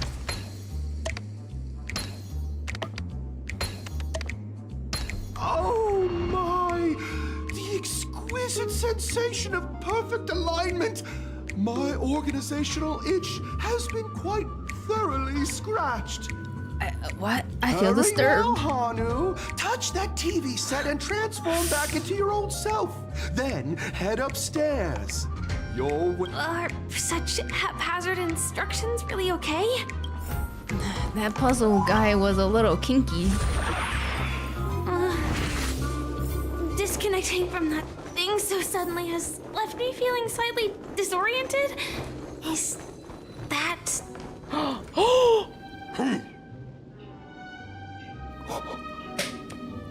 It's him! The one and only! Him!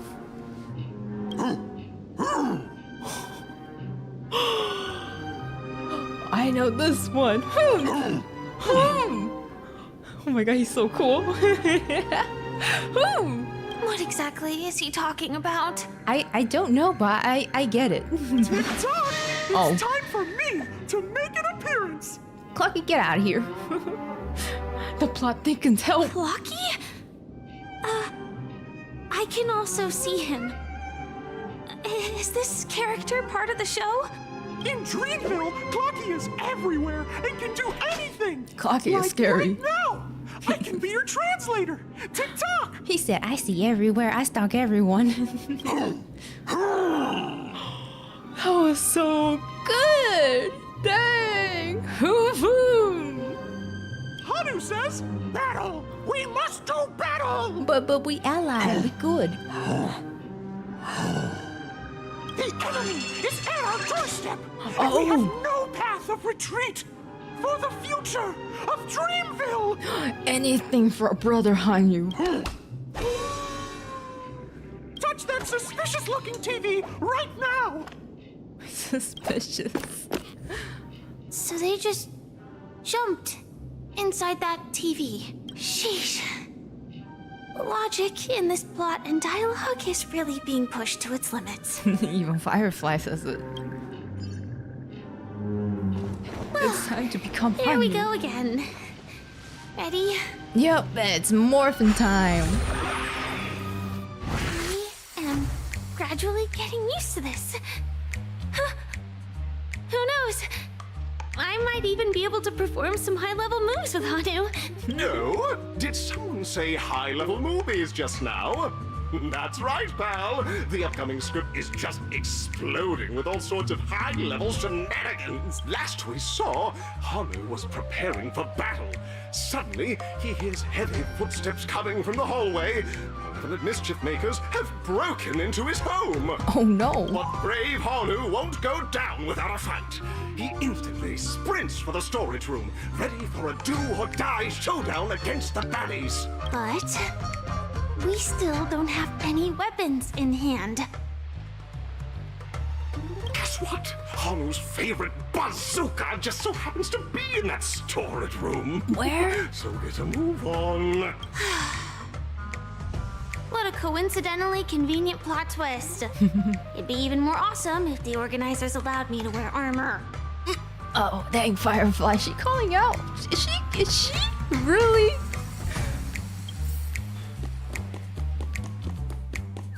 Alright, I guess we gotta go to the storage room and go get our weapons. Grumpy Firefly. The storage room. It's behind the shelves, right? Oh, right here. Oh god. I can run, right? Run. He wasn't lying. There's There we go. actually a bazooka here. And then we can use it. Now we should have a way of dealing with it. This thing feels just like the soaring locust too. I missed, but that's okay.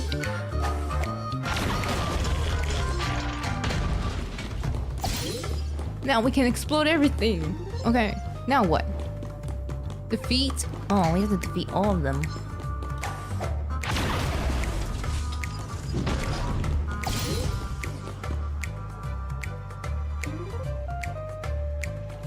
Oh, wait, but there's more. Oh, no, I don't like the way the TV was running. Careful. It looks like we've got more company. Get ready to fire. Fire away! I gotta aim at him. Why is the aiming thing, like... Aim the one in the middle. There we go. Oh! Nice!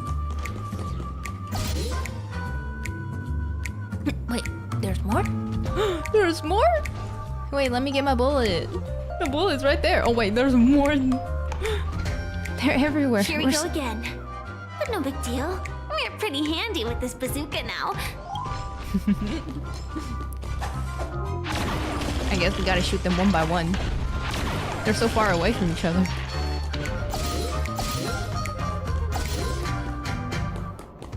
Oh.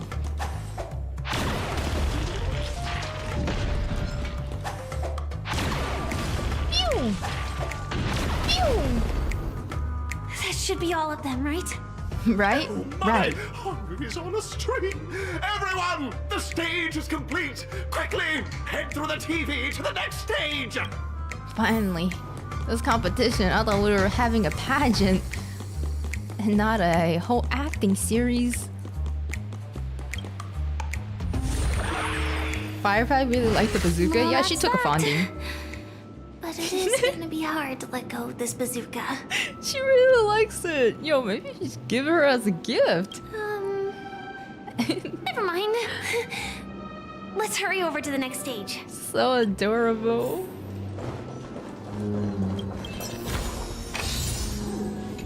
Oh my god, for Topaz.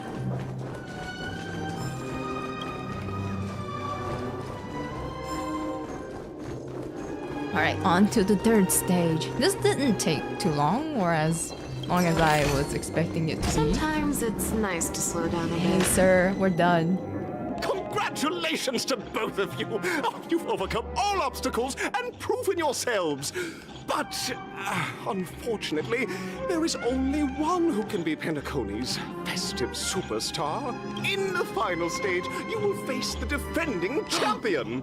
If you fail, you will lose the opportunity to become the festive superstar. We get to meet the mysterious redhead? Welcome to the 33rd Scorched Sand Festival's third stage in the 20th season, sponsored by Soul Glad Enterprises, Superstar Showdown.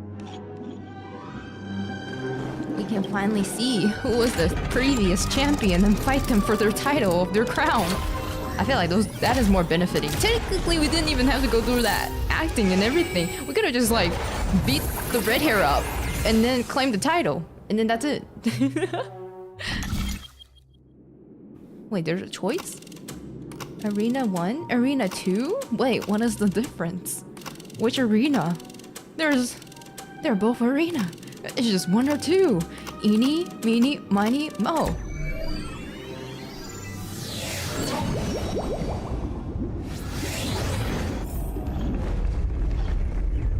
Whoa.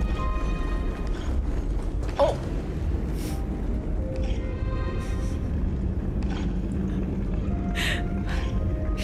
Of course, it's that red hair. Oh, how can I forget about him? The guy who believed in beautiful stuff. No way. I think I just saw someone. Someone extraordinary. No, you mean someone who has a little mental issue, right? Oh, okay, here it goes. Here's the music for him. Wait, I want to walk. Let me. This man. The path who follows beauty, yeah. The path of beauty. How can one man sin for being too beautiful? Please wait, my beautiful ladies. By the glorious light of beauty, I never thought I would see you again. In such turbulent times, your kind faces are as spring's gentle breeze, bringing solace to my scorched heart. Sir, I think your mouth is a little sealed tight by someone. I don't know why. Your lips aren't moving as it used to be. Are you a Knight of Beauty? Oh. Hear ye! The rosy glow of the beauty has rendered you speechless. What an honor. I don't think that was what my intention was. Upon hearing of the impending festivities, I commanded the one and only to bring me to Penacony with full haste. Alas, in a cosmos unguarded by the beauty, disorder prevails. Thus my passage was delayed by tending to the sick and injured.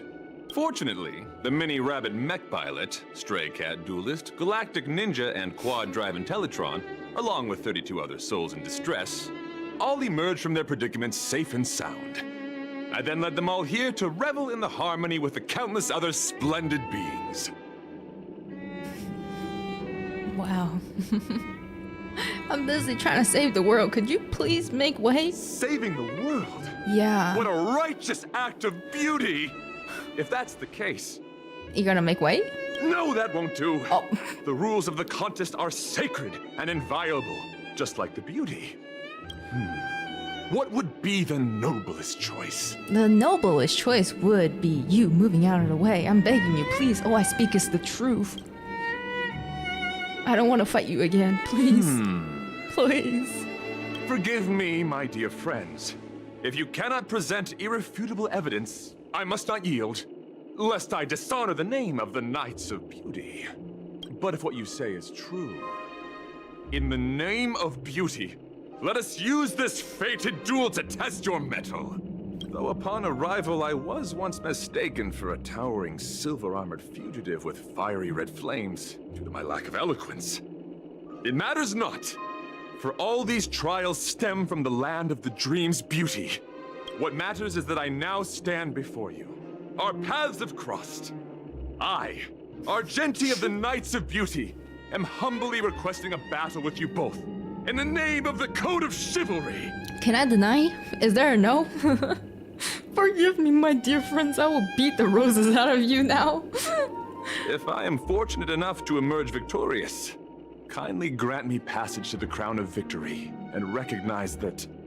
But you already have the crown. You are the crown. You have the title right now. We're trying to beat you so we can pass it. Idrilla, the Oh my god. is the most peerless beauty of them all.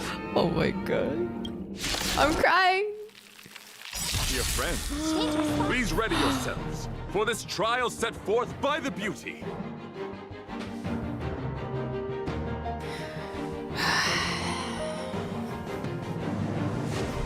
Alright. If you ask Time to for play the it, next piece. you ask for it. Alright, I guess this is what we're gonna do. Melt! Behold, this symbol of purity. Leap through clouds! Everyone, please beat him up real good. Oh, he's not weak. Oh my god, the music again. Oh. I venture forth forever. Triumphant!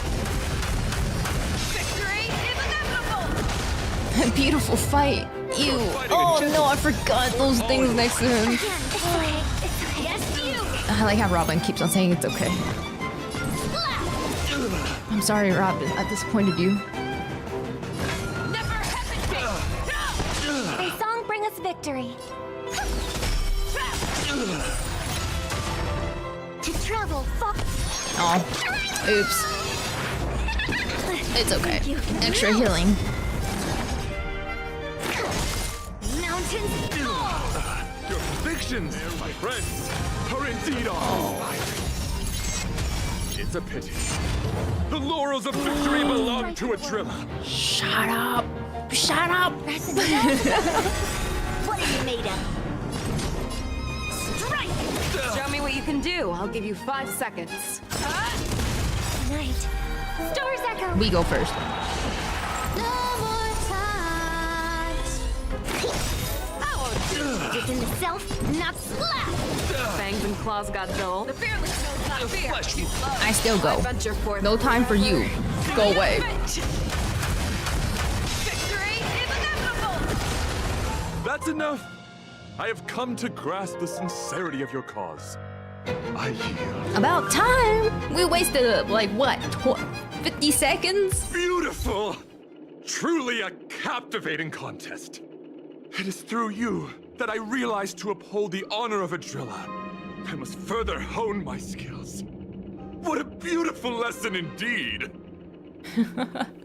It was significantly easier than last time, for real. I was like, this guy, I hate him. Go forth, my dear friend. Beautiful miss. The audition's crown is yours to claim. I don't want it. I shall remain here. I don't want it.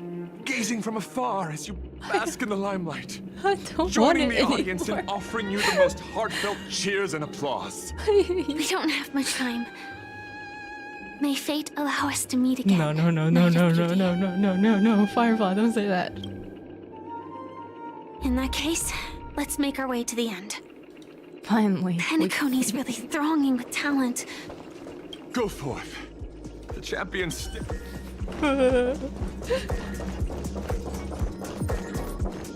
Wait, he's strong? He is. That's why I hated fighting him. So like, I fought him off stream.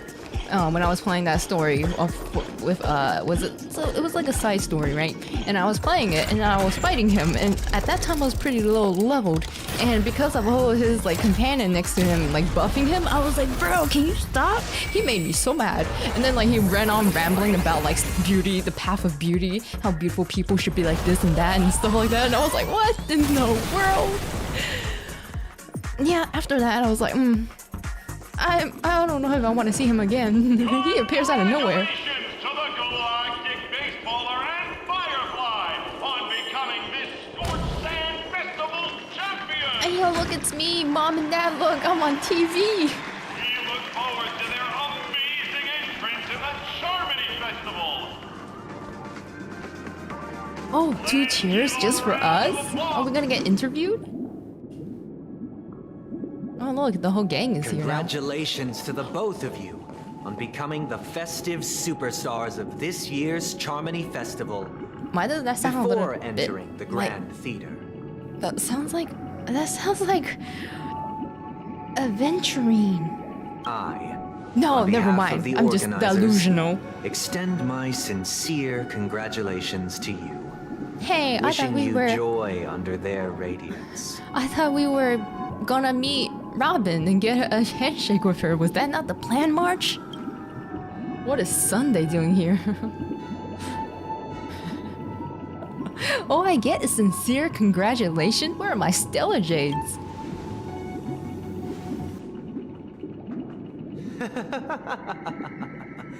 Your endeavors are worthy of extra recognition, and I've taken steps to ensure that.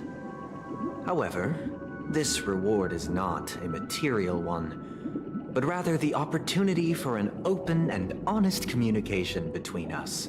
As previously promised, my sister, Mr. Yang, and I have met with the Dream Master. We delved into the truth about Penacony and its Stellaron, and have come to a consensus. A consensus? Both I and the Oak family cannot acquiesce to your request. What? I thought we were gonna team up. Were we not gonna team up? Just as expected. We acknowledge the perspective of you, Nameless. Penacony does require change, but not as you propose. The planet of festivities cannot and will not revert to a place characterized by chaos, disorder, or anarchy. But like, we're not here to do that, right? We're here to help out. To Through see your journey who's trying of to ruin overcoming everything. obstacles, you must have glimpsed the essence of that era. The vulnerable ruthlessly eliminated, equality non-existent, common folk living precarious lives, eking out a dreary existence. Ultimately, only heroes like yourselves manage to achieve success. But I would dare ask, if you did not possess the special status of having a Stellaron, and you were but an anonymous and frail member among the masses, which Penacony would you prefer? Oh, I probably would have preferred the dream one, but I mean... A dystopia for the survival of the fittest? Or a sweet dream paradise for all? I don't know. Why are you asking me?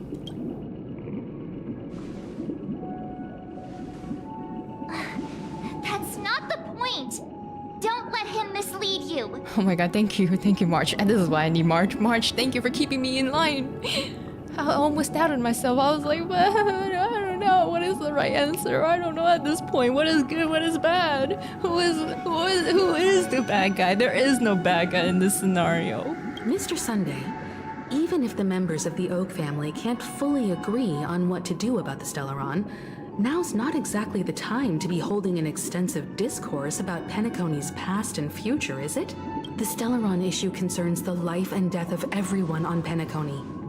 If anyone has a better suggestion, the crew is more than willing to listen. Also, it'd be best to tell us the ins and outs of that meeting. This way, we'll at least know what Welt and Miss Robin are dealing with, and the reason why they failed to make our appointment. Ah, Navigator. That is precisely my intention. With all present, let's begin by discussing the details of that meeting. Let's talk about our tribulations and choices, our ideals and beliefs, and our final course of action. The only path to take. The only path? A while ago. You mean to say that for the longest time, there have been scoundrels who would use the Charmity Festival that I have bequeathed to the masses as a tool to realize their ambition? Indeed, Dream Master. Once the Charmity Festival begins, the Stellaron's powers, along with the song, will be broadcast across the entire planet of Penacony. And then everyone in their dreams will be unable to awaken.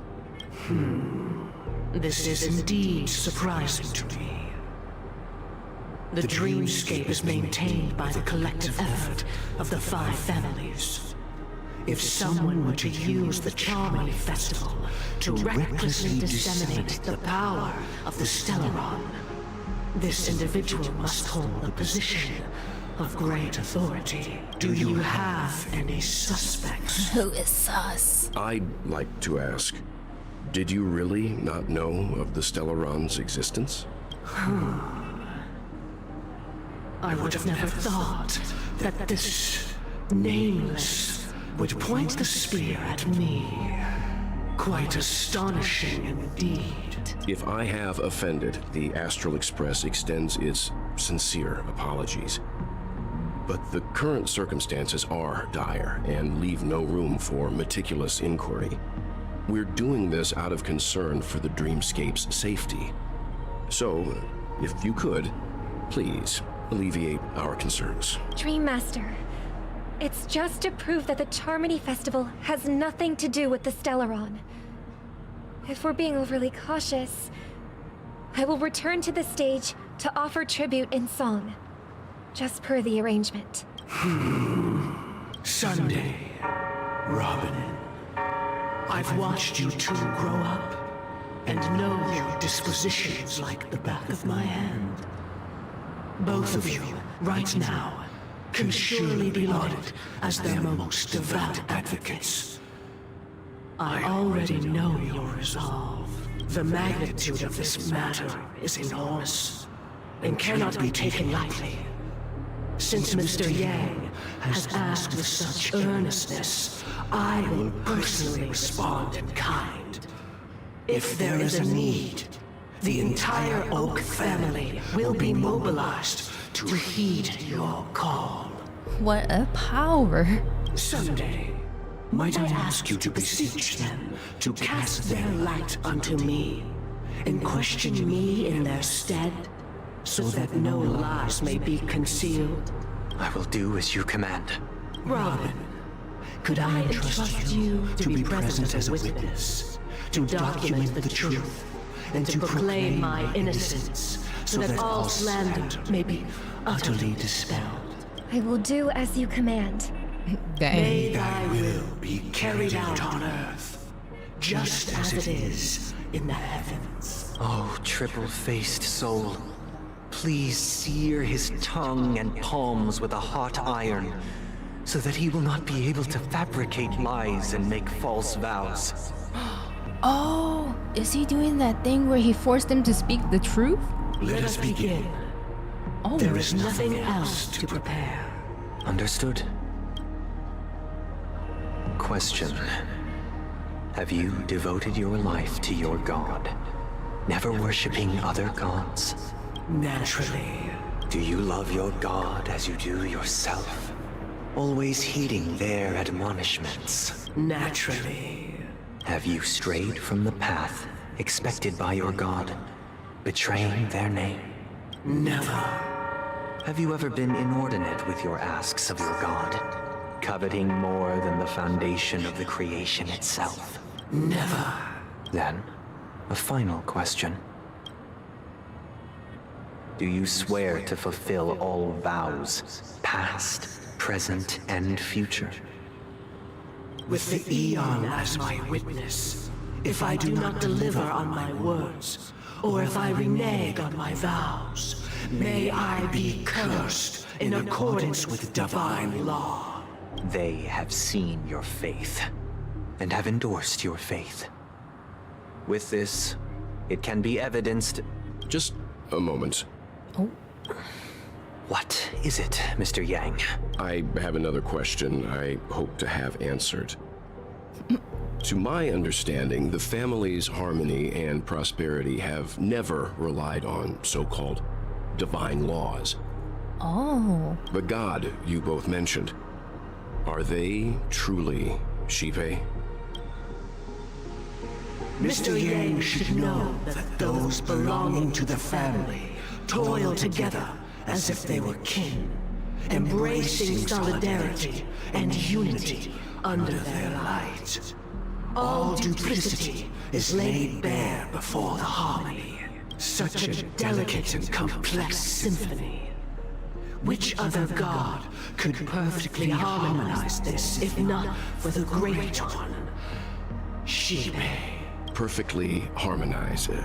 Therein lies the problem. It isn't an outsider lurking in the shadows who changed the harmony, but a dissonance that has surreptitiously emerged from within this very symphony itself. Oh yeah, he's right. In the distant past, there existed an eon. With one flick of the wrist, they crafted the laws of the cosmos. Their followers formed the Beyond the Sky Choir, spreading solemn and reverent hymns throughout the universe. Later, they fell. The route traversed by this eon clashed with the harmony, ultimately being absorbed and fused into it. The chorus that once reverberated across worlds fell silent, and when it echoed anew, it was transformed into the hymn of harmony. Though an eon may perish, paths with no masters still linger. In the all-forgiving harmony, echoes of bygone dissonance may subtly arise. Mr. Yang, being overly astute can be a detriment. Especially when you find yourself alone and without allies. So this is how it is. For the sake of our grand cause, Sunday, please afford these two an opportunity to rest. What? What? What?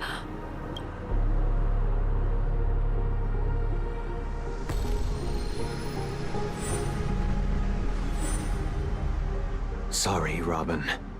It's just you. I did not wish for you to know this. It's a pity that things have turned out this way. So, this is the true reason I can't sing? The shadow that envelops 𝗵𝘁 is actually... We were never children of the harmony. Our ideal paradise could not have been crafted by 𝗖𝗵𝘁. True bliss can only be guaranteed by the one who transcends the many. I think this is like the most intense plot twist I have witnessed. I just got goosebumps from that. What? They were not even part of the harmony? Then what are they? Within the foundation of law, humanity establishes civilization, and through harmony, we obtain order. Is that the eon? The eon of order? A different god, yeah! What? Unbelievable. To think that there would be remnants of the order on 𝗵𝘁. What have you done with Mr. Yang and Miss Robin? Don't worry. I just gave them some time alone to ponder their fates. You should know that these actions make you an enemy of the Astral Express. A dead eon. They believe in the eon of order this whole time. Should we need to stand against the Nameless, it would only be myself and the Oak family involved. But we haven't reached that point yet, have we? Your efforts for the justice of 𝗵𝘁 are evident to everyone and have been widely observed. What? Give Mr. Yang back to us now. Oh, I intend to. But that hinges on the outcome of this negotiation. Oh, so he's a hostage. If it is the order that drove you to imprison Welt and Robin, and you're using them to coerce our compliance, then there'll be no point in entertaining any type of discussion. You're mistaken, Miss Himiko. They are in very safe hands, and just as the family has always proclaimed, no one can be harmed in the dreamscape, least of all in the beautiful new world belonging to the Order. 𝗵𝘁 and the entire universe have witnessed far too much innocent bloodshed. The strong wield their blades against the weak, and the victors push the vanquished to the brink of life.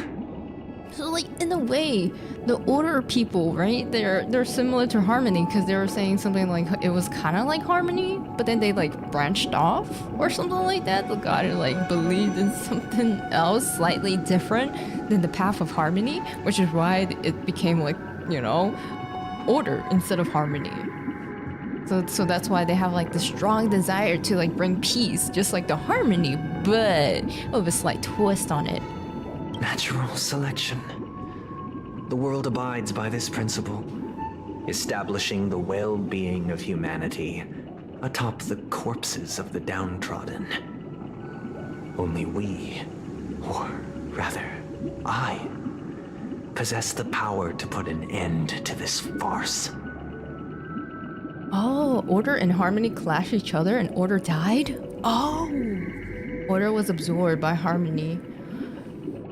They are similar, collide, and end up merging. In this case, Harmony assimilated Order and oh. Dang. Oh, that makes more sense. Harmony is peaceful coexistence. Order is peace and force on everyone. Oh. So you've decided to resurrect a dead Aeon? No one's ever done such a thing. Yeah. If Miss Himiko is interested, let's draw back the veil and speak candidly. I've always firmly believed that people can understand one another through peaceful means. I'm willing to divulge the unembellished truth as to the intentions of the Order's Pathstriders, so that you will make better judgment for the Astral Express, for Penacony, and for this stretch of the universe. Words can hardly do justice to the beauty of that ideal. So, come with me, everyone. Let us retrace our steps and see once again where this road leads. Huh? Where'd he go? He vanished. Welcome. Oh. This isn't any location in Penacony's dreamscape. We're in his head. I mean, he's in our head. Inner world. The reason the scenery before you remains unchanged is because your consciousness has drawn on similar concepts to fill in the gaps. Who in their right mind will expose their inner self like this? That means... Did you do the same to Welt? It's a tuning process. Stronger in effect and more draining on the mind. The gray-haired guest has experienced it before, so she should understand what it entails. Tuning allows you to intuitively grasp my feelings, which also means that I cannot hide anything from you. Now, everyone, please look at the huge screen. The road we once took begins here. Story From this time? point on, you will witness the numerous decisions I've faced. I've selected a portion of these to share with you. It's the bird. I believe after going through similar predicaments, you'll be able to better understand my thoughts. Let's begin. The first decision. A story about a baby bird. This story happened when Robin and I were very young. We were victims of the Stellaron disaster, and the family's Mr. Gopher Wood, who would later become the Dream Master of Penacony, saw that we siblings had no one to turn to and took us in. I see. Later on, Robin and I lived a time with nary a care in the world. One day, after dinner, while my younger sister and I were lounging about in Mr. Gopher Wood's yard, we spotted a fledgling Charmony dove all on its own. That baby bird was tiny. Here it is again. It didn't even have all of its feathers, and it couldn't sing. When we found it, it was already on its last breath, having fallen into a shrub, probably abandoned by its parents. Wait, the bird has the same color scheme as Kuma? No way! No way! It got purple. My theme is blue and white. We decided to build a nest for it right there and then. However, thinking back, that winter was unusually cold, with fierce winds at night in the yard, not to mention the many poisonous bugs and wild beasts in the vicinity. It was clear that if we left the fledgling in the yard, it stood no chance of surviving until spring. So, I suggested we take it inside, place it on the shelf by the window, and asked the adults to fashion a cage for it. We decided that when it regained its strength enough to spread its wings, we would release it back into the wild. The tragic part, something that we'd never considered, was that this bird's fate had already been determined long before this moment. You have one purple eye? I don't want to be this clover. Was it not those dove? I don't want to be a dove. Its destiny was determined by our momentary whim. Now, I pass the power of choice to you all. Oh. Faced with this situation, what choice would you make? Oh no, I was even debating about this because I was like, I see the point of both of them. Stick to the original plan. And build a nest with soft net where the Charmony dove fell. Or build a cage for it and feed it, giving it the utmost care from within the warmth of a home.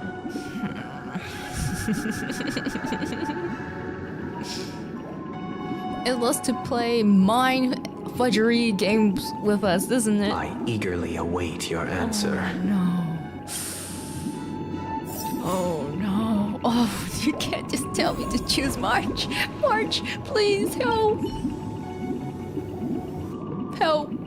That guy just casually throws this kind of question at us? What exactly is his deal? But fine, I'll answer, I guess. If it were me, I guess I'd choose to build a cage for the little Charmony dove. I honestly, I was actually leaning towards this a little bit more. But now that March said it, I'm like, After all, leaving it there, it's bound to get hurt by wild animals or something.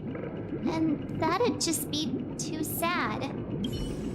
Yeah, but then I feel like Firefly, she will probably say, the hand looks like it's petting her head, but I feel like Firefly would be like, oh, free the bird. You know, birds with no shackle.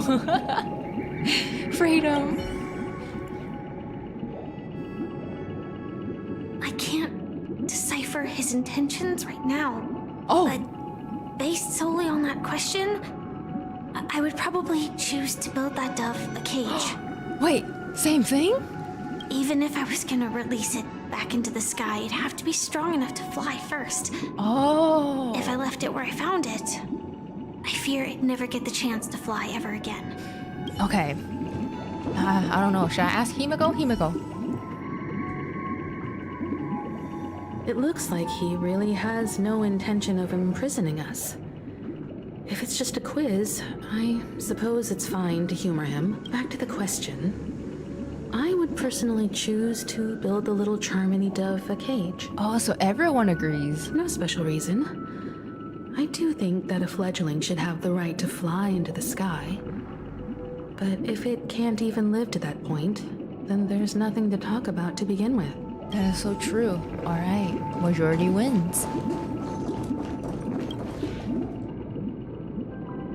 Or build a cage for him, feed it, yeah. I'm happy to see that you made a choice similar to ours. If your mind is made up, let me reveal the outcome of this choice. We passionately nursed it back to health, preparing only the best food for it every day. We even preened its feathers. Later, on the day that Robin left Penacony, we opened the cage door and let it fly back into the sky. I watched it for a long while by the window, probably about 3 or so days. In those 3 long days, the little Charmony dove tried again and again to spread its wings to fly into the sky, but fell to the ground, only to keep trying. Finally, on the 137th attempt, it succeeded. But its attempt did not go perfectly.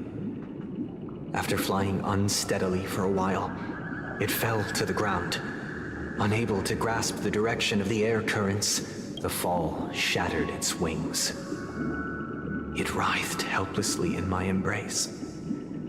But it was all for naught, finally succumbing to a painful demise. And in that instant, our tender care, our given love and hopes, they all became the inevitable push that sent it to its death. I deeply regret the choices we made. Next, let us head to the second decision. This time, it's the story of a dream chaser. This story happened when I was appointed as Bronze Melodia, a position exclusive to the Oak family, charged with listening to the problems and vexations of Dreamscape residents, and providing them with the relevant guidance. Father Sunday. It was during that period that I had the opportunity to hear voices from all corners of the Dreamscape. Joy, sorrow, arrogance, regret. The complex tapestry of human nature that formed the world. And I was fortunate to catch a glimpse of it. He was a dream chaser and an illegal stowaway. Oh. Just like the rest of them, he came to Penacony in search of a better life. Except that, to most people, the price he paid, I suppose you could say it was everything. He told me, I sold everything I could at home. The house, the land, even his 2 children. He said he could not afford to raise them, and that at least they could eat if they lived as slaves. He had a plan in place. He would buy back his children once he had made his fortune, and enjoy Penacony's beautiful dream with them. Alas, his plan to smuggle himself was somewhat clumsy, and he was sniffed out by those pig-headed hounds. After hearing the Dream Chaser's story, I immediately appealed to the Bloodhound family to cease their pursuit. That way, at least he could live peacefully. But I was still too naive to the ways of the world. I did not anticipate that what I thought was a kind gesture would later lead to dire consequences. What? Now I I'll want to tell know. you the outcome soon. For now, I'd like you all to make a choice. Will you do as I did and try to convince the Bloodhound family to stop their pursuit so that the Dream Chaser may live peacefully and realize his wishes? Or will you remain silent, leaving him to languish while the hounds are hot on his heels until his inevitable judgment arrives? I look forward to everyone's decisions. Who knows? Perhaps they might even alter the outcome of this tragedy. March, please. It seems illegal stowaways are really quite common on Penacony. But that guy in the story, I don't think he deserves any sympathy at all. He sold his kids to chase a dream. Even if he intended to go back for them, it's still insanely irresponsible. With that thought, there's only one choice. Let the Bloodhound send him back home. This person deserves to be punished. I'm glad that March is here. I don't think I do want to ask, but it's like wasting time. But you know, Firefly is an exception. This question... Surely it has some connection to the baby bird story. And this connection is precisely the breakthrough Sunday aims to use to persuade us. I'd probably choose to ask the Bloodhounds to cease their pursuit.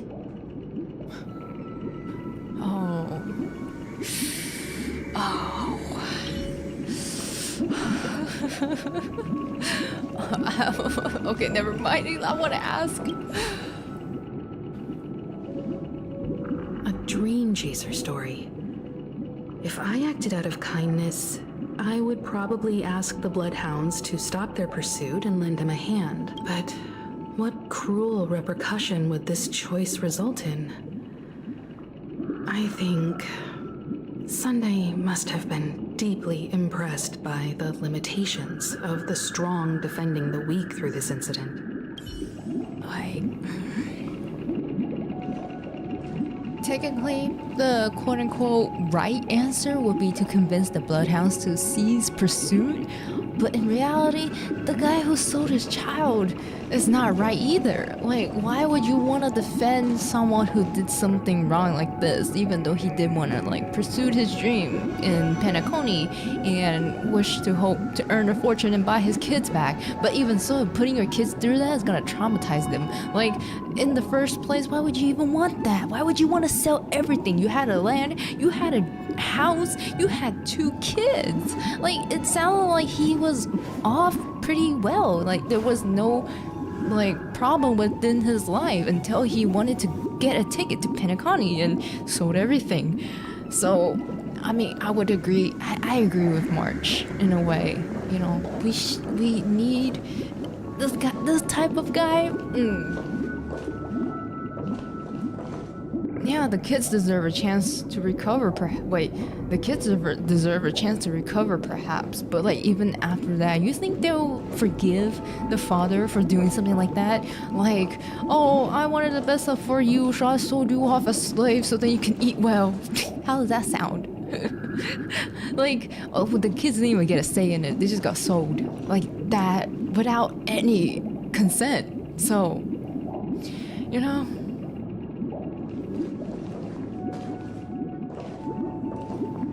Against Firefly? Kuma, how dare you? I'm sorry. Kindness, there's a limit to it. You can't be kind to everyone. Some of them will exploit you for that. I'ma choose this.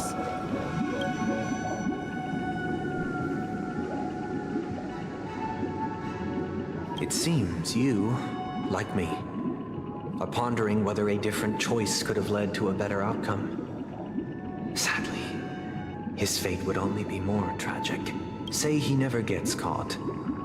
He would only die from delirium. The methods with which illegal stowaways enter dreams are unorthodox, not flawless like the hotels. Living in the dreamscape would be a mere pipe dream, should he be apprehended. Could the hounds afford to turn a blind eye? The answer is a definitive no. They couldn't bear the resulting consequences, and thus wouldn't dare extend a helping hand. As to your choice, I once again offer my heartfelt apologies. Next comes the third and final decision, and the story this time is my own. Wait, is he not going to tell me what happened at the second one? Happened the day I was appointed the Oak family head. At that time, Mr. Gopherwood was the current Dream Master. And as per his wish, we had a private conversation. Dang, maybe I should have just picked what he picked so then I can listen to the result. I was curious. What surprised me was that the Dream Master had only come to deliver a letter to me. He let me read its contents, and it was a letter from my sister. The letter contained the usual pleasantries, anecdotes from her travels, nothing out of the ordinary. Just as I started wondering how this letter related to our discussion, the Dream Master began to speak. Do you know who wrote this letter? My sister, of course. But why would you personally visit me to hand me a letter from my sister containing mere trivialities? To help you grasp the full scope of this issue.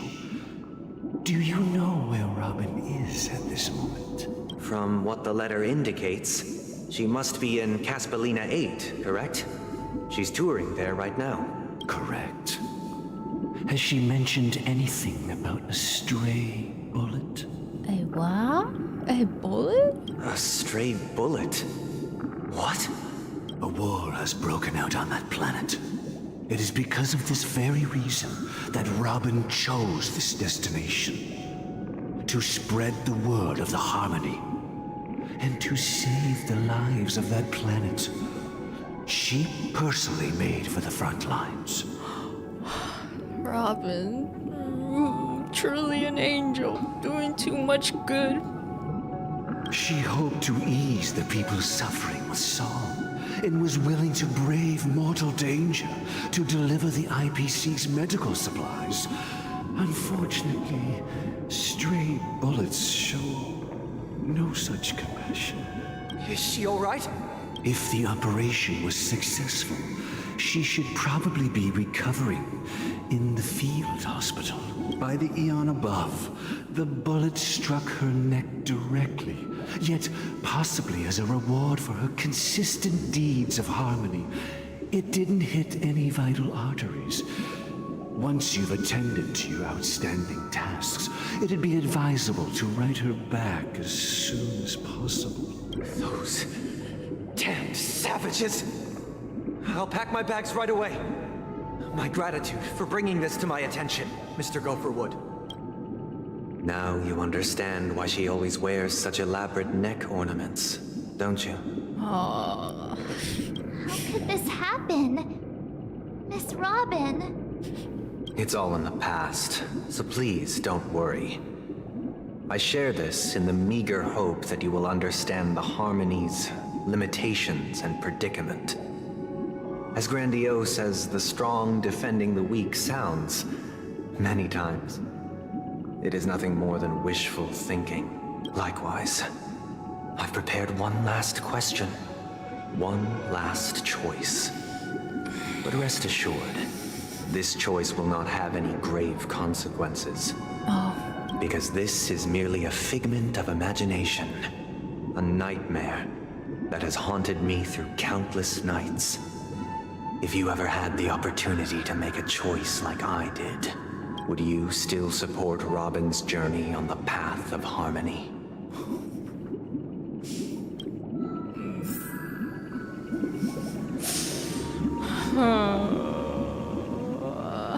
If you want to be a good brother, support her, but yeah, if you want to protect her, then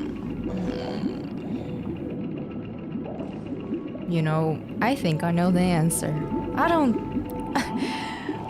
I think I know the answer, right? It doesn't matter if I ask Firefly, 𝗖𝗵𝘁, in March. I feel like Sunday probably stopped his sister from doing anything else.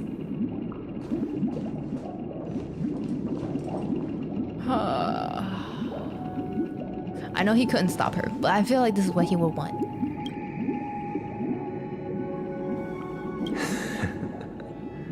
I see. I am now aware of everyone's stances. Raising these questions merely serves to illustrate one point. The plight of Penacony cannot be salvaged by the harmony. The true foundation for a sweet dream paradise can only be established through the order, where the strong govern the weak. I know the suffering of being tormented, the turmoil of losing your way, how sorrow and even despair set in when matters don't work out. All of this causes me unending pain, because this is not what happiness is at all. We must teach the weak how to live a happy life. And this life isn't some noble propriety that the upper crust preaches, but in definitive terms, a way of survival that belongs to everyone. So what is your definition of living a happy life? Good question. Human consciousness is fundamentally an illusion, a cage known as self-worth. People lured in by this illusion make mistakes, yet still ask that external influences bear the burden. When one mistake after the next permeates the masses, they become impossible to trace. Thus, the amassing of these individual cages culminate to form a prison, a place dictated only by the rule of survival of the fittest. Nature is always accompanied by predation and sacrifice. Its antithesis is known as order. That is what I want to do. unite people's happiness under the banner of order. They won't need to make bitter choices any longer, nor face the weaknesses of humanity. They can cast aside their primal instincts to build a haven for mankind. Simply describing thoughts is far too abstract, so allow me to provide a simple example. As you all may know, there are societal norms like weekends and long weekends that exist on some worlds. Wow, I wonder what world would that be in? Yes, Sunday, go on. During these hard-earned rest days, people are given the chance to extricate themselves from the stresses of everyday life. Like today. Allowing a certain tranquility to return to their souls. Yeah, after a hard day of work, at the weekday, the weekends is where you relax. And it is only on these days that people do not have to adhere to the law where the strong prey on the weak. They can live out their lives happily during these brief intermissions. It's just a pity that 2 or 3 days are still too fleeting compared to the span of a lifetime. Sunday? He preaching. Let him cook. He is preaching. You know how we always are like, oh man, it's finally the weekend. Why is that has become a normal society norm way of saying the weekend instead of like, hey, it's the weekend. We're like, oh, thank God it's the weekend, or hooray, it's the weekend, and not, oh my God, look, it's Monday. Oh, Sunday has a point, doesn't he? From where I stand, society's ideal system should be 7 rest days. Amen. Following Sunday, there should ensue a second, a third, and indeed an infinite procession of Sundays. This should be the face of the new world. Idyllic, eternal, peaceful days. It's Sunday, right, guys? Tomorrow will be Sunday 1, and then the next day after that will be Sunday 2, and then Sunday 3. I said we change sides. Amen. Me too. I agree. He do be preaching right now. Oh my God. This man. He's so right. Why shall we be bound by 2 rest days when we can have an ideal system of 7 rest days? If only we have 7 rest days, every day will be a rest day. We will have eternal peace. We will all be mentally so well and stable. We won't even need psychiatrists. We don't need mental therapy. We don't need like sleep deprived stuff or anything. We'll all be peaceful and harmonic and be, happy every day.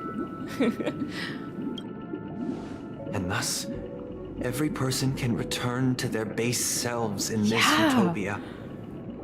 Some gaze in reverence at the stars, pouring their whole beings into calculating the distance between us and the isolated world of Pagana. Meanwhile, some seek refuge in quiet corners, holding one another, unencumbered by the chains of unwelcome obligations. There would be no need to bear the hardships of reality. Only in this way can humanity face the inevitable end with the purest of spirit, living a life of dignity. This is what it is to live in bliss. The dream world. Harmony. Miss Blessing. Firefly, you who are stricken with entropy loss syndrome, you of all would surely understand this.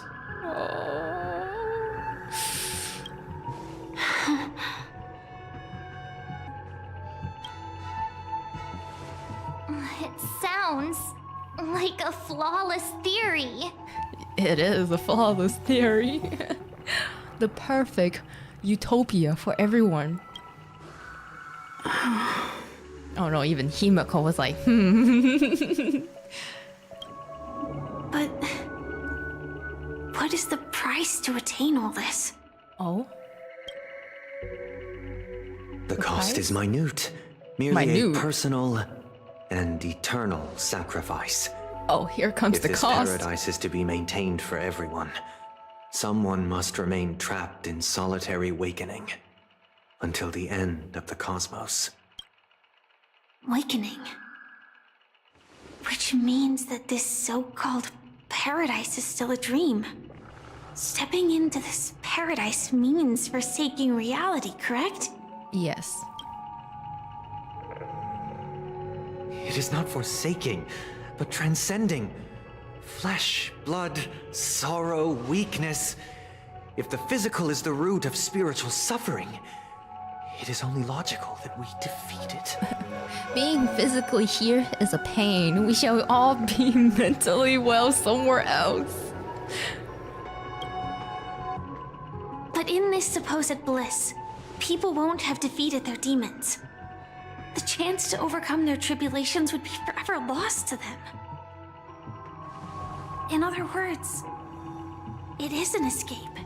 Or, in modern language of nowadays, or internet slang, it's called coping. That's another way of understanding it. But there is no shame in escape. On the contrary, the seeds of escape exist in everyone's hearts. Don't you agree, Miss Firefly? And as for why life slumbers, it is because we are afraid to awaken from our dreams. But this is not in conflict with the grand plan. Only in acknowledging this can we truly understand the frailty of human nature, and from there, show compassion and protection.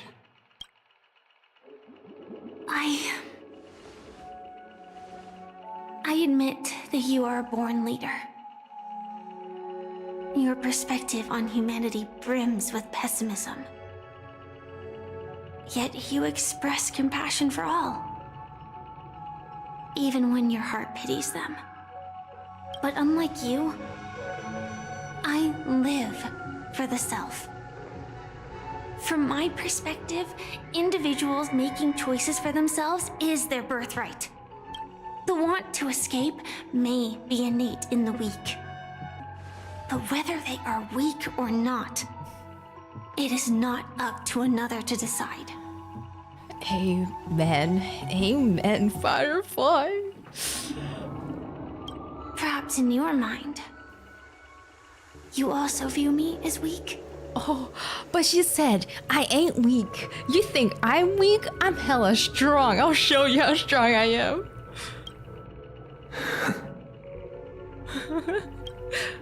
Because I don't think so.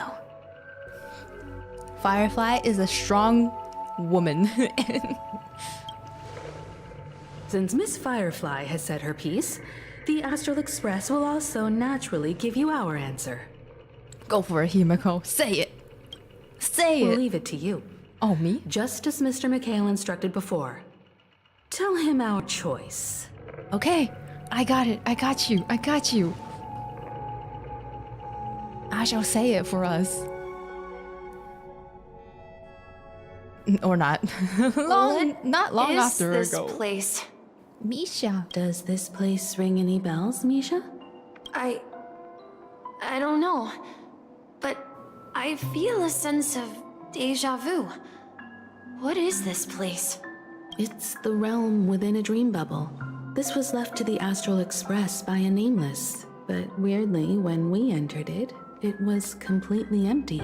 Dr. Edward from the Dreamscape sales store told me that dreams are formed from memories, and a dream bubble can't take shape if its core is empty. So I thought you might be able to help us in unraveling this mystery, Misha. As a hotel doorman, you know Penacony best among us. I don't know much about dream bubbles, but if you want to figure out what this mansion is, I'll do my best. I'm counting on you then. 𝗵𝘁, I still don't get it. Why were you so sure that Misha had a connection with this dream bubble? I wasn't sure. It was just a hunch. But since Misha feels familiar with this place, my hunch might be correct. It feels familiar. Exactly. This is where you and Firefly encountered death, which we now know as dormancy. Considering its connection to Dreamflux Reef, it's not surprising it appeared here. It was the place. Oh, I get it. It's the place where I want to forget about all the memories that happened. The question now is, who brought you here? Based on the clues we have so far, it's unlikely to be that masked fool. So identifying them is crucial to us. We're drawing closer to the truth once more. Let's give Misha some time, as I believe he'll unveil the secret of this dream bubble. All right, but there are doors all over the place. Which one should we choose? Do you have any idea, Misha? I guess... maybe this way? There he goes. And then wait to weep. Alright, I think this is a okay time to call it here. I will continue this tomorrow, actually, because I gotta know what happens. I literally need to know. Stop the challenge. Wait, I can say pause and save. Okay. Oh, this is where we were. Oh. Wait, huh? Wait, it came back here?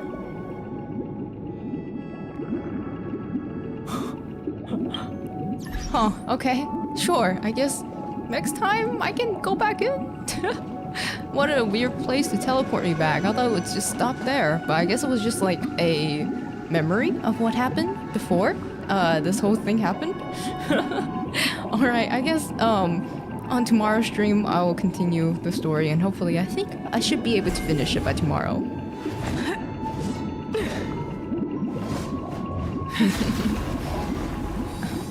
Yeah, I think it's an okay place, yeah. You need to go do the dialogue again? What? Wait, really? What?